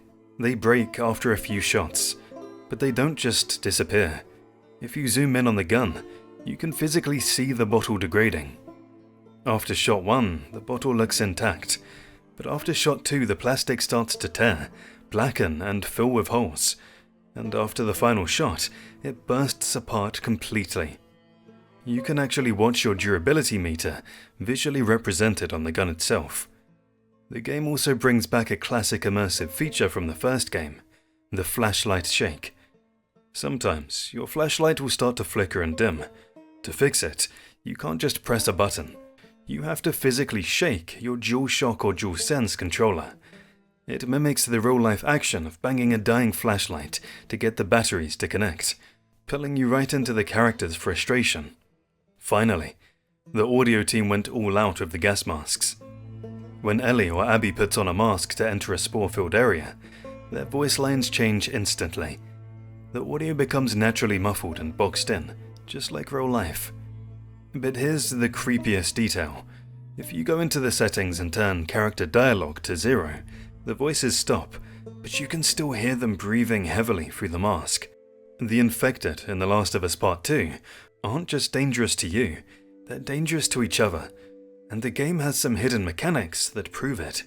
We all hate the Shamblers, those gross, heavy enemies that explode into corrosive acid clouds. But here's a pro tip. That acid isn't loyal. The acid clouds damage everything they touch, including other infected. If you're overwhelmed by a swarm of runners, you can trick a Shambler into blasting his cloud, which will melt the runners while you run away. It allows you to use one monster to kill the others. Speaking of acid, the Rat King boss fight hides a unique enemy type that many players miss in the panic. Halfway through the fight, a stalker tears itself off the main body of the Rat King. This isn't a normal enemy. The game files classify it as a super stalker. Unlike every other stalker in the game that just hides and slaps you, this one has the ability to throw acid spores at you, likely inherited from the bloater or shambler parts of the main body. It is the only stalker in the entire franchise with a ranged attack. If grounded mode tests your skill, permadeath mode tests your sanity. This mode is the ultimate high-stakes challenge, where death isn't just a setback, it's a reset. One missed jump, one unlucky clicker bite, or one wrong turn, and hours of progress are instantly wiped out. It forces you to calculate every single step, making even simple resource gathering feel terrifyingly tense. But the game doesn't just send you back to the start, it leaves a permanent reminder of your failure. If you die during a permadeath run, the game updates your save file with a permadeath marker. A bright yellow skull icon appears on your map at the exact coordinate where you died. It acts like a digital gravestone. Even if you restart and try again, that skull remains there to haunt you, showing you exactly where your previous journey came to a tragic end. It's Naughty Dog's way of saying, this is where you weren't good enough. Naughty Dog is a master at using tiny details to tell us who these characters are and what they've been through. We all know Ellie is a Gen Z kid, and her taste in music and movies repeatedly remind us of this. Even Ellie's design reflects this as well. Throughout the game, she's almost always wearing Converse Chuck Taylor-style sneakers. This isn't just a fashion choice, it's a visual storytelling cue. The Chuck Taylor is a staple of punk and grunge culture, perfectly reflecting Ellie's rebellious nature and her love for bands like Pearl Jam and The Clash. But the details go beyond clothes. They extend to how she interacts with the world. In the famous museum flashback, there's a replica of a space capsule. Most players just look at it, but if you climb inside, a unique animation plays where Joel leans in to check on her, creating one of the most wholesome dad moments in the series. In the Jackson schoolyard at the start of the game, you can actually interact with the children running around. If you run near them, you enter a functional game of tag, showing the rare, innocent life Ellie is trying to protect. However, not all details are happy. During the opening Blizzard patrol with Joel, you pass an old, rusted ski lift swaying in the wind. The specific creaking sound it makes is a deliberate audio callback to the Lakeside Resort chapter in the first game, the place where Ellie faced David. It's a subtle reminder of the trauma that still haunts her, even in the safety of Jackson. When we meet Lev and Yara, they're terrified runaways, fleeing from the Seraphites, the creepy cult in the woods that communicates with whistles. A huge part of the Seraphite tradition is that they shave their heads to show their devotion and shed their sins. But if you zoom in on Lev's head, you'll notice a heartbreaking detail. His shaved head isn't smooth or clean like the other adult male scars we fight. It's jagged, uneven, and patchy. This is because Lev didn't have clippers or a barber. He shaved his head himself, using a knife, likely in a rush of panic and defiance. The rough texture of his hair tells the story of his transition, and his escape without a single word being spoken. Then there's his sister, Yara, who pays a terrible price for their freedom. After Mel is forced to amputate her arm in the aquarium, the animation team changed how she moves. If you watch Yara walk after the surgery, she doesn't stand perfectly straight anymore. She leans slightly to one side. The developers actually animated her to compensate for the missing weight of her arm. Her center of gravity has shifted, and you can see her body physically struggling to find its balance as she moves. The world of The Last of Us didn't just end, it froze in time. Naughty Dog filled the environments with details that tell us exactly when civilization collapsed. September 26, 2013. If you look at the walls in almost every house in Seattle, the calendars are all flipped to September or October 2013. This explains the eerie atmosphere of the Capitol Hill level. You will see skeletons and pumpkins everywhere because the outbreak hit right before Halloween.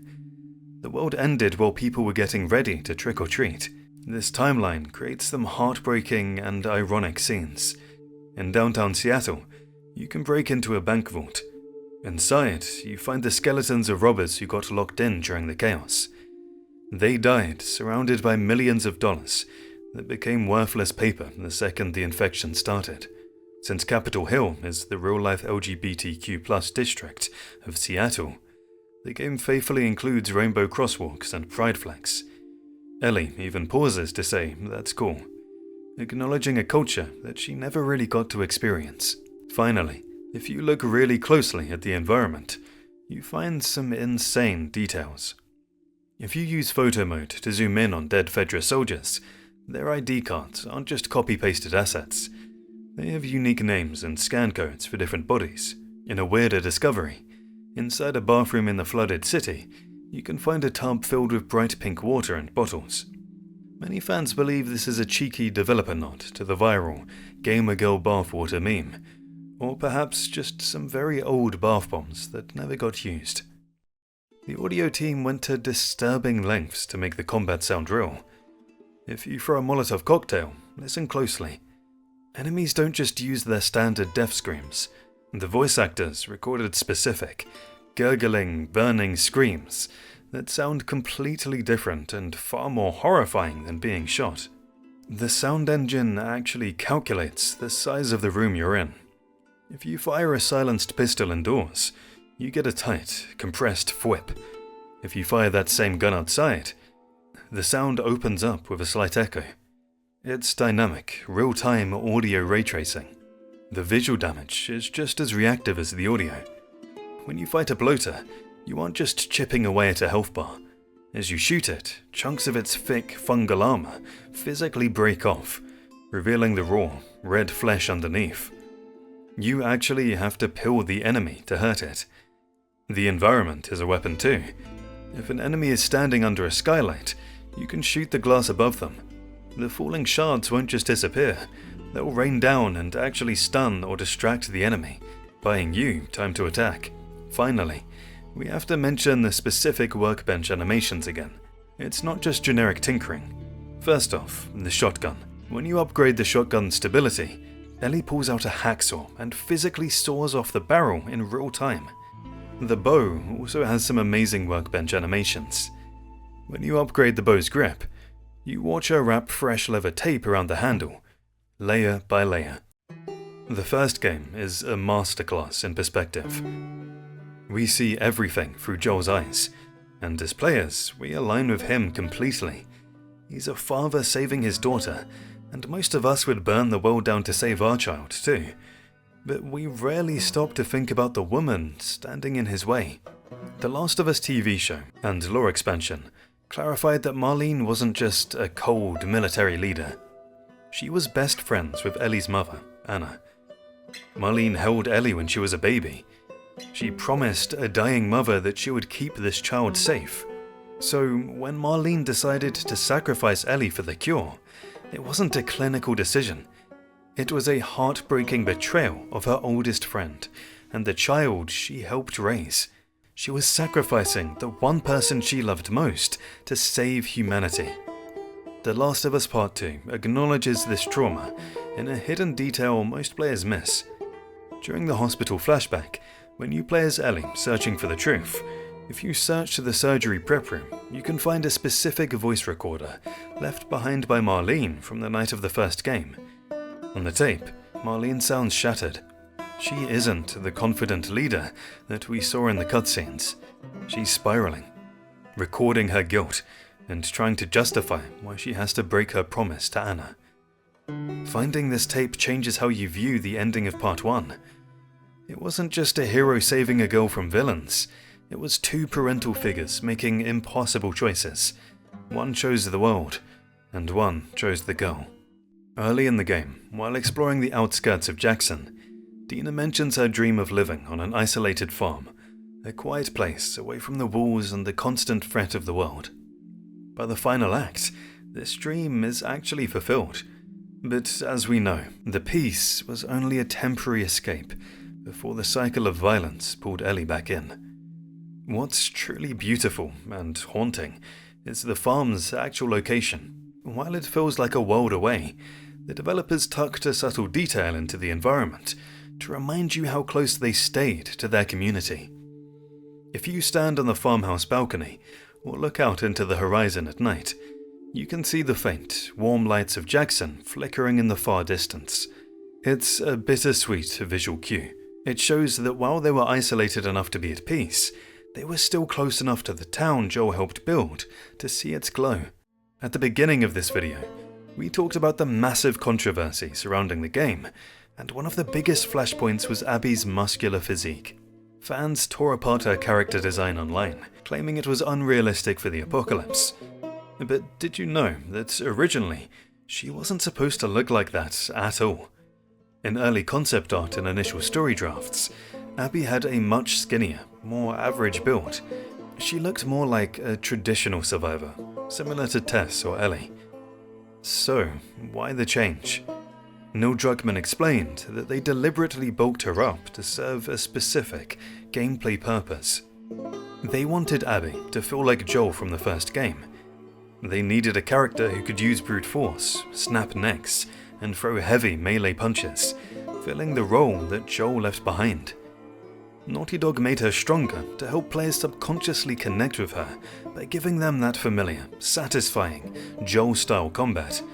Instead of bridging the gap, it had the opposite effect. Many players rejected the visual change, leading to the infamous "how does she get protein" memes, completely missing the point that her body was a visual storytelling tool for her obsession with finding and killing Joel. But here's the answer to those memes. To ensure this build wasn't just a fantasy, Naughty Dog couldn't just sculpt it out of thin air. They hired Colleen Foch, a real-life professional CrossFit athlete, to serve as Abby's body model. Her existence proves that this physique is physically possible. And as for the protein argument, the game actually answers that too. Unlike Ellie, who's scavenging in the woods, Abby lives in the WLF Stadium, a massive military base. We see her walking past livestock pens, eating fresh burritos in a fully staffed cafeteria, and working out in a professional-grade gym. She has the caloric intake and the equipment of a modern soldier, making her size completely logical within the context of her privileged environment. One of the most terrifying new inclusions in The Last of Us Part 2 is the Seraphites, or Scars, who appear late in Ellie's campaign. They're a merciless group that hunts with silent arrows, hangs dissenters, and communicates via terrifying whistles, all in the name of a mysterious prophet. When you first encounter them, everyone, myself included, wondered, who is this prophet, and why do they follow her with such blind devotion? Supposedly, their movement started as a peaceful cult founded by a woman simply known as the Prophet. When the outbreak first hit, she preached that the infection was divine punishment for humanity's sins and over-reliance on old-world technology. She advocated for a return to a natural, egalitarian lifestyle, urging followers to reject machines and live off the land. Initially dismissed as a fanatic, she gained a massive following because she was actually a fierce survivor who proved she could protect her people from the infected without needing guns. However, The history between the Seraphites and the WLF is blood-soaked. For nearly a decade, these two factions have been warring over Seattle. It started when the WLF, led by Isaac Dixon, overthrew Fedra and demanded total control. The Seraphites refused to bow down and retreated to an island off the coast, formerly Lower Queen Anne, which they renamed Haven. In the same area, we see Lev and Abby visit late in the game to find Eleven Yara's mother, only to find out that a huge war has broken out between the groups.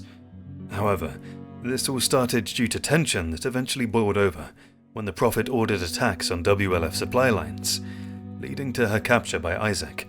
In a tragic twist, even while imprisoned, she was so charismatic that she began converting the guards. Realizing she was too dangerous to keep alive, Isaac executed her, inadvertently turning her into a martyr. That execution changed everything. With their peaceful leader dead, a group of radical elders took control and twisted her message. They turned her philosophy of returning to nature into a violent, rigid dogma. This is where the name Scars comes from. All members now receive gruesome Glasgow smiles cut into their cheeks at a young age to acknowledge their imperfection in her eyes. What was once a community of survivors became a death cult that banned technology, weaponized whistling, and slaughtered anyone who refused to convert. Throughout the game, you see murals of the Prophet's face with the phrase, "Feel her love," a chilling reminder of how a message of peace was corrupted into a decade-long war. Ellie has come a long way from the innocent kid we met in the first game, but she never let go of her past. In her room in Jackson, you can find the toy robot she took for Sam back in Henry's office. She keeps it as a permanent reminder of the childhood she lost and the friendship she couldn't save. It's a symbol of the innocence she's desperately trying to cling to, even as the world forces her to grow up. But what's fascinating is that Abby carries an almost identical token. Just as Ellie holds onto the robot, Abby carries a state quarter, specifically Maryland. This isn't just loose change. In the flashbacks, we learn that Abby's father, Jerry, was a huge fan of collecting coins. Finding rare coins was a hobby they shared during their patrols before he was killed. By carrying this coin everywhere she goes, Abby's doing the exact same thing Ellie's doing with the robot, clutching a tiny, physical piece of the dead loved one who defined her life. If we see it from one perspective, I think Abby and Ellie are both reflections of each other. However, this habit of holding onto physical tokens of love isn't limited to just them. The people caught in their crossfire do this too. While Ellie and Abby carry items representing the past, Owen carries a symbol of the future. If you look closely at Owen's bunk in the forward operating base, you can see a small toy that he found and saved. He wasn't keeping it for himself, he was carrying it for his unborn child with Mel. It's a heartbreaking detail, because it shows that despite the war he was fighting, Owen was genuinely preparing to be a father, holding onto a tiny piece of hope for a life he never got to meet. Speaking of Abby's father, the game gives us a tiny, easily missed detail that explains exactly where he came from and ties his history directly back to Joel's journey. In the hospital flashback, if you take a break from the emotional weight of the scene and look at the walls of Jerry's office, you can find his framed medical degree.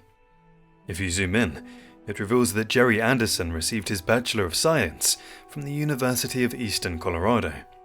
This is the exact same university that Joel and Ellie explore in The Last of Us Part 2, where the monkeys were. It implies that Jerry was a local. He likely studied there before the outbreak, survived the chaos in that very region, and eventually joined the Fireflies, who set up their base in his home city of Salt Lake. It's easy to take for granted while playing, but have you ever noticed what's missing from this game? Loading screens. The Last of Us Part 2 pulls off a technical miracle called seamless transitions. Unlike older games, where you hit a black screen every time you enter a building or finish a chapter, this game runs continuously. The cutscenes aren't pre-recorded videos. They're rendered in real time by the game engine. This allows the camera to change in real time from gameplay directly into a cinematic and back out again without a single cut or pause. To make this possible on the original hardware, Naughty Dog used masked loading. Every time Ellie has to squeeze through a narrow crack in a wall, slowly lift a hairy garage door, or boost Dina up a ledge, the game's actually frantically loading the next level in the background while you're locked in that animation. It's a magic trick designed to keep you immersed so you never see a progress bar. While you might see a loading screen if you die or fast travel, for those of you playing the remastered version on PS5 or PC here in 2026, even those interruptions are basically extinct. Thanks to modern high-speed SSDs, the game loads almost instantly, making the experience truly one continuous shot from the moment you wake up in Jackson to the final credits on the beach. In the stadium chapter of Abby's campaign, right before you head out on patrol, there's a sweet moment where Alice the dog runs up to you in the motor pool. Most players instinctively pick up the tennis ball and play a wholesome game of fetch, throwing it near the trucks so she can bring it back. But if you decide to be a little chaotic and throw the ball over the fence where she can't go, the game actually accounts for it. Instead of glitching out or ignoring the ball, Alice will run to the fence, realize she can't reach it, and just sit there at the edge, staring continuously at the lost toy. The game even triggers a unique voice line for this specific mistake, where Abby awkwardly apologizes to the disappointed dog, saying, "Sorry bud, my bad." It's kind of a tiny detail, but it makes Alice feel less like a programmed NPC and more like a real dog that you just accidentally disappointed. The Seraphites often feel less like humans and more like biological machines. From childhood, they're brainwashed to suppress their emotions, endure pain without flinching, and reject all individuality. When you fight them, they don't scream in panic like the WLF. They communicate in cold, tactical whistles, and accept death with eerie calmness. They seem completely detached from the human experience. But Lev breaks this mold, and if you pay attention during the quiet moments, you see just how much of the world was hidden from him. If you stand still or explore specific old world locations, especially in the aquarium, Lev's indoctrination slips, and his childhood curiosity comes out. He'll start asking Abby questions that seem heartbreakingly simple to us, but are alien concepts to him. He asks why people from the before time liked looking at fish in cages, aquariums, unable to grasp the concept of leisure or entertainment. He asks about holidays, trying to understand why people would celebrate specific days without a religious purpose. These conversations reveal that underneath the SCAR training, he's just a confused kid trying to understand a world he was taught to hate. To me, the most fascinating part of any zombie movie or game isn't the survival years later, it's day zero or how it spreads. I always want to know how it started, who was the first to turn, and how quickly the systems failed. The Last of Us is really vague about the global specifics, preferring to focus on characters rather than science.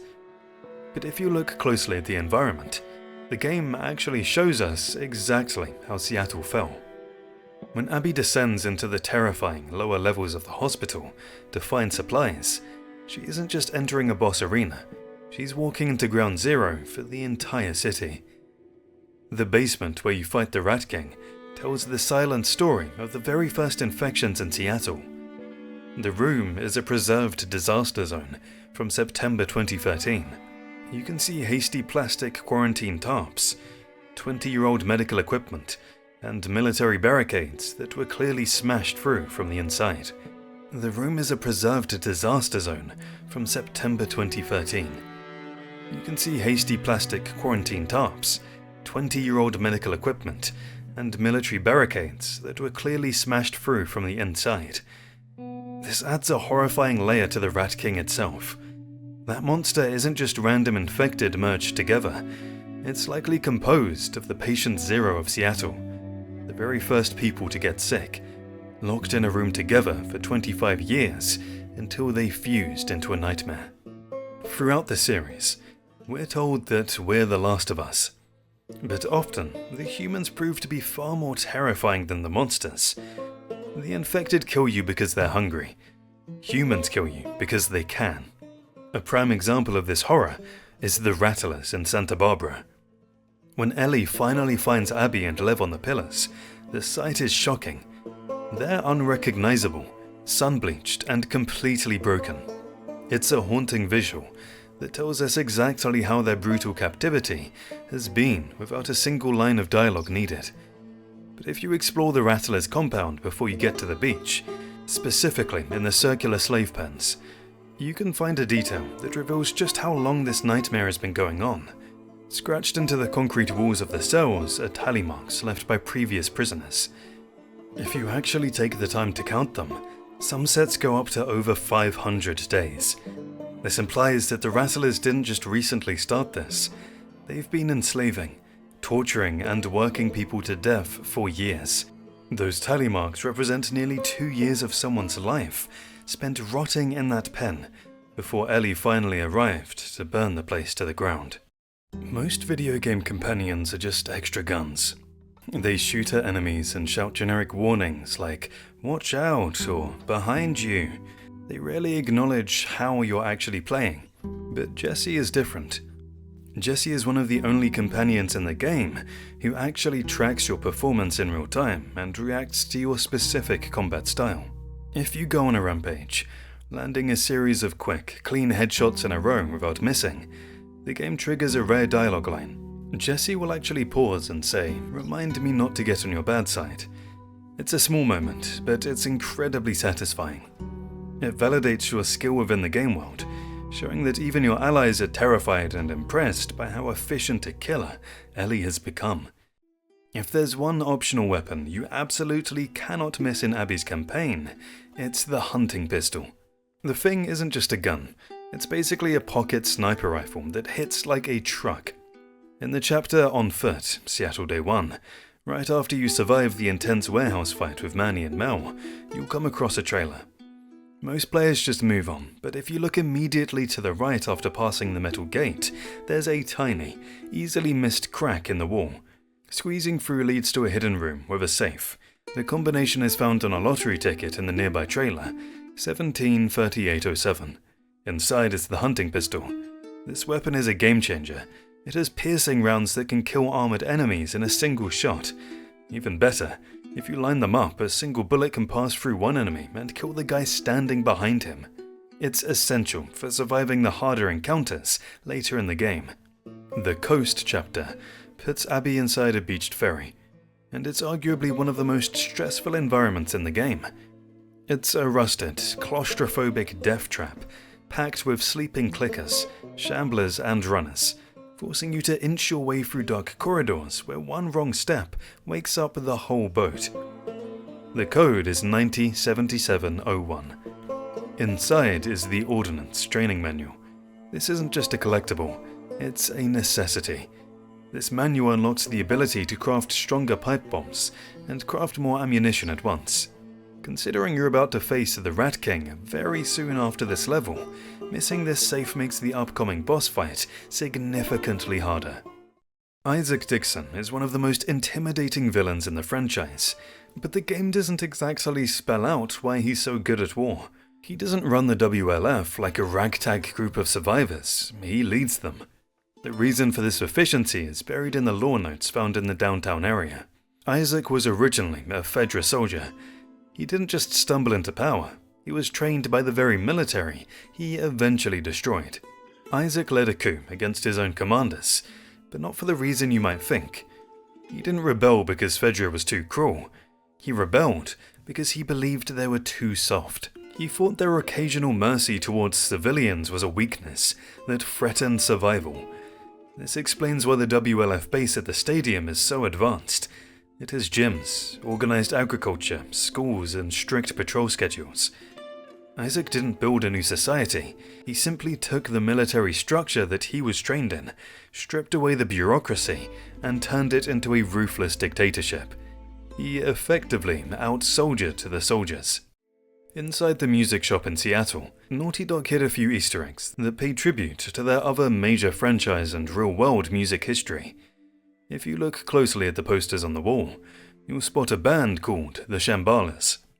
For the long-time fans of Naughty Dog, this one's a no-brainer. This is a direct nod to Shambhala, the lost city that Nathan Drake searches for in Uncharted 2 Among Thieves. Naughty Dog loves to self-reference, suggesting that in the Last of Us universe, Nathan Drake's adventures might just be the inspiration for a grunge band. On the walls, you can also find a collection of vinyl records that look suspiciously familiar. The album covers are clever parodies of real-world bands. For example, you can see references to groups like the Backstreet Boys and the Jackson 5, but with slightly tweaked names and art to fit the game's fictionalized copyright laws. It adds a layer of realism, showing that the survivors are still listening to the same pop culture we know today. This one is my favorite. In Ellie's campaign, you can spot a whiteboard with a drawing of a Batman logo surrounded by little bats. It's a tiny, easy-to-miss Easter egg that confirms the Dark Knight exists as a fictional character in the Last of Us universe. Owen's death didn't just break Abby, it completely changed her purpose. She lost the one person who always believed she could be more than just a soldier. And if you look closely at her character model in the final chapter, you'll see she literally carries that loss with her. Throughout the Seattle campaign, Abby wears a standard, dark WLF military pack, but in Santa Barbara she's ditched it. Instead, she's wearing Owen's backpack. If you compare the models, it's the exact same tan canvas bag that Owen wears during the Jackson patrol at the very beginning of the game. It's a subtle, heartbreaking visual storytelling cue. By wearing his bag, she's symbolically finishing his mission, carrying the weight of his dream to find the Fireflies, quite literally on her shoulders. The level of detail Naughty Dog put into the environmental physics is honestly bordering on obsessive. Water and cold physics in this game are insanely accurate. In the winter chapters, if you smash the ice on a frozen stream, the shattered pieces don't just disappear, they actually float and bob in the water realistically. But what's truly mind-blowing is that the temperature simulation is active. If you stand there and watch, the water will eventually freeze back over, and the ice will slowly reform to cover the hole you made. When you hit the ocean in Seattle, the camera itself becomes a physical object. It doesn't stay static, it bounces up and down in perfect sync with the waves, simulating the feeling of floating in rough water. In the flashback chapter where Ellie swims underwater, beneath the surface, the physics engine applies drag to soft bodies. You can see Ellie's hair floating weightlessly and reacting to the water current, rather than just sticking to her back. Even the ground tracks you. The game generates accurate footprint patterns that change depending on whether you're running or walking, and the terrain's softness, leaving a realistic trail behind you. Also, Ellie has Converse shoes, so the footprints of Ellie are really accurate. It matches the bottom of her shoe. It's not just the inanimate objects like ice and water that simulate reality. The people inhabiting the world are just as detailed. The WLF Stadium isn't just a backdrop, it's a fully functioning military ecosystem. In the Stadium chapter, while you're walking with Manny through the base, take a moment to stop near the gym area. You won't just see generic idle animations, you can actually spot NPCs sparring in the ring. They aren't just repeating a simple loop, they're blocking, striking, and grappling in a realistic display of close-quarters combat training. It reinforces exactly why the WLF is so dangerous compared to other survivors. While Ellie is self-taught, these soldiers are actively drilling for war every single day. Naughty Dog is famous for mirroring their stories, but there's one specific detail I only noticed after multiple playthroughs, and it's way too perfect to be a coincidence. We all remember the ending of the first The Last of Us. It's one of the most debated endings in gaming history. After Joel swears that everything he said about the Fireflies was true, the screen cuts to black on a single, heavy word from Ellie. Okay. That one word carried the weight of her trust, her doubt, and her acceptance of the lie. But if you look at the very end of The Last of Us Part 2, the writers bring it full circle. The game ends with a flashback to the final conversation Ellie ever had with Joel on its porch. Joel tells her that if he had the chance, he would do it all over again. Ellie, holding back tears, tells him she would like to try to forgive him. The conversation, and effectively, The emotional journey of the entire series ends with Joel saying, "I'd like that," and Ellie finally replying, "Okay." It's the exact same word, but the meaning has completely flipped. In the first game, "okay" was about accepting a lie. In the second game, "okay" is about accepting the truth and beginning the process of forgiveness. We just talked about the beautiful, emotional symmetry of the ending, but we have to remember that Naughty Dog also designed this game to be a stress simulator. And for my money, the scariest enemy in the game isn't the Rat King, it's the Stalkers. Most players rely on listen mode by holding R1 as their safety blanket. It's basically X-ray vision that tells you exactly where every threat is. Stalkers are the only enemy type designed to break this mechanic.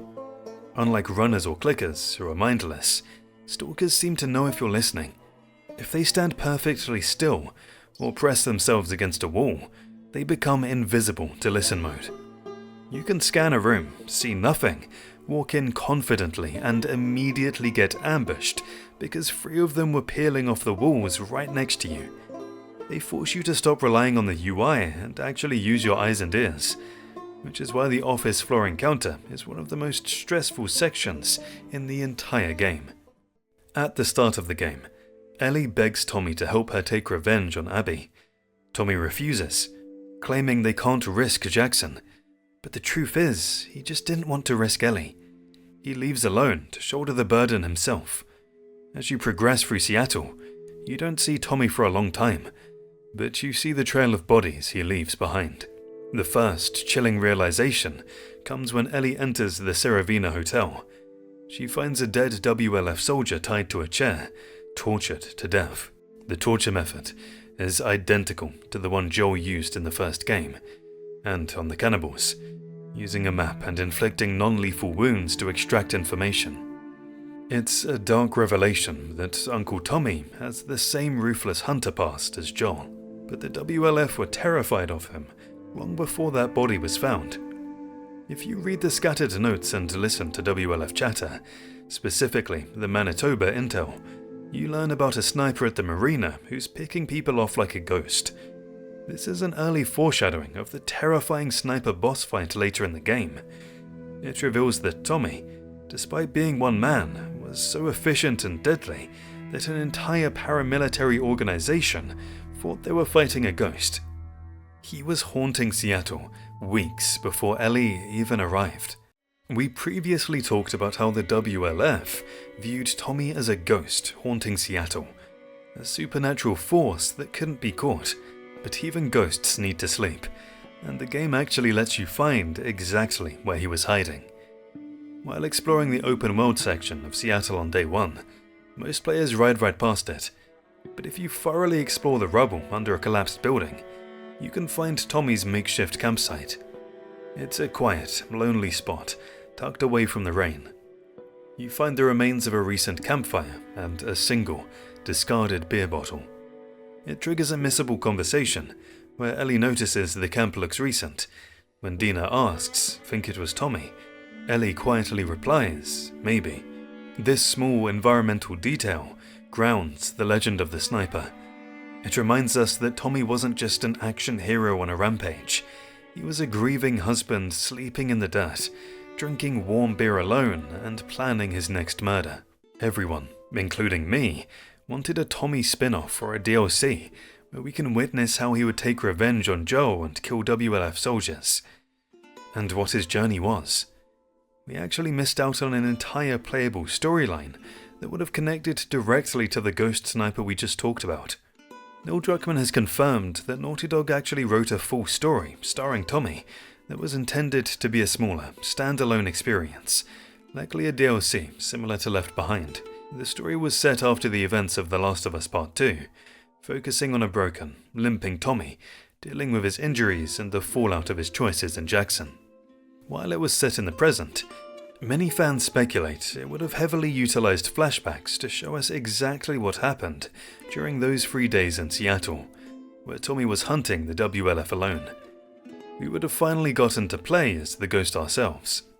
Sadly, the project was shelved, so the studio could focus on fixing their work-life balance and production pipeline.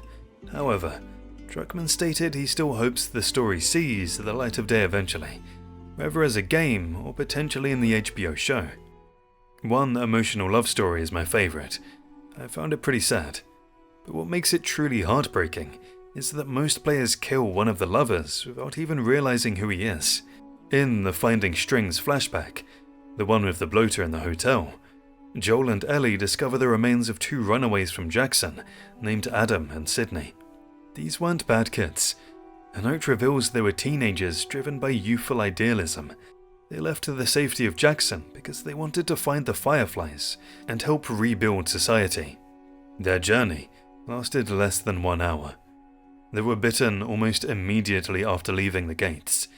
They barricaded themselves in the hotel. Adam shot Sydney to save her from turning, but he couldn't bring himself to commit suicide. When you enter the room, a clicker attacks you and Joel kills it. That clicker was Adam. He sat in that room for years, waiting to turn, while Sydney's skeleton lay next to him. Despite using them as a cautionary tale for Ellie, this is what happens when you leave. Joel shows a rare moment of softness. He insists they carry the bodies back to Jackson so their parents can give them a proper burial. While the game uses cutscenes to show Ellie's physical toll, the most intimate look at her mental state is actually tucked away in her backpack. If you make it a habit to check her journey throughout the story, you'll witness a heartbreaking visual regression. Early in the game, specifically during the Jackson and Seattle Day 1 chapters, Ellie's sketches of Joel, Dina, and the landscape are beautiful, detailed, and artistic. They show a girl who still has a sense of peace and creative outlet. But as the violence escalates, her journal transforms. After the events of Seattle Day 3 and her return from the hospital, her sketches lose their form. The drawings of Joel become frantic, with his eyes often scratched out or left unfinished, showing her inability to remember his face without seeing his death. Her handwriting, which was once neat, becomes a series of shaky, pressured scribbles. In the Santa Barbara chapters, the pages are filled with dark, aggressive lines and repetitive phrases that feel almost claustrophobic. It's a literal visual representation of her worsening PTSD. The journal is no longer a place of reflection. It's a place where she tries to trap the noise in her head. By the end of the game, the artist we saw in the beginning is completely gone. Naughty Dog is famous for sending their environmental artists on location to ensure their digital worlds are as grounded as possible. But their recreation of the Seravina Hotel goes beyond just inspiration. The Seravina, the blood-soaked hotel where Ellie finds the tortured WLF soldiers left by Tommy, is based on the real-life Palladian Hotel in downtown Seattle. If you compare the game to the real-world building on the corner of 2nd Avenue and Virginia Street, the layout is almost a one-to-one match. From the distinct triangular shape of the building to the specific placement of the windows and the ornate masonry work, the level of detail is staggering. It isn't just the outside. The lobby's floor plan and the narrow, claustrophobic corridors where you find the Leah photos are designed to mimic the actual architecture of the Palladian. Although we all know Lev's name is taken from the novel City of Thieves, one of Neil Druckmann's favourite books, this particular theory about the deeper meaning behind his name really intrigues me. It suggests that his name wasn't just a nod to literature, but a core pillar of the game's symbolism. In Hebrew, the name Lev literally translates to heart. When you look at the structure of the game, it becomes a massive, deliberate symbolic choice by the writers. At the start of her journey, Abby is a hollow shell, consumed by hate. By saving Lev, she's quite literally finding her heart again. Lev becomes the emotional center that allows her to regain her humanity and move past her obsession with Joel. Conversely, Ellie's journey is defined by the opposite. As she hunts Abby, she loses her friends, her family, and her sense of self. She's effectively losing her heart, her empathy, and her kindness in the pursuit of vengeance. Lev acts as the bridge between the two characters. He's the person who ultimately convinces Abby to spare Ellie in the theater, and he's the reason Ellie finally lets Abby go on the beach. He's the heart that stops the cycle of violence from consuming both of them entirely. Have you ever wondered why the Prophet's eyes are painted in all murals? Throughout the ruins of Seattle, you'll see the face of a woman painted on almost every wall. The Seraphied Prophet. But there's a very specific artistic detail in every single mural that hints at the true nature of her cult. If you look closely at every piece of Seraphite iconography, the Prophet is always painted with her eyes closed or cast downward. She's never looking at the viewer. According to Seraphite lore, she isn't blind. She's seeing the path internally. They believe she had a spiritual vision of the world's end, and that looking inward is the only way to find purity. From a storytelling perspective, this is a massive meta-commentary on the Seraphites themselves. By painting their leader with closed eyes, Naughty Dog is showing that the cult has closed its eyes to the reality of the world. They ignore the truth of the infection and the humanity of their enemies, the wolves, choosing instead to live in a self-imposed darkness of tradition and violence. Tommy was a legendary sniper, but if you analyze his tactics during the area where Abby and Manny run from Tommy, taking cover, you realize he wasn't just trying to land a lucky shot, he was playing a high-stakes game of chess. During the sequence where Tommy is pinning Abby and Manny down, he displays a level of tactical intelligence that far exceeds any other NPC in the game. He uses a real-world military technique known as sheepdogging. Tommy isn't just aiming for headshots. If you watch where his bullets land, he's intentionally shooting gas tanks, cars, and glass partitions just ahead of where Abby's trying to hide. He's using the environment to hurt her. By destroying her cover and creating hazards in her path, he's forcing her to run into the open areas where he has a clear line of sight. This shows that Tommy isn't just a survivor with a gun, he's a professional marksman who understands psychological warfare. He's not just shooting at you, he's manipulating your movement, proving that even as an older man, he was still the most dangerous person in Seattle during those 3 days. Most of the characters in The Last of Us Part 2 have tattoos that represent their trauma or their transformation. Like Ellie's moth hiding her bite, Owen's ink represents something far more rare in this world: pure hope. If you look at Owen's arm, he has a prominent tattoo of a seal. At first, it seems like just a random piece of art, but as the story unfolds, it becomes a deeply tragic symbol of his old world soul. Owen is obsessed with the idea of a life beyond the WLF and Seraphite War. He's the one who pushes for the journey to Santa Barbara, specifically because he heard stories about the fireflies regrouping there and the sea lions that still bask on the coast. The seal isn't just a marine animal to him. It represents a world where creatures can simply exist without being hunted or recruited into a militia. While everyone else is tattooing themselves with symbols of death or faction loyalty, Owen wears a symbol of peace and nature. He never makes it. When Abby finally reaches Santa Barbara and sees the sea lions on the beach, it's a bittersweet moment. The seal tattoo on Owen's arm was a permanent reminder of a destination he died trying to reach, making him one of the few characters who was truly too good for the world they were born into. In the WLF Stadium, Naughty Dog uses the environment to tell us exactly where Abby stands in the military hierarchy without saying a word. If you take a second to look away from the main path and inspect the gym, you'll find a whiteboard that serves as a subtle character study. On the wall of the WLF weight room, there's a leaderboard tracking the personal records of the top soldiers in the Salt Lake crew. Abby is ranked number 1 in almost every major strength category. You can see her name at the top for bench press and the squat, proving that her muscular physique isn't just for show. She's officially the strongest soldier in her unit. This small touch adds a layer of realism to their friendship. It shows a healthy, competitive bond between the two, and reinforces that while Abby is the tank of the group, her friends have their own specialized strengths. It also proves that her obsession with training wasn't just a hobby. It was a calculated attempt to become the strongest version of herself possible to kill Joel. Just like the heartbreaking story of Ish in the sewers from the first game, Part 2 hides a massive, self-contained tragedy entirely within the environment. This story isn't told through cutscenes, but through a series of captain's logs found on a rusted ferry. During Abby's Coast chapter, Seattle Day 1, you board a beached ferry called the Adeline. At first, it just looks like a generic level filled with infected, but if you read the notes in chronological order, you uncover a terrifying timeline of mutiny and paranoia that played out during the very first week of the outbreak. The timeline begins on October 2nd, 2013, just days after Outbreak Day.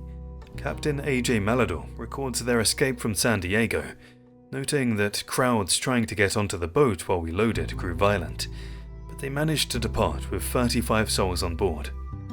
At first, things seem hopeful. Radio checks with Vancouver show no signs of infection, but by October 3rd, 2 passengers complain of seasickness. The crew unknowingly sets the stage for disaster by creating a makeshift infirmary in the tight lower decks. The horror truly begins on October 5th, when the crew realizes the passenger Barnes isn't suffering from seasickness at all. He's turned.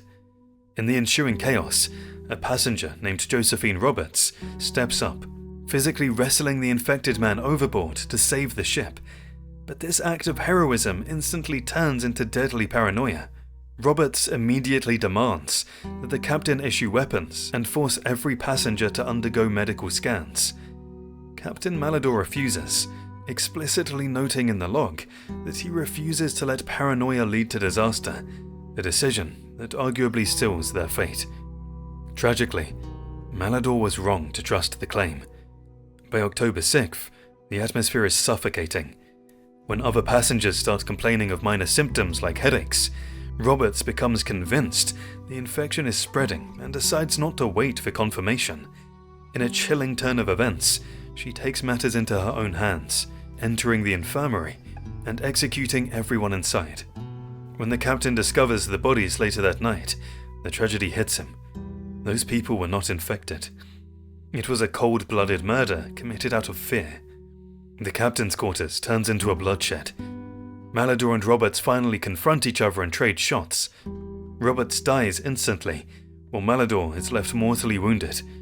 As he bleeds out, we can hear the sounds of actual infected swarming the corridors outside his door. In his final moments, he steers the vessel toward the Seattle shoreline, hoping to give anyone left alive a chance to reach land. 25 years later, when Abby walks through the rusted hull, she finds the ship completely overrun, a floating tomb that serves as a monument to how fear can be just as deadly as the fungus. Did you know you can find Nathan Drake's ring in The Last of Us Part 2? This is one of the most famous Naughty Dog crossovers, tucked away in a corner of the world that many players go past without even noticing. You can find this legendary treasure during Seattle Day 1 as Ellie, when you reach the semi-open world downtown area, where you have the map of Seattle. Head to the Westlake Bank located at the corner of 5th Avenue and James's Street. According to the bank robber letter that you find inside, a group of thieves actually tried to rob this bank on Outbreak Day. They were trapped inside when the world ended, and you can still see their remains near the vault. You'll need to clear out several clickers and runners in the lobby first. The vault code is 602306. Once inside the vault, ignore the piles of useless cash. Head to the safety deposit boxes in the back right corner. You'll find a box Ellie can interact with. Inside is the antique ring. The ring is a direct replica of the one worn by Nathan Drake, the protagonist of Naughty Dog's Uncharted series. The ring originally belonged to the 16th century explorer Sir Francis Drake. In Uncharted lore, Nathan Drake, who believes himself to be Sir Francis's descendant, wears it on a lanyard around his neck. It is engraved with the Latin phrase, Sic Parvis Magna. Nathan Drake translates this as greatness from small beginnings. Interestingly, the trophy you unlock for finding it in The Last of Us Part 2 is titled So Great and Small, which is the literal word-for-word translation of the Latin. If you look closely at the ring in Ellie's hand, you can see the date 29th of January 1596. the same exact day after Sir Francis Drake supposedly died, and the coordinates 93279, which led to Drake's empty coffin in the first Uncharted game. Finding this ring is a beautiful passing of the torch moment between Naughty Dog's two biggest franchises. Despite being the central character, Joel's romantic history is almost non-existent in the games. In the entirety of the first Last of Us, his ex-wife, Sarah's mother, is mentioned only once in a fleeting conversation. Were you married? For a while. What happened? Okay. Too much? Too much. Following the outbreak and the loss of his family, Joel seemingly closes his heart off completely. Throughout the 20 years of survival shown in the first game, he never had an official girlfriend, keeping even his partner Tess at an emotional distance. However, the original script for The Last of Us Part 2 had a very different plan for Joel's love life. Originally, Joel was written to have a girlfriend named Esther. They were supposed to have a relationship during the 4-year time jump between the first and second game, while living in Jackson. In the draft scripts, Esther was tragically killed, likely bitten or infected, before the events of the main game began. Naughty Dog ultimately removed all mention of her from the finished product. The writers, Neil Druckmann and Haley Gross, felt that introducing a character just to kill them off to give Joel more pain felt unnecessary. His relationship with Ellie was the only emotional core the story needed. Just because Esther didn't show up on screen doesn't mean she didn't exist in the timeline. Many fans and lore hunters believe the events of their relationship and her demise still happen in the background. The most fascinating detail is that this artifact exists in the code and the writers' minds, but was cut from the physical game at the very last minute. It connects to a massive piece of cut content that completely recontextualizes Joel's life in Jackson. In the final version of The Last of Us Part 2, when you explore Joel's house as Ellie, you find touching reminders of his love for her, the photos, the wood carvings. However, writer Haley Gross confirmed that until the final stages of development, there was another specific interactable item in his house, a love letter from a woman named Esther.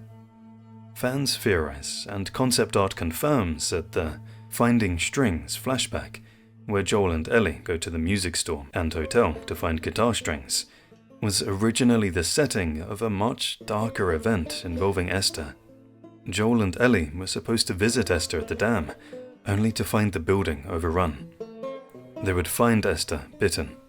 In a tragic parallel to the first game, Joel would realize he couldn't save her.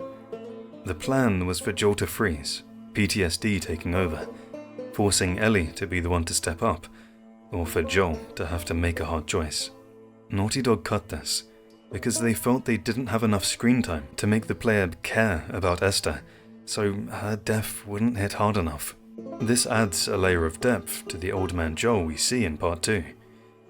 If he did lose someone close to him recently, besides his fallout with Ellie, it explains his weariness, and perhaps why he softened up so much by the time he met Abby.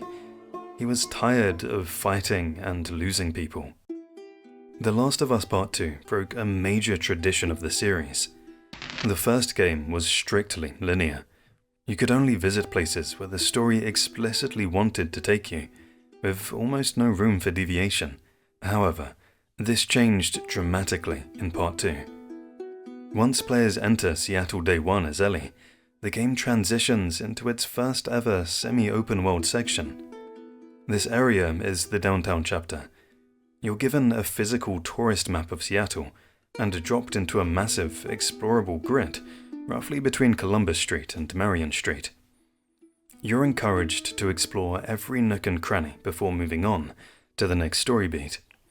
You can be efficient and leave in 15 minutes, or spend hours scavenging. One of the game's most beautiful secrets is hidden here, inside the Valiant music shop. If you explore the second floor of this shop, you'll find an acoustic guitar in a case. Interacting with it triggers an optional, missable cutscene, where Ellie plays a song called Take On Me for Dina.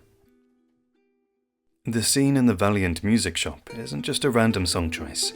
It's a deep-cut reference that bridges the gap between 1980s pop culture and the tragic world of The Last of Us.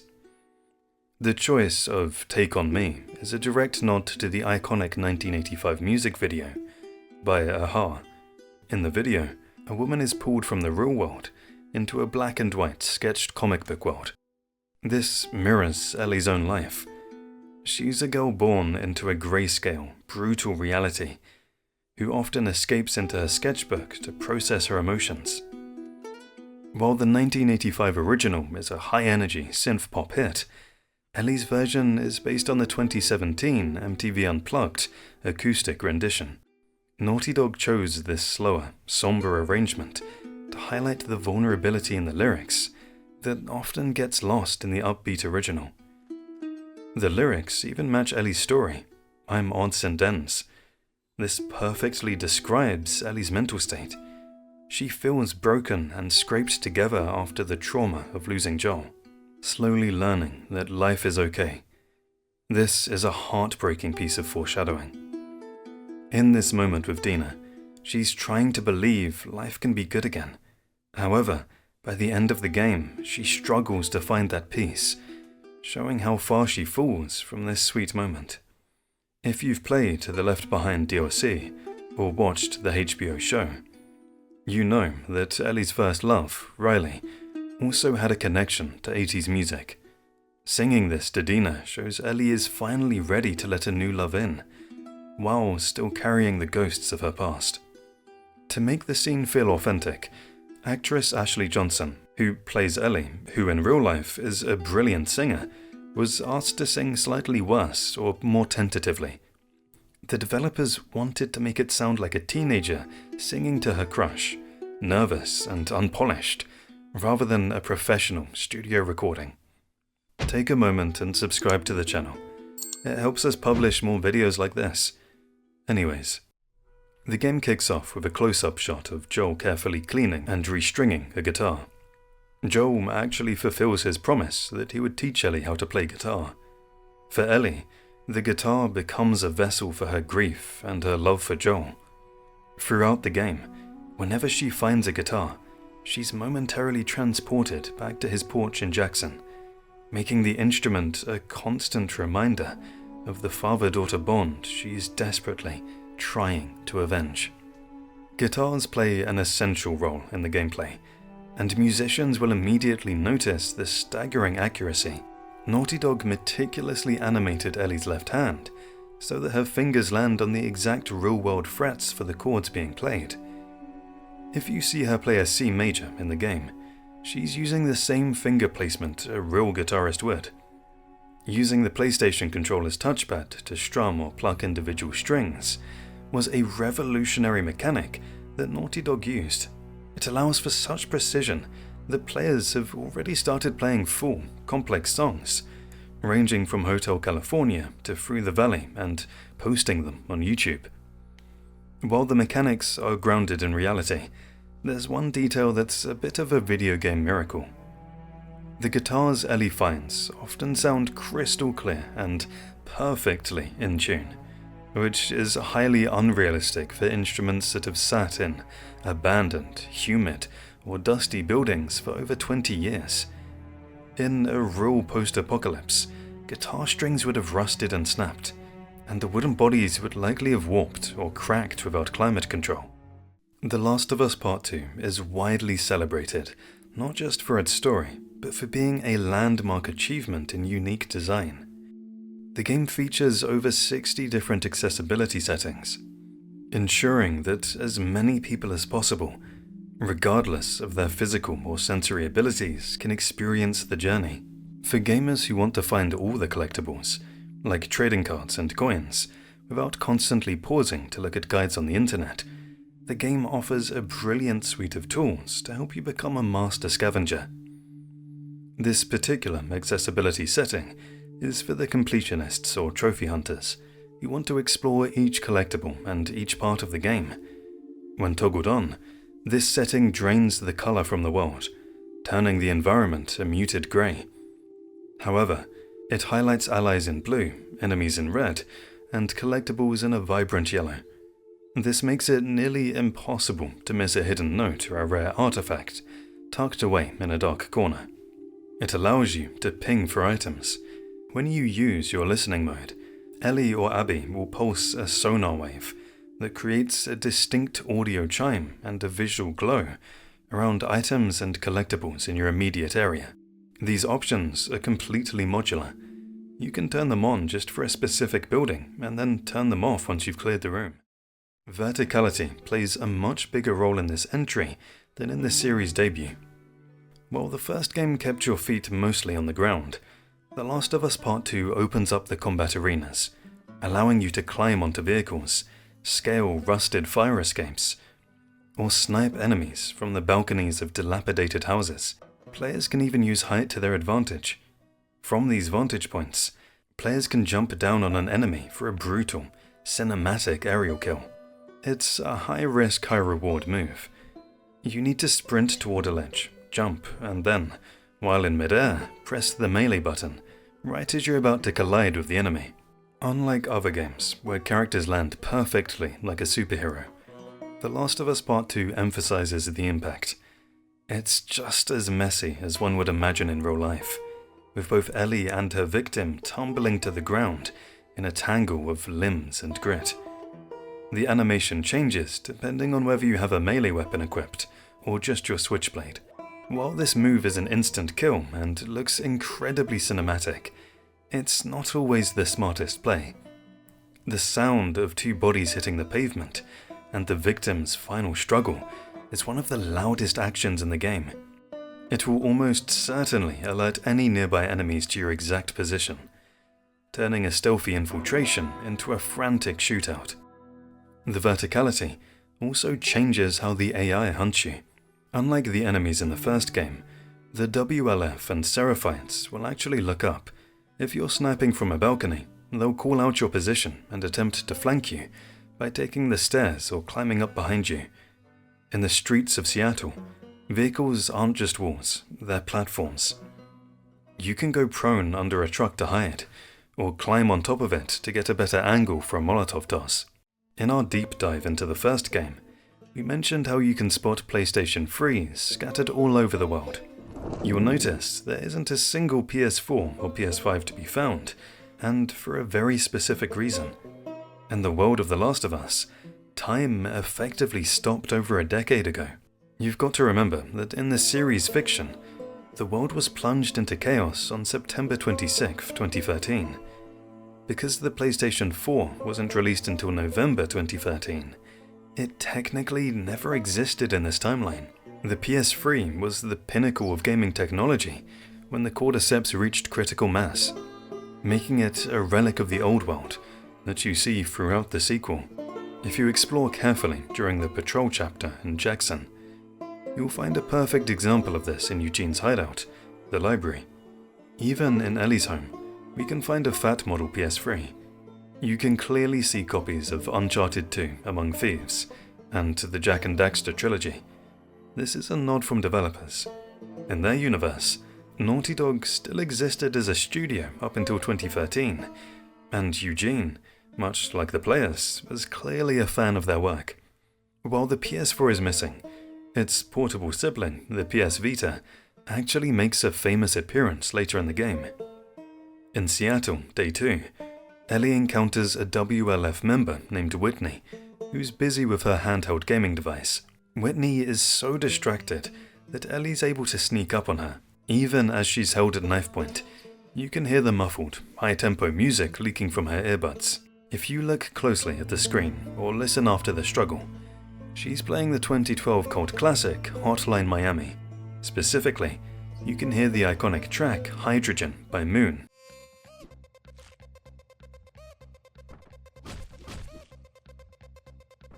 Interestingly, if you play as Abby later, you can actually meet Whitney before this event. She mentions she's been busy, and even defends her gaming habit, making her eventual death at Ellie's hands feel much more personal.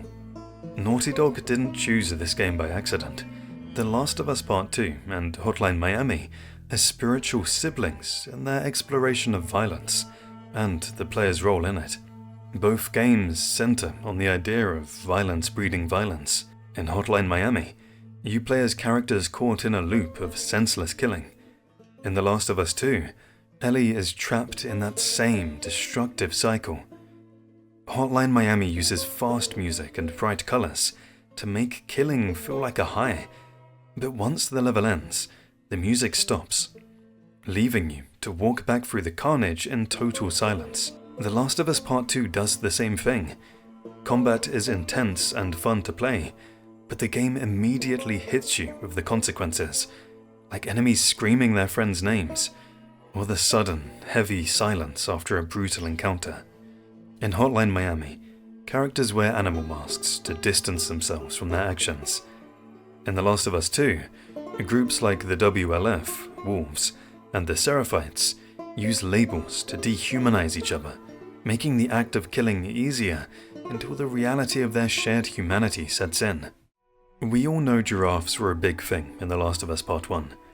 That iconic scene where Ellie pets a giraffe's head is easily my favorite. It's so heartwarming and provides a rare moment of peace. You can find giraffe paintings and toys hidden all over the first game, as a constant symbol of innocence. During the Patrol chapter in Jackson, while Ellie and Dina are exploring an abandoned library to seek shelter from the blizzard, you will enter a children's section. This section is very similar to the one we visited in the Left Behind DLC with Riley. As you enter the room, on the right side you can find a stuffed giraffe toy. This plush is a direct nod to the giraffes from Salt Lake City, and finding it triggers a soft, contemplative moment for Ellie. Interacting with the toy nets Ellie a unique journal entry. She draws a small sketch of a giraffe and writes a note, wondering about the fireflies and Eugene, further connecting her past journey with Joel to her current life in Jackson. The appearance of the giraffe in The Last of Us Part 2 carries a heavier weight than in the first game. In the original, the giraffes represented hope and the resilience of nature. In the sequel, finding them, whether as a toy or a mural, often serves as a ghost of Ellie's lost childhood and her complicated relationship with Joel. The game features dozens of unique trading cards hidden in several different locations, serving as Ellie's primary collectible throughout her journey in Seattle. These cards aren't just filler, they tell a story of a fictional superhero universe called Savage Starlight. But one card in particular breaks the fourth wall in a very clever way. Ellie's love of trading cards knows no bounds, but the Dr. Uckman collectible carries a special significance, seeing as it's a direct reference to Naughty Dog's co-president and the game's director, Neil Druckmann. The art depicts him as a mad scientist character. His card lists his affiliation as the New World Order, and his stats are maxed out in brains but lower in brawn. The card describes him as a researcher who was once part of a virtuous organization but became obsessed with questionable experiments to achieve his goals. Many fans see this as a self-deprecating inside joke about the studio's reputation for pushing the boundaries of realism and emotional intensity in their games. You can find this card during the downtown chapter, Seattle Day 1. It's hidden at the top of a ruined building called the Kawanda Center on 6th Avenue. You have to climb some ruins to reach the very top floor, where the card is tucked away in a small container. This isn't the only developer cameo in the card collection. There's also a card for The Impressionist, which features a character based on Hallie Gross, the game's co-writer. We've already mentioned the Jak and Daxter game discs in Eugene's library, and Nathan Drake's ring in the bank vault, but this next reference is much more hidden and requires a keen eye to spot. While previous nods are clearly visible on shelves, this one is hidden in a corner of Seattle that many players miss. You'll find the Precursor Orb, referred to in-game as the Strange Relic, in the Hostile Territory chapter while playing as Abby. This is, of course, a legendary reference to the Jak and Daxter series. The orb is the primary collectible from Naughty Dog's iconic PlayStation 2 platforming era, and it's made a guest appearance in almost every Naughty Dog game since. To find it for yourself, you'll need to head to Chinatown. In the row of shops, look for the Ruby Dragon Bar. Head upstairs, crawl through a narrow gap to the building across the street, and check the top floor of the Weston's pharmacy, or the neighbouring King Street relics. The orb is sitting on a table in the back of an upstairs room. Picking it up doesn't just give you a cool piece of lore, it also unlocks the Relic of the Sages trophy, a title that fans of the Jack series will immediately recognise as a nod to the sages who guarded the world's secrets. Naughty Dog has a long-standing tradition of hiding this specific item in their realistic games. You can find this exact same orb hidden in the Uncharted games, and even in the first Last of Us. In the world of Joel and Ellie, these orbs are treated as mysterious ancient artifacts from a time no one remembers. We all know that the Savage Starlight comics aren't just collectibles. Their story often mimics the events of The Last of Us. In the first game, the comic's protagonist, Daniela Starr, journeys through space with similar themes of survival and sacrifice that mirrored Joel and Ellie's trek across America. This fictional sci-fi universe returns in the sequel to highlight how much Ellie has grown. At the beginning of the Finding Strings chapter, the flashback where Joel, Tommy and Ellie are on patrol, you'll want to have a poke around the resort that the trio is hanging out in before they head out. In one of the rooms, there's a Savage Starlight comic for you to find and peruse. Many of you will remember the series from the previous game, where Ellie was obsessed with collecting every issue. Finding this isn't just for the trophy, it triggers a conversation between Joel and Ellie about the storyline a little later in the chapter. As they ride their horses, Joel actually tries to engage with her about the plot, showing that he's been paying attention to her interests over the years. The comic found in this chapter is titled Continuum. The plot involves a character travelling back in time to change the past. A subtle, heartbreaking nod to the fact that both Joel and Ellie are grappling with a past they wish they could rewrite. In Part 2, the comics are replaced by trading cards in the present day, making the discovery of an actual comic book in a flashback a visual marker of time. It shows the transition from Ellie the child, who collected comics, to Ellie the teenager, who collects cards. The flooded section of the game is one of the most atmospheric levels, but it's also home to a hidden workbench that many players, myself included, missed on their first playthrough. You can find it in the Flooded City chapter, while Ellie is navigating her boat through the debris. Before you reach the arcade, you'll spot a manufacturing building on the left. You have to park the boat, climb through a window, and move some crates to find it tucked away in a corner. Once you move past that workbench, and continue through the chapter, you'll reach the Seattle Gaming Center. As far as I know, Jack X Combat Racing was only released on the PlayStation 2 in the real world, but in The Last of Us Part 2's universe, there was a full arcade cabinet adaptation as well. While working your way through this old, abandoned arcade, you can stumble upon an awesome-looking cabinet for the Jack X Racer. It's a nostalgic nod to Naughty Dog's high-octane PS2 classic. If you walk up to the machine, Ellie will actually make a comment about it. It's a bittersweet moment, seeing a game designed for fun and speed, sitting silent and rotting in a world where everyone's just fighting to survive. Finding this machine also helps you locate a nearby safe, code 701264, located on the second floor, which contains valuable supplements and ammo. This arcane is a goldmine for Naughty Dog fans. Aside from Jack X, you can also find a broken stuffed animal crane game that triggers another journal entry for Ellie, as she reminisces about a similar machine that she tried to use with Riley years ago. Ellie's tattoo is one of the most iconic parts of her design in The Last of Us Part 2, and while it looks like a beautiful piece of art, it was born out of a desperate need for secrecy. We know that Ellie uses her tattoo to hide the bite mark on her right forearm. Because she's immune, that scar is a constant danger. If the other settlers in Jackson ever saw it, her life would be at risk. Before getting the tattoo, she even tried to hide it by purposefully burning her arm with a chemical to make it look like a regular scar. A heartbreaking detail that shows just how far she'll go to blend in. The specific design of the moth and fern leaves isn't just a random choice. It's a profound tribute to Joel and their shared history. The specific moth design on her arm is an exact match for the design on the neck of the guitar that Joel gifts her at the very beginning of the game. In a masterful bit of cinematography, the game literally opens and closes with a shot of that guitar. This makes the moth a visual anchor for the entire story, symbolizing the light Joel brought into Ellie's life and the dark obsession she falls into while trying to avenge him. But it also foreshadows her downfall. Director Neil Druckmann explained that moths are drawn to light, even if it burns them. This is exactly what happens to Ellie. She's so obsessed with the light of her revenge that she destroys herself trying to reach it. There's even a hidden timeline detail regarding the ink. If you pay attention during the flashbacks, you can see the tattoo in different stages.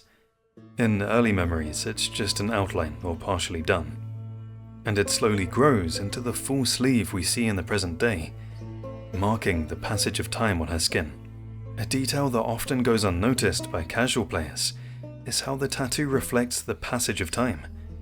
In the game's various flashbacks, you can actually see the tattoo in different stages of completion. In the earliest years in Jackson, she only had a simple bandage or a small portion of the design finished. As the timeline progresses towards the main events of Part 2, the tattoo grows across her forearm. By the end of the game, her arm is fully covered by the intricate fern leaves and the large moth. Tommy Miller is a certified badass. His history is well known to almost every fan, from his days as a high-ranking Firefly to the clinical, terrifying way that he hunts down Abby's friends in Seattle. Watching him use his military-grade sniper skills to pick off the WLF members who hurt his brother is incredibly satisfying, as it proves that even as an old man, Tommy is one of the most dangerous survivors in the world. In the first game, we primarily see the softer side of Tommy. He managed to do what Joel couldn't for 20 years, find peace. Between his marriage to Maria and his role as a leader in Jackson, Tommy tried to forge a life built on community rather than killing. He traded his rifle for a horse and a home, attempting to leave the violence of the old world behind. However, players see a whole different side of him when following the trail of bodies he leaves across Seattle. When Tommy goes on the warpath, he doesn't just kill. He is efficient, brutal, and ghost-like. When Ellie finds the 2 WLF soldiers Tommy got to first, she realizes he used the exact same torture techniques Joel used, proving that Tommy is just as capable of torturing as his brother. His legendary showdown with Abby and Manny at the marina shows a man who is calm under pressure, using the environment to outmaneuver an entire squad of elite soldiers. This is not the first time Tommy has gone this deep into the shadows. While the games never show these events in detail, it's a known fact that Tommy did cruel and unforgiving things alongside Joel during the early years of the outbreak. After Sarah died, the brothers survived as hunters for a time, ambushing innocent people for supplies.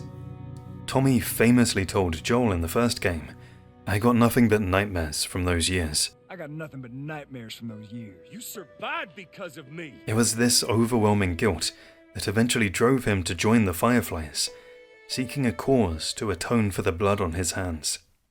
While fighting for survival in Seattle, Dina and Ellie share a chilling conversation about their pasts, discussing exactly how old they were when they first killed someone. This dialogue highlights the dark reality of being born into a world where childhood ends the moment you pick up a weapon. Players actually witnessed the first time Ellie took a human life in the original The Last of Us. It happened in Pittsburgh when she was 14 years old. A hunter was in the middle of drowning Joel in a puddle, and Ellie was forced to pick up the handgun and shoot the man in the head to save him. Even though it was a heroic act, it was a turning point for her character, marking the end of her innocence and the beginning of Joel trusting her with her own firearm. The conversation in the sequel reveals that Dina's experience was even more harrowing. Dina was just 10 years old when she first killed someone, 4 years younger than Ellie was during the events in Pittsburgh. This revelation explains why Dina is such a formidable partner in combat. Her performance throughout the Seattle chapters shows a high level of skill with guns and tactical positioning. She isn't just a survivor. She has been a combatant for nearly her entire life. This detail serves to show that Dina is one of the few people who can truly understand Ellie's trauma. Both women were forced to become killers before they were even teenagers, which explains their deep bond and the no-nonsense way they handle the threats that they face in the WLF territory. Did you know that the game secretly shows you exactly how Joel dies way before it actually happens? This is a massive piece of foreshadowing hidden in a happy memory that most players totally miss because they're too focused on dinosaurs. You can find this dark detail during the museum flashback sequence. When Joel takes Ellie to the Wyoming Museum of Science and History for her birthday, look closely at the wildlife exhibits near the entrance before you go upstairs. Right in the main hall, there's a massive display of a moose being attacked by a pack of wolves. It looks like just a cool nature scene to set the mood, but it's actually a metaphor for the entire story. The moose represents Joel. He's a large, powerful, and solitary figure who can survive almost anything on his own. The wolves, obviously, represent WLF soldiers, the Washington Liberation Front, literally known as the Wolves, who eventually corner him. But it gets even more specific. If you look at where the wolves are attacking the moose, one of them is biting deep into its leg to bring it down. This mirrors the exact way Abby defeats Joel later in the game, but it gets even more specific. In that same museum exhibit, one of the wolves is biting the moose's leg. This mirrors how Abby shoots Joel in the leg first to incapacitate him. She doesn't kill him instantly. She shoots him in the leg with a shotgun first to destroy his mobility, just like the pack hunting the moose. Naughty Dog put Joel's fate right in front of our faces during the happiest moment of the game. Joel's watch is actually a constant, painful reminder of his past and the daughter he couldn't save. It serves as the most heartbreaking accessory in the entire game. If you look closely at Joel's wrist in the opening sequence, you'll notice the watch is completely shattered. But look even closer at the face. It's frozen at a very specific time. The hands are stuck at exactly 2:15. This is the exact moment in the first game when his daughter, Sarah, died in his arms. The watch didn't just break from the chaos. Time literally stopped for Joel the moment he lost her. Even in the flashbacks set years later, he's still wearing it in its broken state. It doesn't tell time anymore, which means he isn't wearing it for utility. He keeps it on his wrist purely to keep Sarah with him. But that watch isn't the only piece of his past he finally decided to keep. If you remember the first game, Joel was originally terrified of remembering Sarah. When his brother Tommy tried to give him an old photo of her, Joel refused to even touch it, saying, "I'm good." I'm good. You sure? I said I'm good. It was just too painful for him to look her in the face. Later in the journey, in a missable, optional conversation, Ellie can hand that photo to Joel, and he finally accepts it. In The Last of Us Part 2, we get to see what he did with it. When you walk through Joel's house after he dies, go upstairs and look at his shelves. You can find the original photo of him and Sarah, framed and prominently displayed. But the detail that will really break your heart is what sits beside it. He placed Sarah's photo right next to a photo of him and Ellie. This simple arrangement makes it crystal clear. He didn't just see Ellie as a second chance. He saw her as his daughter, equal to Sarah. It's a tiny detail that tells you everything you need to know.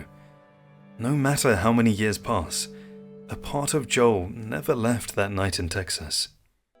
The Last of Us Part 2 carries the tradition of iconic music from the first part.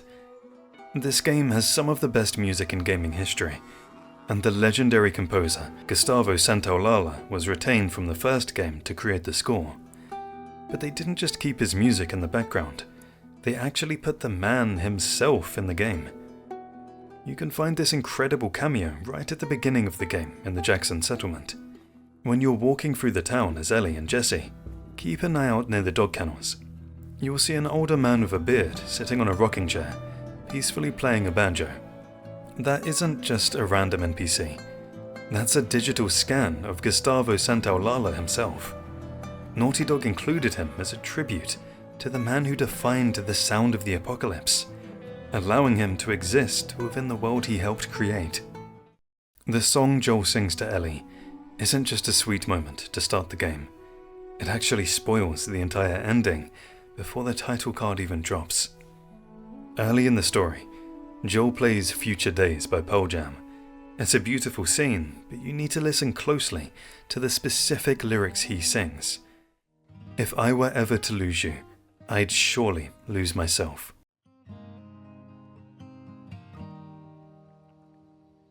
If I ever were to lose you, I'd surely lose myself. This line is the blueprint to the entire story. First, the prophecy comes true for Ellie. She loses Joel, which is the inciting incident of the game. Then, because she cannot handle that loss, the second part of the lyric happens. She goes on a violent rampage and literally loses herself in the process, losing her humanity, her friends, and even her fingers, which stops her from ever playing that song again. This connection becomes even more painful later on. After surviving the chaos of Seattle Day 1, when Ellie and Dina finally reach the safety of the theater, Ellie finds an old guitar backstage. She sits down and plays the exact same song again.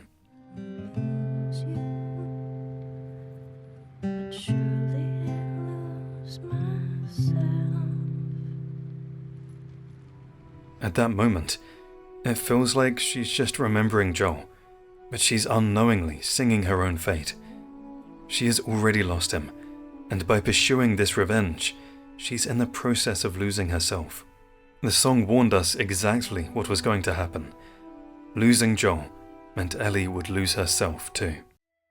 Neil Druckmann has openly admitted in interviews that a massive chunk of both parts of The Last of Us comes from a novel called City of Thieves by David Benioff. If you know the book, the parallels are undeniable. The novel tells the story of two young men in war-torn Russia who are forced to go on a dangerous cross-country journey together. One of the main characters is a small, tough kid named Lev Benioff. That isn't a coincidence. This literary character is the direct namesake for Abby's companion, Lev. But Naughty Dog didn't just leave it as a behind-the-scenes fun fact. They actually placed this inspiration directly into Abby's hands.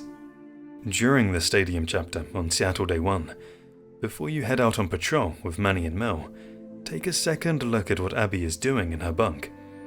She's reading a physical copy of City of Thieves.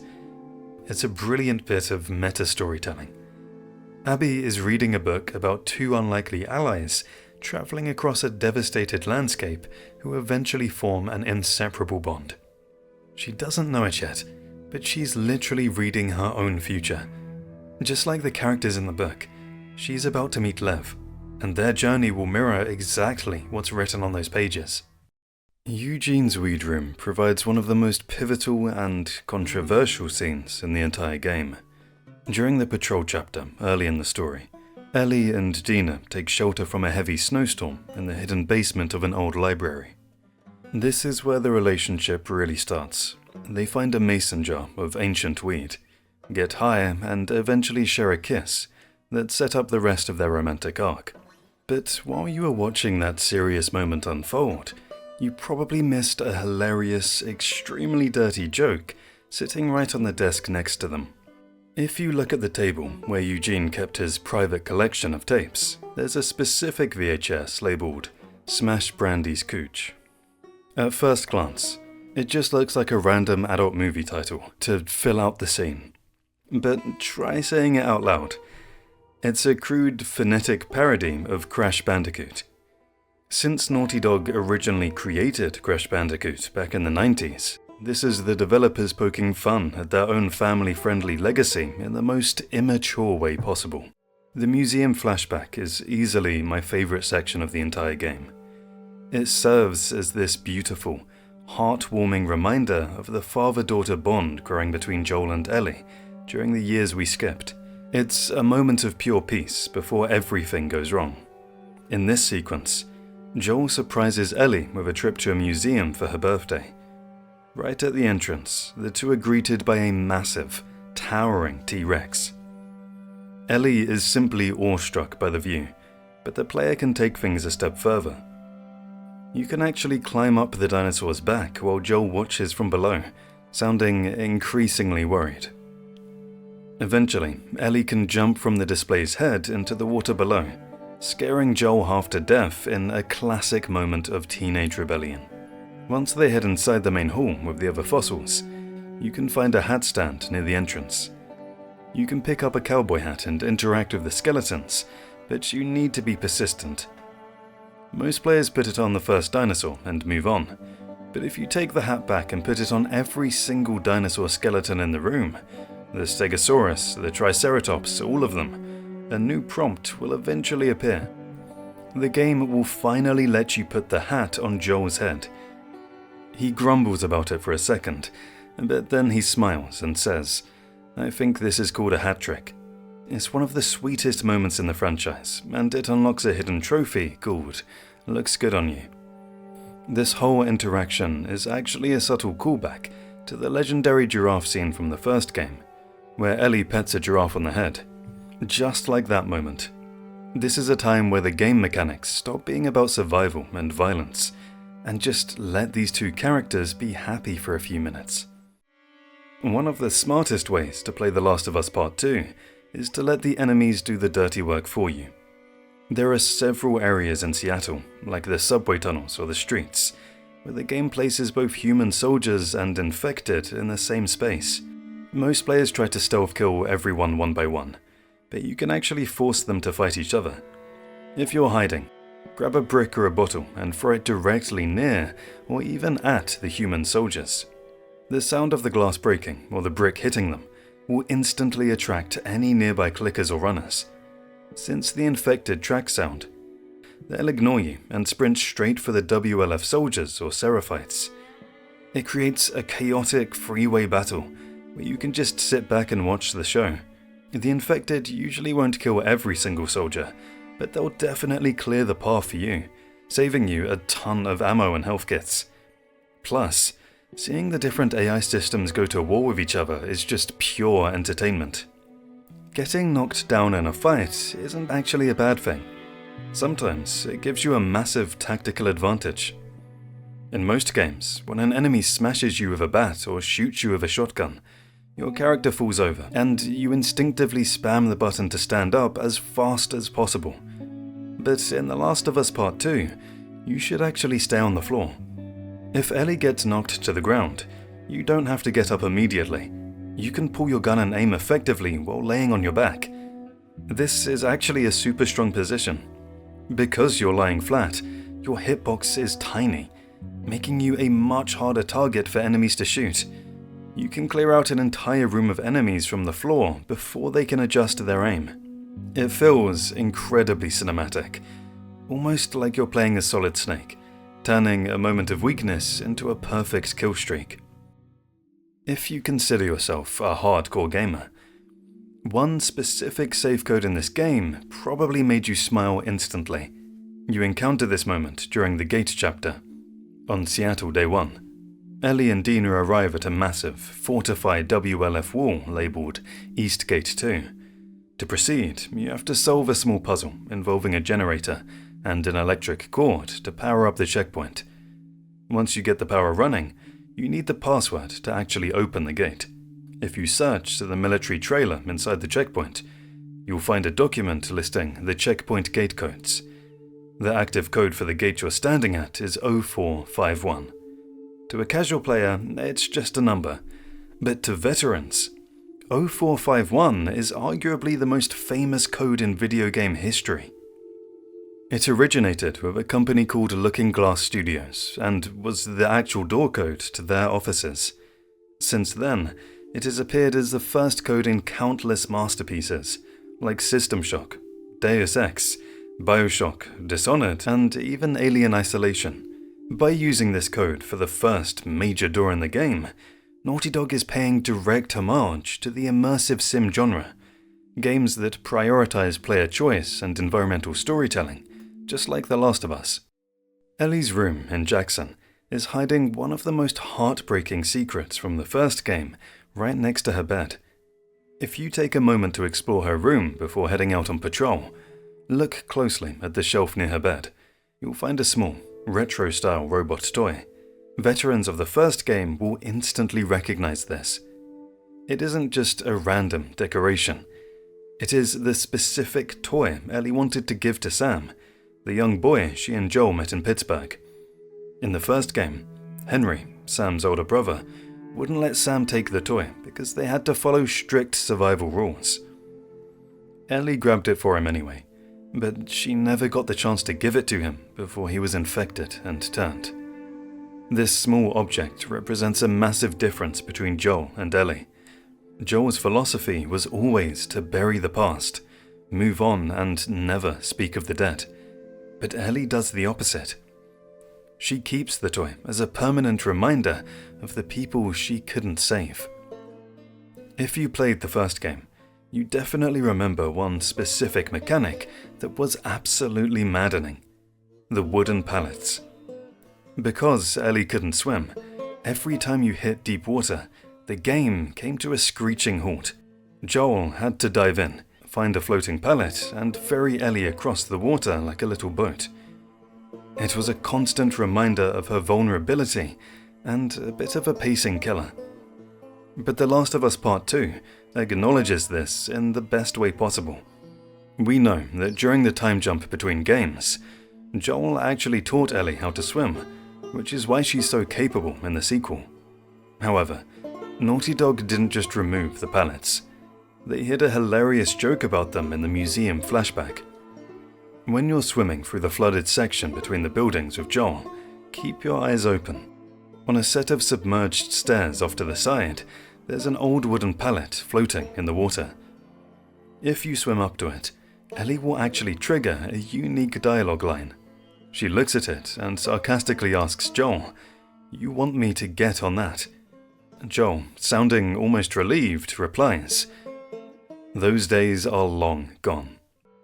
Finding a locked safe in The Last of Us Part 2 is always a rush, because they hold the absolute best supplies, like training manuals, ammo, and supplements. But there is nothing worse than finding a safe and realizing you missed the note with the code-free rooms pack. Most players think you have to backtrack or search every drawer to find the combination written on a letter or a calendar, but actually, if you're patient, you don't need the code at all. Naughty Dog programmed the safes to function exactly like real mechanical locks. You can actually crack them just by listening. If you turn off the music or wear good headphones, slowly rotate the dial. When you hit the correct number, the clicking sound is slightly different. It's a distinct, heavier clunk or click compared to the soft ticking of the wrong numbers. If you're playing with a controller, it gets even easier. The DualShock or DualSense will actually vibrate slightly harder when you pass over the correct digit. You can literally feel the tumblers falling into place. It allows you to bypass the puzzle entirely and makes you feel like a master thief breaking into a vault. It's a tiny detail, but it shows just how much effort went into the sound design and haptics. The Last of Us Part 2 forces players to kill a lot of people, and it often feels like there's no other choice but violence. However, Ellie actually doesn't have to obliterate everyone in her path. Some encounters simply require players to get from point A to point B. You don't have to kill every single soldier to clear the area before moving on. In fact, if you're patient and careful, you can ghost your way through massive sections of the game without firing a single bullet. This is especially helpful when dealing with the game's most difficult enemy, the dogs. The dogs in this game are terrifying because they can track your scent trail even if you're hiding. Once they spot you, they are relentless and will come straight to bite you, pinning you down so their handlers can shoot you. But here's the thing, Aside from one specific dog named Alice that you're forced to kill during a scripted QTE, every other dog in the game can be spared. You can distract them with bricks or bottles and slip past them. This saves you from the emotional guilt, because the AI details here are heartbreaking. If you kill a dog's handler, but leave the dog alive, the dog won't just keep attacking. It will often stop, walk over to its dead owner and whimper or nudge the body, realizing it's suddenly all alone. It makes you feel terrible, so sometimes sneaking is the best option for your conscience. Sometimes, solving a puzzle in The Last of Us Part 2 requires you to stop being a survivor and start being a vandal.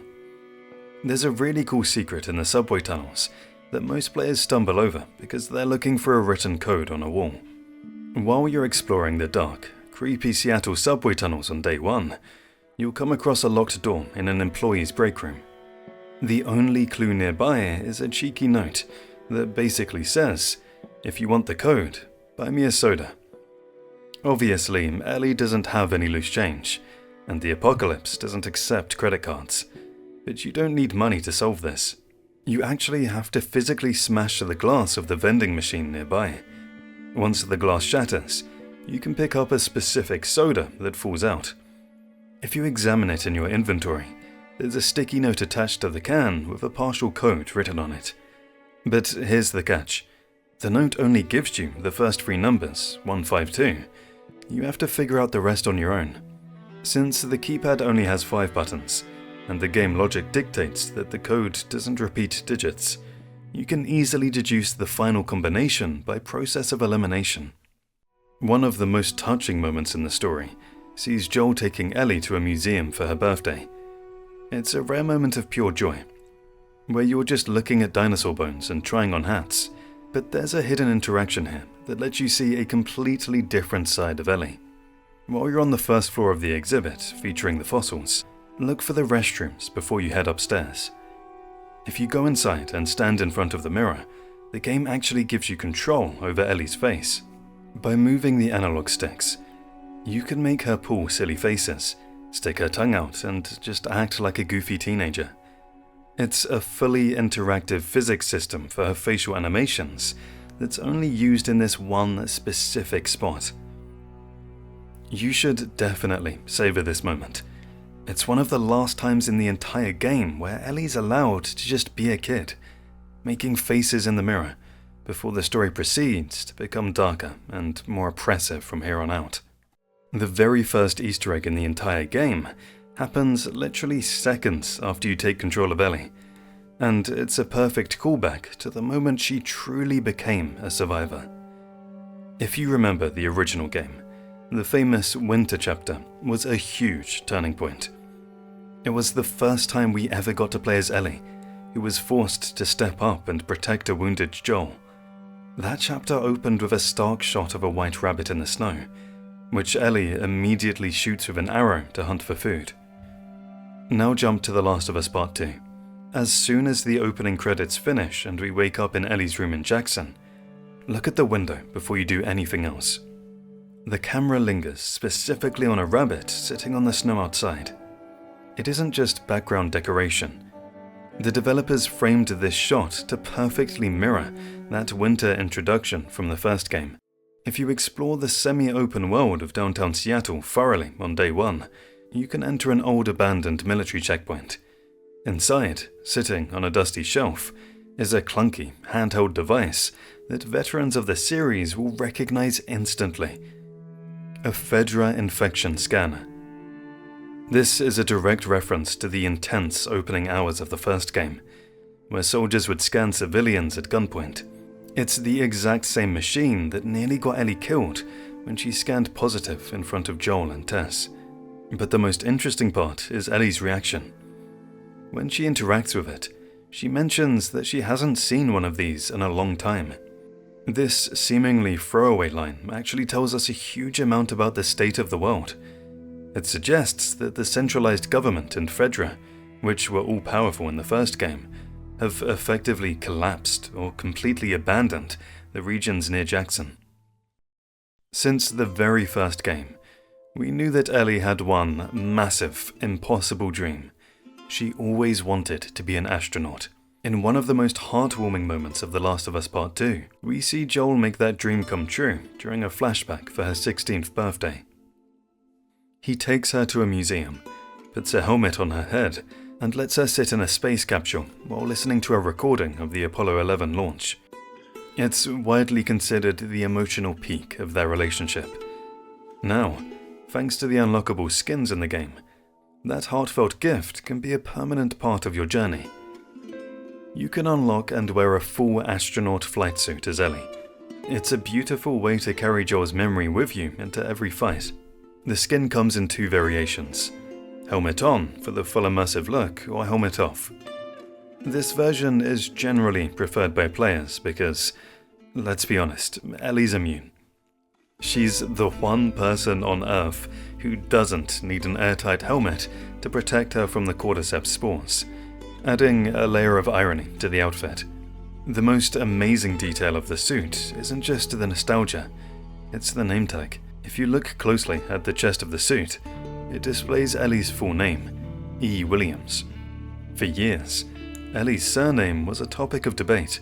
While it appeared in the Japanese manual for the first game, and was used in the HBO show, this skin marks the moment her surname was finally, explicitly canonized within the game itself. Everyone assumes Dina just tagged along to Seattle to support her girlfriend, but she actually has a personal reason for understanding Ellie's bloodlust. During one of the optional conversations on Seattle Day 1, Dina reveals a tragic piece of her own backstory. She had a sister named Talia who was murdered. She doesn't just mention it casually, she gets dark. She tells Ellie explicitly that if she ever had the chance to find the person who killed her sister, she wouldn't just kill them, she would do something much worse. This moment proves that Dina isn't just a sidekick. She understands the rage Ellie is feeling because she has lived it herself. However, this sets up the biggest contrast in the game. By the end, Dina realizes that revenge isn't worth losing the family she has left. She begs Ellie to stay at the farm, proving that she was the only one strong enough to break the cycle, while Ellie walks away and nearly loses everything. After the brutal confrontation in the theater, Abby actually tries to break the cycle of violence once and for all. She stops chasing revenge and instead chases a happy life. She grabs Lev and heads to Santa Barbara, desperate to find the remaining Fireflies and restart her life with a purpose beyond killing. But tragically, just as she confirms they're real, she walks into a trap. Abby's goal after leaving the theater and sparing Ellie's life is to regroup with the Fireflies. After learning of their location, she and Lev are kidnapped by a slave-driving faction called the Rattlers. Months later, Ellie tracks them down and saves them, but she almost goes through with her vengeance.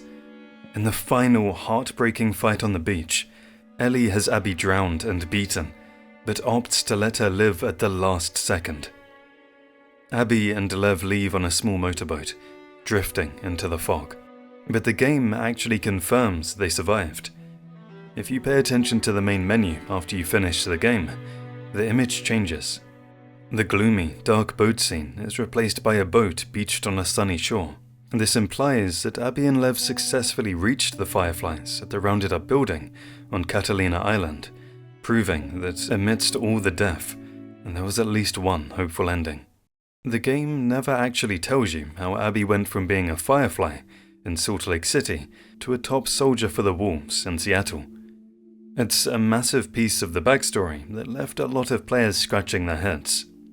We know the WLF hates outsiders, so why did they welcome Abby's group with open arms? The answer was actually revealed by Laura Bailey, the actress who plays Abby, in an interview with Kinda Funny. She explained that Isaac, the terrifying leader of the WLF, played by Jeffrey Wright, was actually a former Firefly himself. He didn't just know the organization, he personally knew Abby's father, Jerry. This hidden connection completely changes how you view their relationship. Isaac is known for being a brutal zero-tolerance warlord who kills anyone who disobeys him. Yet he lets Abby take a Humvee and a squad of his best soldiers halfway across the country on a personal revenge mission. He isn't just being nice, he's looking out for her because he feels a duty to his old friend. He cuts Abby slack that nobody else in the entire army would ever get. Speaking of hidden details about Abby's identity, the game also quietly confirms the full, legal names of its two main characters. We've known for a while that Joel's full name is Joel Miller, which can be seen on his passport. But if you're paying attention to the collectibles, you can actually find Abby's full family name too. This small, irrelevant detail is found in her room at the WLF Stadium base, right at the beginning of Abby's segment after you finish the 3 days of Seattle as Ellie. If you look closely at the plaque and items near her bed, it identifies her as Abby Anderson. It's a cool bit of world building that makes them feel like real people with documented histories. Of course, knowing this doesn't exactly help Ellie. In the apocalypse, you can't just look up Anderson in a phone book to find someone's address. The world of The Last of Us Part 2 is something in its own league. It shows perfectly how the apocalypse has turned people into survivors, cultists, and sometimes just weirdos, leaving strange messages for nobody. While exploring the Capitol Hill area with Dina, you enter a section completely rigged with explosive trip mines. Inside a thrift shop in this danger zone, you're tasked with finding a safe combination, which is famously Stacy's phone number written on a bathroom wall. But while you're looking for that number, check the other wall in the same toilet stall. Written in black marker is the phrase, "Hail yourself, hail me." To a random survivor, this looks like the ramblings of a crazy person, but to true crime fans, this is a massive Easter egg. It's a direct nod to the sign-off used by the hosts of The Last Podcast on the Left, a legendary podcast about serial killers, cults, and weird stuff. Exactly the kind of things that fit the vibe of the game. It's a hilarious tribute to the horror community. Megustalations. When you explore the Valiant Music Shop in downtown Seattle, look closely at the walls. You'll see a coming soon poster for the Pearl Jam album Lightning Bolt. This is a brilliant piece of alternate history world building. The song Joel plays for Ellie, Future Days, is actually the opening track of that real-world album. In our world, Lightning Bolt was released on October 15th, 2013. However, in the game's universe, Outbreak Day happened on September 26th, 2013. This means the album was never actually released. The world ended 3 weeks too early. So how does Joel know the song? In reality, Pearl Jam debuted Future Days live at a concert on August 23rd, 2013. Joel, being a massive music fan, must have heard a recording of that live performance, or seen it before the grid went down, making the song a rare, lost relic of the old world that only he remembers. The emotional weight of Ellie's past follows her throughout every corner of Seattle, often appearing as subtle relics that Dina and most players might overlook. As you move into the Capitol Hill area, you'll find a toy shop filled with old Halloween gear. This whole area looks really similar to the Halloween section from the Left Behind DLC. If you look at the displays, you'll see a very specific, creepy jack-o'-lantern statue. This is much more than a random asset. It's the exact same decoration that appeared in the Left Behind DLC. That was the night Ellie spent her final hours of innocence with her best friend and first love, Riley, inside a shopping mall. When Dina looks at the masks and comments that some of the Halloween stuff is funny looking, Ellie simply responds with a cold, "I'm not a fan." To Dina, it's just junk left over from the old world, but to Ellie, it's a traumatic reminder of the night she was bitten, and Riley was lost forever. Even the books found in these ruins seem to mirror the grim reality of the infection. In a nearby bookstore, you can find a torn page from the 1922 children's book, The Velveteen Rabbit. It's a hauntingly fitting inclusion for this world. The story follows a toy rabbit who becomes real for a child's love. But after the child becomes ill with scarlet fever, the rabbit is bagged up to be burned as contagious waste, along with other contaminated possessions. This echoes the brutal way Fedra and the military handle the infected, treating living beings as biological waste to be incinerated. His theme of childhood memories being drowned by the apocalypse eventually comes to a head later in the story. While traveling by boat through the flooded, overgrown streets of Seattle, you'll find yourself inside an abandoned, decaying arcade. Sitting among the dusty, waterlogged cabinets is The Turning, the arcade machine featuring the character Angel Knives. This machine has been a recurring symbol throughout the entire franchise. Ellie excitedly tries to explain the moves and combos to a confused Joel, though the machine is broken and unplayable. In Left Behind, Ellie and Riley share a deeply moving moment where they play a virtual version of the game, closing their eyes and using their imaginations to fight because the power is out.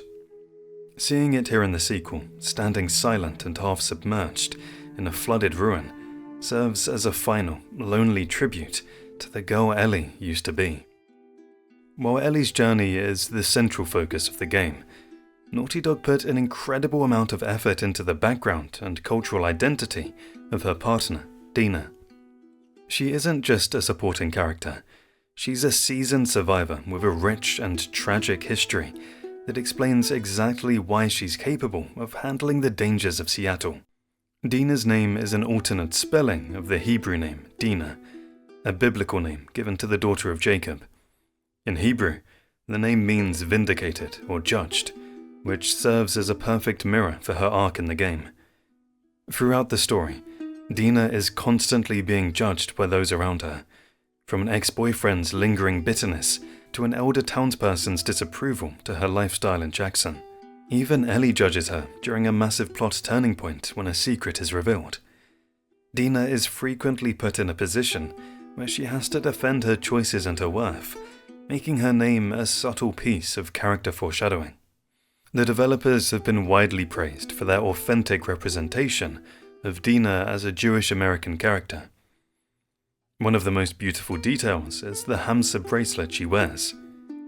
In Jewish culture, the Hamsa is a symbol of protection against the evil eye and harmful feelings, like jealousy or hatred.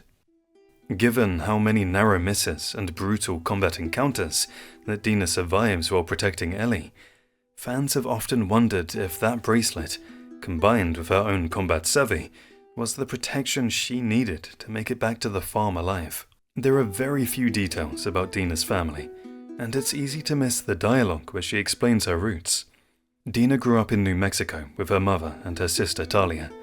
At some point, the family was broken apart, and Dina had to travel entirely alone through the rugged terrain of New Mexico and Colorado to reach Jackson, Wyoming. Surviving that massive, multi-state journey across the post-apocalyptic frontier proves that she was a survivor long before she met Ellie. Despite being the life of the party in Jackson, Dina carries a heavy burden of grief. She almost always refers to her family in the past tense, and given that she arrived in Jackson alone, it's highly likely that Talia and her mother are dead. This shared experience of being the last one left in her family is likely what bonded her so deeply to Ellie. She understands the cost of survival better than anyone, which makes her eventual choice to walk away from the violence at the end of the game even more powerful. Seattle Day 1 introduces a unique gameplay shift by offering a semi-open world section that's a first for the franchise. After Ellie and Dina make it past the massive 0451 gate, they find themselves in a large, ruined portion of downtown Seattle. To help you navigate to this overgrown urban maze, the game gives you a physical map. This isn't just a menu screen. Ellie actually pulls out a paper map that she marks in real time. As you explore the area on horseback, Ellie will draw circles or cross out locations as you discover them. There are dozens of optional locations to find. The map is essential because it helps you keep track of which buildings still have supplies and which have been cleared. It gives the player a sense of freedom and exploration that makes the world feel incredibly grounded and lived in before the story tightens back up into its linear, high-stakes pace. The ruined world of The Last of Us might be falling apart, but the pop culture of the 90s and early 2000s lives on through the characters' conversations. One of the coolest aspects of exploration is hearing how Joel, Ellie, and Dina interpret the ancient movies from before the world ended. Remember the bank vault where you found Nathan Drake's ring? While you're looting the safety deposit boxes in that same downtown Seattle vault, Ellie and Dina have a fantastic conversation about an old movie they've heard of featuring surfer bank robbers. In case you didn't catch the reference, they're describing the 1991 cult classic Point Break, starring Keanu Reeves and Patrick Swayze. It's a hilarious moment because it shows that even in the apocalypse, legendary action movies are still being passed down as stories, proving that these two girls have excellent taste in cinema, even if they've never actually seen a DVD player. Ellie and Dina aren't the only movie buffs though. We all know Joel was a big fan of Dawn of the Wolf, even though he calls it a dumb teen movie in the first game. During the birthday flashback at the Wyoming Museum of Science and History, Joel basically turns into a film critic. If you interact with the right prompts while looking at the dinosaur exhibits, Joel will constantly refer back to Jurassic Park. He clearly knows the movie by heart. He points out several interesting things that shows he's a bit of a nerd himself. He mentions the film's questionable depiction of velociraptors, which were actually much smaller in real life. He admits his knowledge of birds evolving from dinosaurs comes directly from the movie. He even goes out of his way to bring up the not-as-good sequel, presumably The Lost World. The highlight of the entire trip is when you find a specific exhibit, and Joel quotes Jeff Goldblum's famous line, "That's one big pile of shit." However, in a move that triggers every pedantic Jurassic Park nerd, Joel actually says mound instead of pile. It's a classic dad moment. He knows the reference, but he can't quite get the quote 100% right. The boss fight against the Rat King is arguably the most terrifying, pure survival horror section of the entire game.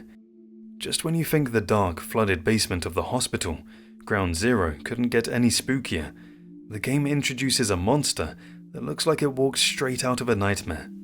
For those who don't know the backstory, the Rat King isn't just a big zombie.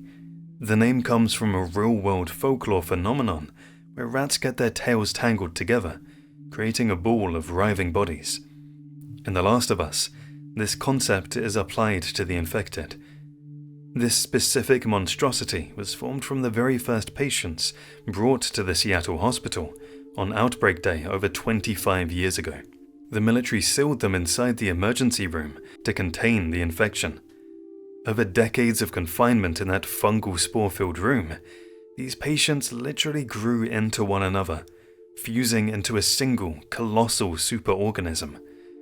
It's a grotesque mass of limbs, mouths, and different infected types, all screaming in unison. The battle with this creature is so intense that it actually breaks the boundaries of the character perspectives. There's a mind-blowing audio detail that most players miss because they don't realize the timelines are overlapping. On Seattle Day 2, while you're playing as Ellie making her way through the sewers and tunnels towards the hospital to find Nora, stop and listen. At a specific point in the dark tunnels, you can hear a distant, terrifying roar echoing through the pipes, followed by the sound of deep rumbling or breaking metal. To Ellie, it just sounds like the building settling or a strange noise, but for the player who's finished the game, the realization is chilling. That sound is Abby fighting the Rat King. Since the two storylines are happening simultaneously, the earthquake or noise Ellie hears is actually the Rat King smashing through the walls of the hospital basement, just a few floors below or blocks away. It's a brilliant way to connect the two women's journeys before they even meet. The infected might be terrifying, but the human enemies in The Last of Us Part 2 are designed to hurt you in a completely different way, by making you feel guilty. In most video games, enemies are just random people that you kill without a second thought. But Naughty Dog decided that wasn't realistic enough for the dark world of Seattle. When you fight the WLF, also known as wolves, you aren't just fighting polygons, you're fighting a tight-knit group of friends. Every single enemy NPC in the game has a name. If you hide in the grass and listen, you'll hear them chatting about their lives, their patrols, or the movies they watched last night. But the real gut punch happens when you kill one of them. If you take out a soldier, their squad mates won't just say enemy down. Instead, they scream out the person's name in pure anguish. Oh God, they got Alan. No. Or Ashley, answer me. Suddenly, you aren't a hero clearing a room. You're a monster tearing apart a squad of friends. The developers took this guilt trip a step further with the introduction of guard dogs. These aren't just enemy mechanics designed to sniff you out. They're loyal pets loved by their handlers. Just like the humans, the dogs have names. When you're forced to kill a dog as Ellie to stop it from ripping out your throat, the handler's reaction is often heartbreaking. They'll cry out the dog's name, screaming in genuine horror. But here's the twist that makes it truly brilliant and cruel. It isn't all doom and gloom at first. When you switch perspectives to play as Abby, you actually get to meet these dogs in the WLF base before they die. The game offers you several heartwarming moments where you can pet them and even play a game of fetch. You get to throw the ball for a lovable, goofy dog named Bear. You see how much the soldiers love him and how good of a boy he is. Then the realization hits you. This is the same dog you likely killed as Ellie in the hospital basement. By forcing you to bond with the dog in one timeline and kill it in another, the game ensures you feel absolutely terrible about every arrow you fired. Brilliant. The Last of Us 2 has a rather interesting skill tree. Unlike the first game, this game focuses a lot on the gameplay, and much of it depends on the skill tree you chose. In the original game, you just had a linear list of upgrades, but the sequel features a full-blown skill tree system that requires you to explore the world to even access it. You don't just level up to get new skills. You have to physically find training manuals scattered throughout the environment, like in bookshelves or abandoned rooms, to unlock new upgrade branches, like stealth, precision, or explosives. If you're wondering what to choose first, prioritize the survival tree, and specifically aiming for the final skill in that branch called Endure. Endure allows you to survive one hit that would normally kill you, leaving you with a sliver of health instead of a game over screen. Healing supplies are incredibly scarce, especially on harder difficulties, and applying a health kit takes a long time in the heat of battle. This skill acts as a passive safety net that's described as a literal lifesaver. Another essential pick mentioned is the covert ops tree. Once you find the manual for this, you should unlock the ability to craft shivs. Unlike Joel, Ellie has a switchblade and doesn't need shivs for normal kills. But unlocking this skill allows you to craft them specifically to break free from clicker grabs, which are otherwise instant kill attacks. The Last of Us Part 2 includes a specific menu option designed for perfectionists and resource hoarders. It's called Restart Encounter, and it's a game changer for surviving the harder difficulties. On levels like Survivor or Grounded, ammo and health are incredibly scarce. Sometimes you might want to fight, but you used 3 bullets and a health kit when you really should have used none. If you just hit Restart Checkpoint, the game might spawn you right in the middle of the chaos with your resources already gone. It resets the entire combat sequence from the very beginning, scrubbing away your mistakes. It allows you to approach the fight with a fresh strategy. Maybe this time you can stealth through without firing a single shot, or use a brick instead of your precious shotgun shells. If there's one enemy type that haunts players' nightmares more than the massive bosses, it's the Stalkers. They are easily the most terrifying and annoying enemies to deal with, because they completely break the rules of engagement. Unlike runners who charge at you, or clickers who stumble around blindly, Stalkers are intelligent hunters. They possess a horrifying level of awareness. They stay silent. They evade your listen mode, and they constantly lurk just out of sight, peeking around corners to watch you. The creepy, quiet chirping noises they make are enough to make you want to pause the game and take a break. But the worst part, in certain infected nests, they literally hide in plain sight. They hibernate while embedded in the fungal growth along the walls. waiting for you to walk past so they can burst out and jump scare you.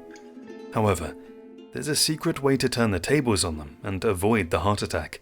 The developers left a consistent visual hint that distinguishes a dormant stalker from a harmless pile of mushrooms. Stalkers that are embedded in the walls are almost always wearing jeans and sneakers. The cordyceps fungus usually covers their torso and head, blending them into the wall, but their legs remain distinct. So when you enter a spore-filled room, don't just look for movement. Scan the walls for denim. If you see a pair of pants sticking out of the gross red moss, you can shoot them or throw a brick at them before they wake up. It transforms a terrifying ambush into an easy kill. Bricks and bottles are absolute lifesavers in The Last of Us Part 2. Whether you need to stun a WLF soldier to go in for a kill, or distract a clicker to sneak by, you always want to have one in your inventory. Because they're so valuable in a fight, you really shouldn't be wasting them on the environment.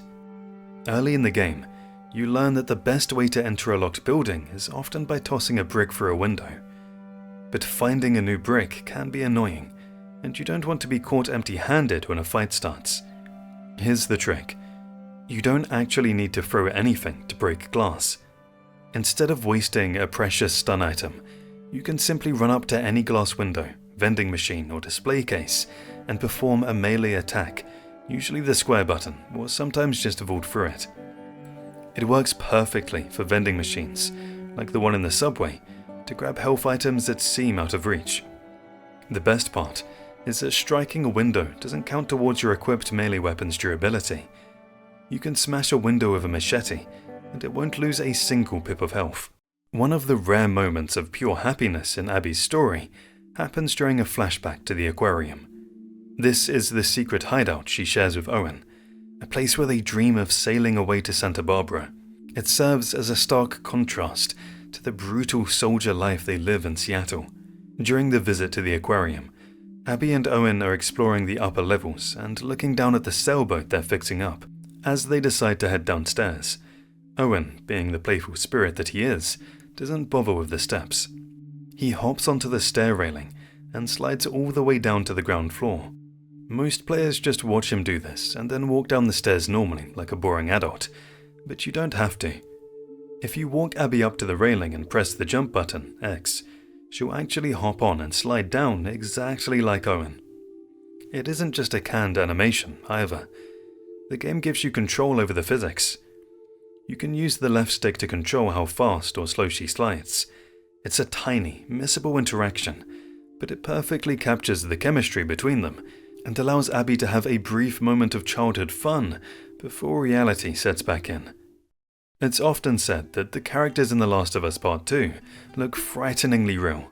That's because, in many cases, they're based on real people. If you ever thought Dina looked a little too realistic, it's because her face is modelled directly after an actress and YouTuber named Christina Caradonna. While the Hollywood actress Shannon Woodward provided the voice and motion capture, giving Dina her personality and movement, the developers scanned Christina's face to create the 3D model. The resemblance is uncanny. It is literally her face in the game. But this gets even more surreal. Christina Caradonna has her own YouTube channel, and she actually did a Let's Play series where she played through the original Last of Us. Watching the real-life face of Dina reacting to Joel and Ellie's story is a mind-bending experience. It was widely considered one of the coolest gaming moments of the year, because it blurred the line between the game world and reality. Speaking of the real people behind Dina, you can't forget about her voice actress, Shannon Woodward. While Christina gave Dina her face, Woodward gave her that signature attitude and voice. This actually leads to a really cool small world moment in Hollywood. If you're a fan of the HBO show Westworld, you might have recognized Woodward, who played the programmer Elsie Hughes. But she isn't the only Westworld alumni in The Last of Us Part 2. Jeffrey Wright, the actor who provides the terrifying, deep voice for the WLF leader Isaac Dixon, is also a main star in Westworld, playing Bernard. It's a fun reunion. Two actors who spent years dealing with robots and cowboys in one HBO show end up on opposite sides of a war in Seattle in this game. Considering that HBO picked up The Last of Us for a massive TV series, fans have always speculated if it would be possible to see these two reprise their roles in live action. It highlights just how high tier the casting was for this game. Naughty Dog didn't just hire voice actors, they hired prestige TV stars. Eugene is a fascinating character because despite never appearing on screen, his presence hangs over the entire opening chapter of the game. He was an elderly resident of Jackson who passed away shortly before the game begins. We learn exactly how he died during a conversation between Ellie and Dina on patrol. As they approach the old substation, Ellie explicitly mentions that Eugene died of a stroke, ending his life peacefully in Jackson after years of surviving the apocalypse. When a massive blizzard forces the girls to take shelter in his old workspace, they discover that Eugene was hiding quite a few secrets. He wasn't just a quiet old man. He had a secret room equipped with a hydroponic setup where he was growing marijuana. The girls find a jar of his stash, which Dina jokingly calls Eugene's green thumb, and in a rare moment of calm, they decide to smoke a joint. This scene is pivotal because it lowers their guard, leading to their first real romantic moment. But the most tragic secret in that room isn't the weed, it's a letter. Hidden among his belongings are artifacts from his past as a firefly. You can find a heartbreaking letter from his wife, in which she begs him to stop prioritizing the fireflies over his family, to choose love over the cause. This is a brilliant piece of narrative mirroring. Eugene's inability to let go of his crusade cost him his marriage. This directly foreshadows the exact choice Ellie will have to make later in the game, choosing between her happy life with Dina or her obsession with revenge. It's hard to believe now, but there was a time when the internet was convinced that Abby was actually the hero of the story, or at least someone we would deeply love. When Naughty Dog released the brutal Paris Games Week trailer in 2017, they introduced a mysterious, muscular woman who was being dragged through the mud and nearly hanged by cultists. Because the developers refused to release her name, simply referring to her as the mysterious woman, the fan community went into overdrive. The prevailing theory: that is Anna. That is Ellie's mum. Countless YouTube videos and Reddit threads analyzed her face, her strength, and the timeline, convinced that this part of the game would be a flashback, showing how badass Ellie's mother was before she died. People were genuinely hyped to play as Mama Ellie. Looking back, this is hilariously ironic and painful. Fans spent years rooting for this mystery woman, only to find out on launch day that she definitely wasn't Ellie's mum. Instead, she was the person who would brutally murder Joel, Ellie's father figure, in the opening hours of the game. Naughty Dog pulled off the ultimate bait and switch. They made us preemptively fall in love with the villain who would eventually destroy the main characters' lives. The marketing deception surrounding The Last of Us Part 2 is one of the most controversial chapters in gaming history. For years, Naughty Dog crafted an image of the game that didn't actually exist, and they did it with surgical precision. In the emotional reveal trailers, we were explicitly shown scenes of an older Joel catching up to Ellie in Seattle. He steps out of the shadows, puts his hand over her mouth to keep her quiet, and says the iconic line, "You think I'd let you do this on your own?" Seeing that moment, fans breathed a collective sigh of relief. We all thought, okay, Joel is alive. This is another father-daughter road trip adventure. We expected a story about their bond being tested, with Joel serving as our protector once again. Little did we know, that entire scene was a total fabrication. In the actual game, the character who saves Ellie in that moment is Jesse, not Joel. To hide the truth of Joel's early death, the developers performed a digital face swap, placing Joel's older character model and voice over Jesse's in the trailer. But the trickery didn't stop with just one scene. Naughty Dog built an entire ad campaign based on misdirections. Several scenes shown as present-day Seattle were actually early game flashbacks. The developers simply replaced young Joel with an older Joel model, with more grey hair and wrinkles, to make it look like he survived Jackson. The trailers had Joel reciting lines that actually belonged to other characters, like Jesse or Tommy, just to fill in the context and make his role seem massive. In essence, Naughty Dog spent significant time and resources building assets specifically for trailers, assets they knew would never be in the finished game. They presented a charade to protect the story's big twist, but the result was a massive bait and switch. It should come as no surprise why many fans were so upset upon release. While some defended it as spoiler protection, others felt lied to. The developers could have saved themselves a lot of backlash by not bothering with this deception, but as many critics pointed out, if they hadn't, people might have realized it was a revenge story for Joel rather than an adventure with him, and they might not have bought the game at all. The Last of Us Part 2 is widely considered the best in terms of graphical achievements of the PlayStation 4 era, pushing the console to its absolute limits and delivering graphics that many didn't think were possible on that generation of hardware. But it wasn't just about high-resolution textures. It was about the insane attention to physics and small details that grounded the world in reality. The first detail that left players in awe is the realistic backpack movement. In most games, a backpack is just a static block glued to a character's back. In this game, every part of Ellie and Abby's gear has independent physics. When you run, stop abruptly, or turn quickly, you can see the backpack sway and settle with genuine weight. If you look closely, the zippers, buckles, and spare ammo attached to the bag all jiggle and bounce independently based on your movement.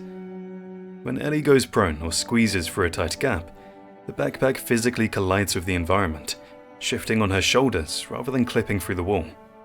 This obsession with physics transitions perfectly into the winter sections, specifically how ice and glass shatter. The developers created a dedicated system just for fragile surfaces.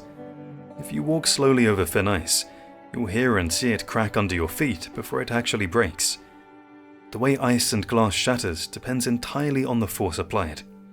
Throwing a brick through a window creates a different shatter pattern than shooting it with a bullet or smashing it with a melee weapon. The audio team recorded different layers of breaking sounds impact, thump and debris, so that smashing a vending machine sounds completely different from stepping on a frozen puddle. Finally, the most magical detail might be the snow physics on trees. In the open-world snowy areas, the trees aren't just static assets. If Ellie or her horse brushes past a low-hanging branch covered in snow, the snow will actually fall off the branch and dust onto her shoulder or the ground. If you throw a rope or a cable over a snowy beam or branch, the rope will physically slice through the snow layer, knocking it loose exactly where the rope touched it. Snow on characters' clothes will slowly melt when they enter warmer areas, turning from white powder to wet, dark patches before drying off completely. It's these tiny, unnecessary details that made the world feel alive and proved that the PS4 had one final, massive performance left in it. It's always great to see how the lessons from the first game carried over into the second, even if the people who taught them were less than pleasant. During Seattle Day 1, during a dialogue with Dina, she mentions Bill saying, "I met this guy once, friend of Joel's, who strip-wired a whole town." This is, of course, a direct reference to Bill, the survivalist from the first game's Billtown chapter. Even though Bill never physically appears in The Last of Us Part 2, it's incredibly cool to see that his paranoia left a lasting mark on Ellie's survival skills. Veteran players will remember that Ellie and Bill absolutely hated each other. Bill constantly referred to Ellie as cargo and refused to let her touch anything. Ellie constantly sassed him back, famously stealing his adult magazine just to annoy him and flipping him off behind his back. Despite their constant bickering and lack of mutual respect, Bill's lessons on traps and explosives clearly stuck. The story of Boris the Archer is easily one of the most tragic and fascinating side stories in the game. So much so that we're going to do a deep dive into his full history at the end of this video. But before we get to his downfall, there's a brilliant meta Easter egg hidden in his identity that most people will miss. While you're exploring the Hillcrest neighborhood as Ellie, you'll find several notes written by Boris. He was a local legend, a devoted father, and a champion archer. If you want proof of his skills, you can find it yourself. Head to the store near the van that has a massive WLF Rules to Follow banner draped over it. Inside, on a shelf, you can find an archery trophy that Boris actually won. If you look closely at the trophy or the notes, you'll see his full name, Boris Legasov. If that name sounds familiar, it's because it's a direct tribute to the hit HBO miniseries, Chernobyl. The name is a mashup of the two lead characters, Boris Sherbina and Valery Legasov. This isn't just a random coincidence. At the time The Last of Us Part 2 was in final development, it had already been announced that Naughty Dog was partnering with HBO for the TV adaptation. Furthermore, Johan Renck, who directed the Chernobyl miniseries, was originally attached to direct the pilot for The Last of Us show. It's a fantastic tip of the hat from the game developers to their new partners at HBO, effectively naming one of their most skilled and doomed side characters after the heroes of another famous disaster story. While the post-apocalyptic world is full of grim reminders from the past, sometimes you stumble upon something that looks like it belongs in a completely different video game. While scavenging for a ruined jewelry store in Seattle, you might stop dead in your tracks when you see a specific decorative item on a counter. 2 hands joined at the wrists, stretched open upward. For anyone who played Hideo Kojima's Death Stranding, this is a clear nod. The shape is a dead ringer for the chiral crystals that sprout from the ground after you defeat a catcher BT. Given the mutual respect between Naughty Dog and Kojima Productions, many fans immediately flagged this as a deliberate nod to Sam Porter-Bridges' journey. However, there's a funny twist to this secret. While it looks exactly like something from a bizarre sci-fi epic, these are actually real-world items. They're jewelry holders or hand displays used to showcase rings and necklaces, and they really do look that eerie in real life. So, the question remains, is it a deliberate Death Stranding Easter egg, or did Naughty Dog's environment artists just do a great job of populating a jewelry store with realistic props? It's entirely possible that both games took inspiration from the same real-world object, but in a game as detail-oriented as The Last of Us Part 2, it's hard to believe the developers didn't know exactly what fans would think when they saw those chiral hands reaching out from the dust. This is a secret so small and hidden that you almost need to be a detective to find it. It's located in a room with a safe, and if you look off to the side on a desk near a picture of a dog, you'll see a stray envelope. At first glance, it just looks like a piece of junk prop to make the room look lived in. However, if you enter photo mode and zoom all the way in on the envelope, you can see some handwriting. Even though the words are a bit blurry, eagle-eyed fans discovered that the text is a perfect match for a real-world note written by J.K. Rowling while she was planning the Harry Potter books. The note specifically says, "Now Vol is trying to get Harry to H of P." For those who aren't Potterheads, that's shorthand for, "Now Voldemort is trying to get Harry to the Hall of Prophecy," a major plot point from the Order of the Phoenix. It's a tiny blink-and-you'll-miss-it tribute to one of the biggest book franchises in history. It's honestly wild that a grounded, gritty survival game like The Last of Us Part 2 would even have a reference to a hobby as niche as Warhammer. You'd think survivors would be too busy finding canned beans to worry about painting plastic soldiers, but Naughty Dog tucked a massive tribute to tabletop gaming right into the ruins of Seattle. While you're venturing through the abandoned apartments, you'll find a room that looks like every tabletop nerd's dream or nightmare, considering it's covered in dust. Spread across the table is a full RPG setup that is incredibly detailed. The first thing that catches your eye is the collection of miniatures. These are clearly a nod to Warhammer 40k.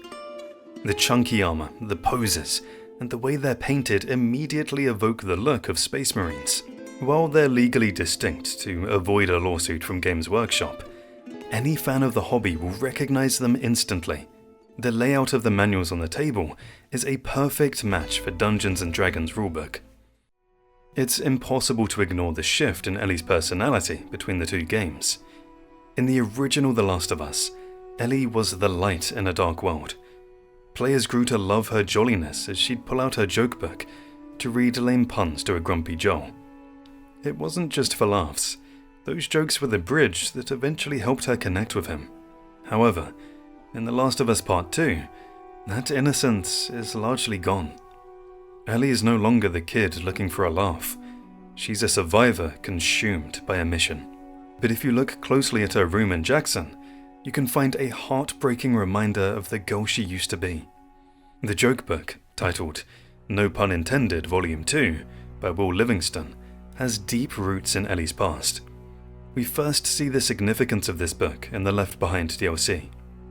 While exploring a desolate shopping mall with her best friend and first love Riley, the two of them discover the book in a joke shop. It was a rare moment of pure childhood joy before their lives were shattered. For Ellie, that book wasn't just a collection of bad puns, it was a piece of Riley. Just like Sam's robot toy, which you can also find on her shelf in Jackson, Ellie kept the joke book as a memento. She carried it across the country with Joel, and she kept it safe all the way to Jackson. Finding it in her room at the start of Part 2 is a subtle detail that adds so much weight to her character. It highlights how much she's changed. The girl who once lived for puns is now the woman who rarely smiles. It shows she still clings to the memory of Riley, even years later.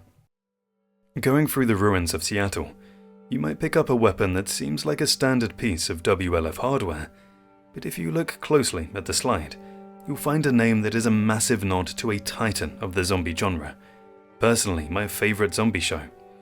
In The Last of Us Part 2, the semi-auto pistol, the one Abby starts with and uses throughout her journey, is manufactured by a fictional company called Nicotero. You can see the branding etched into the metal of the gun when you're at the workbench or using photo mode. His name is an unmistakable tribute to Greg Nicotero. If you're a fan of horror, that name is legendary. Nicotero is the mastermind behind the special effects makeup for the Walking Dead TV series, and served as an executive producer and director on the show. Before that, he worked on George Romero's classic Day of the Dead. Since both The Last of Us and The Walking Dead are the two biggest properties in the world dealing with a zombie apocalypse, or in this case, the infected, Naughty Dog decided to pay their respects. It's a perfect little detail. Greg Nicotero is the man who literally defined what modern zombies look like. How they rot, how they move, and how they bleed.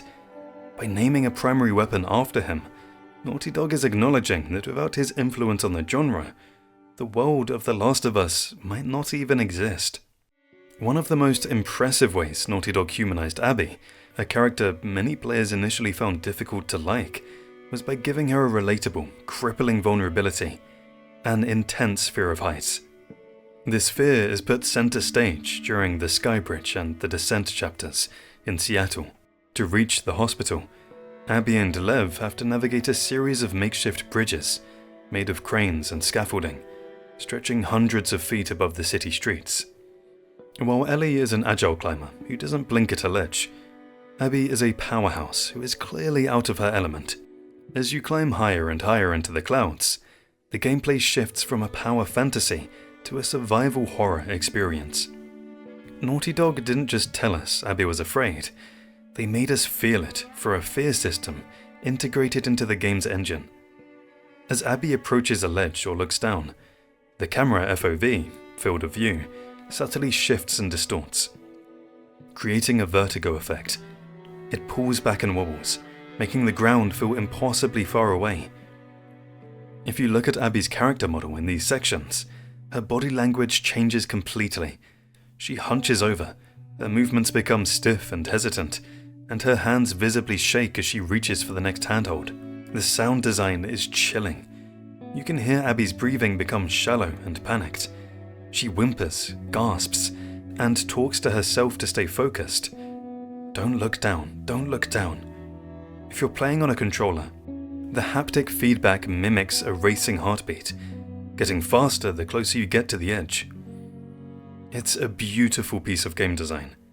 It turns a simple traversal segment into a high-tension character study. It's incredible how Naughty Dog uses the game's engine to tell a story without saying a single word. Just as they implemented a vertigo system to show Abby's fear of heights, they created a similarly haunting system for Ellie to track her deteriorating mental state.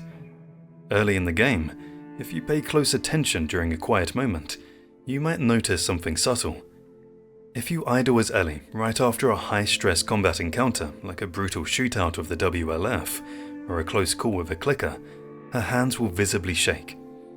Initially, you might think this is just a cool detail to show adrenaline, but it's actually a deep medical foreshadowing of her PTSD. As the game progresses and the violence Ellie commits and endures becomes more extreme, the system evolves. The shaking starts lasting longer after fights.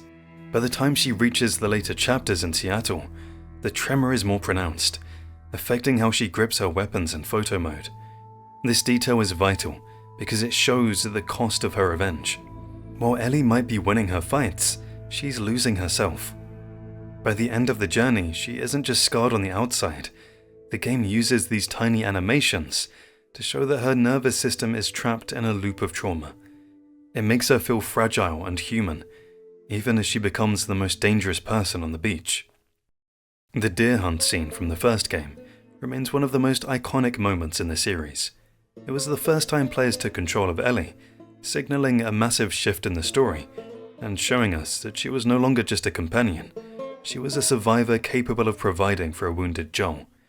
It was a serene yet tense sequence that defined her growth.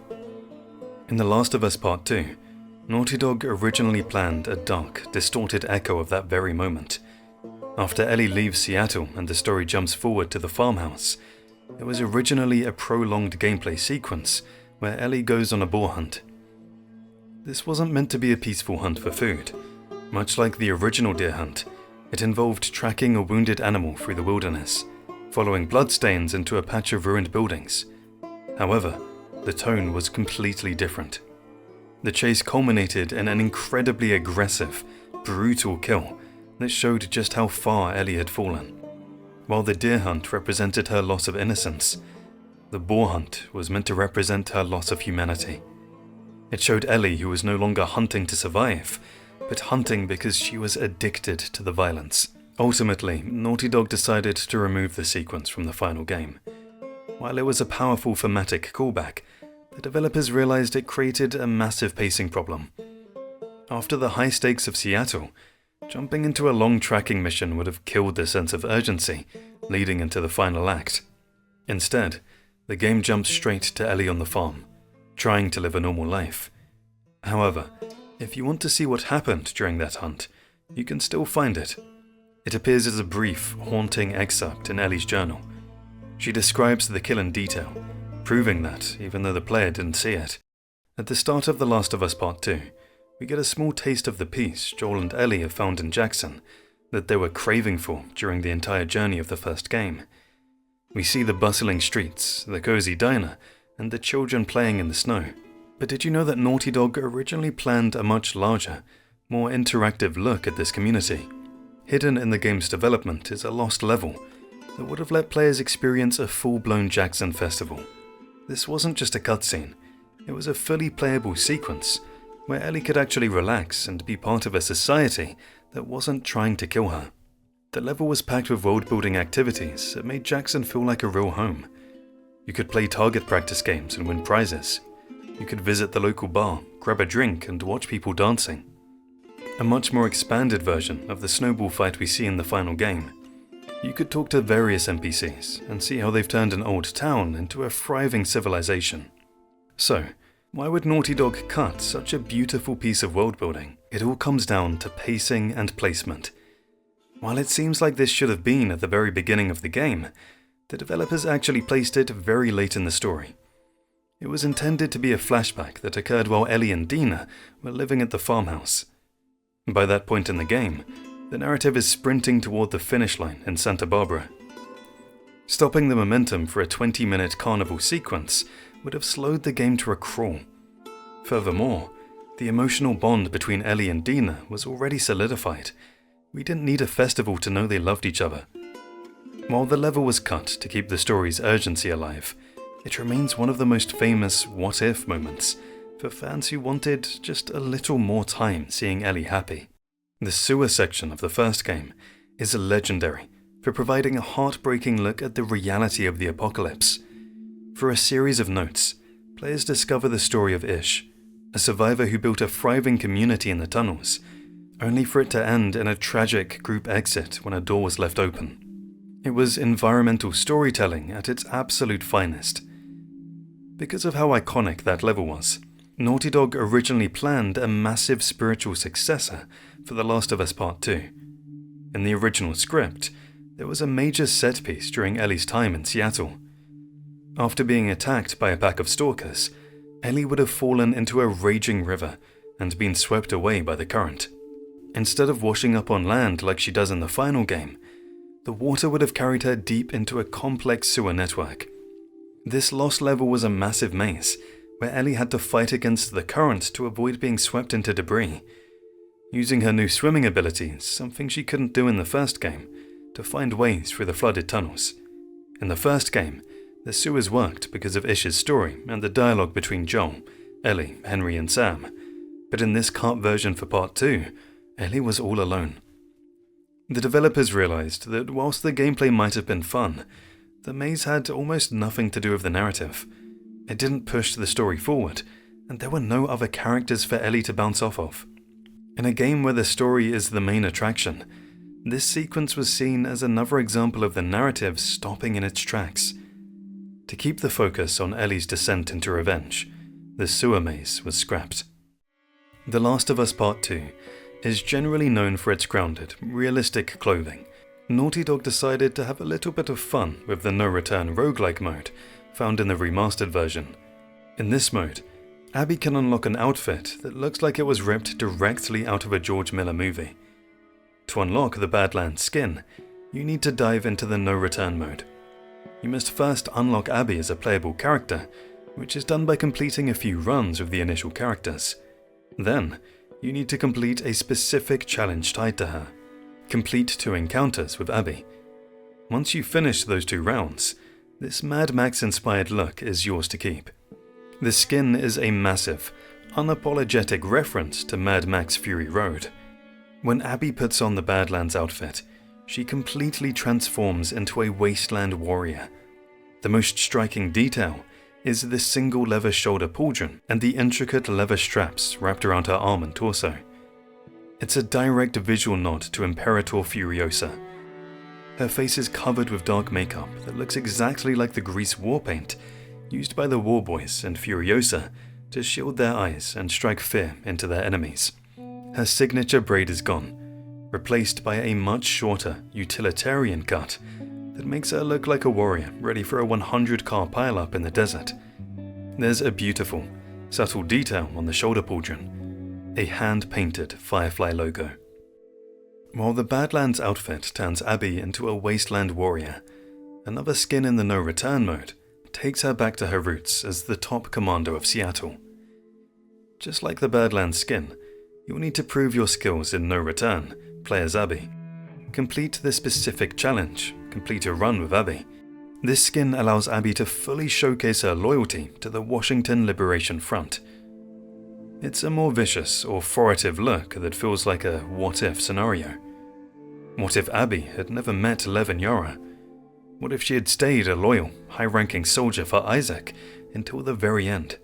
The centerpiece is a heavy leather bomber jacket, adorned with the official WLF badge.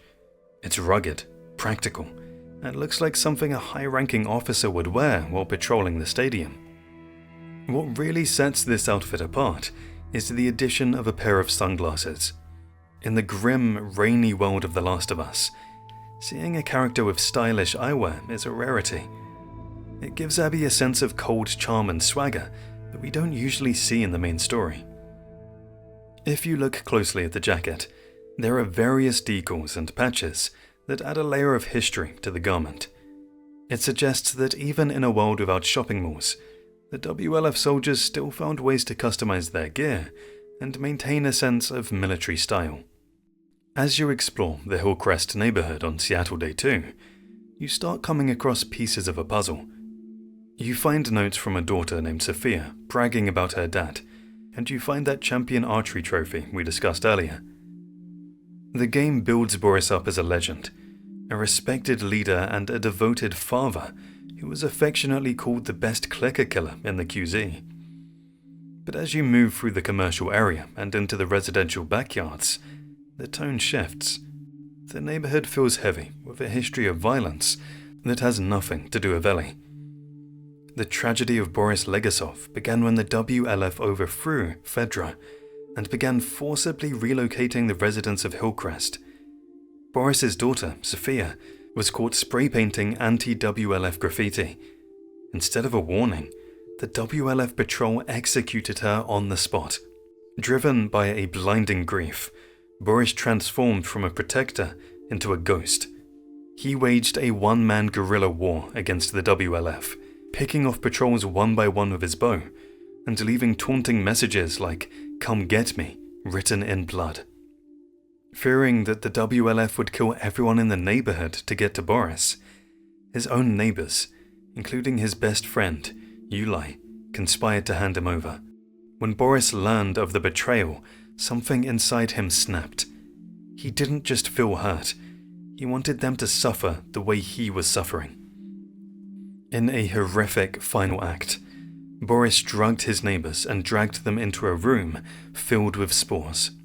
He watched as his friends and neighbors were forcibly turned into monsters.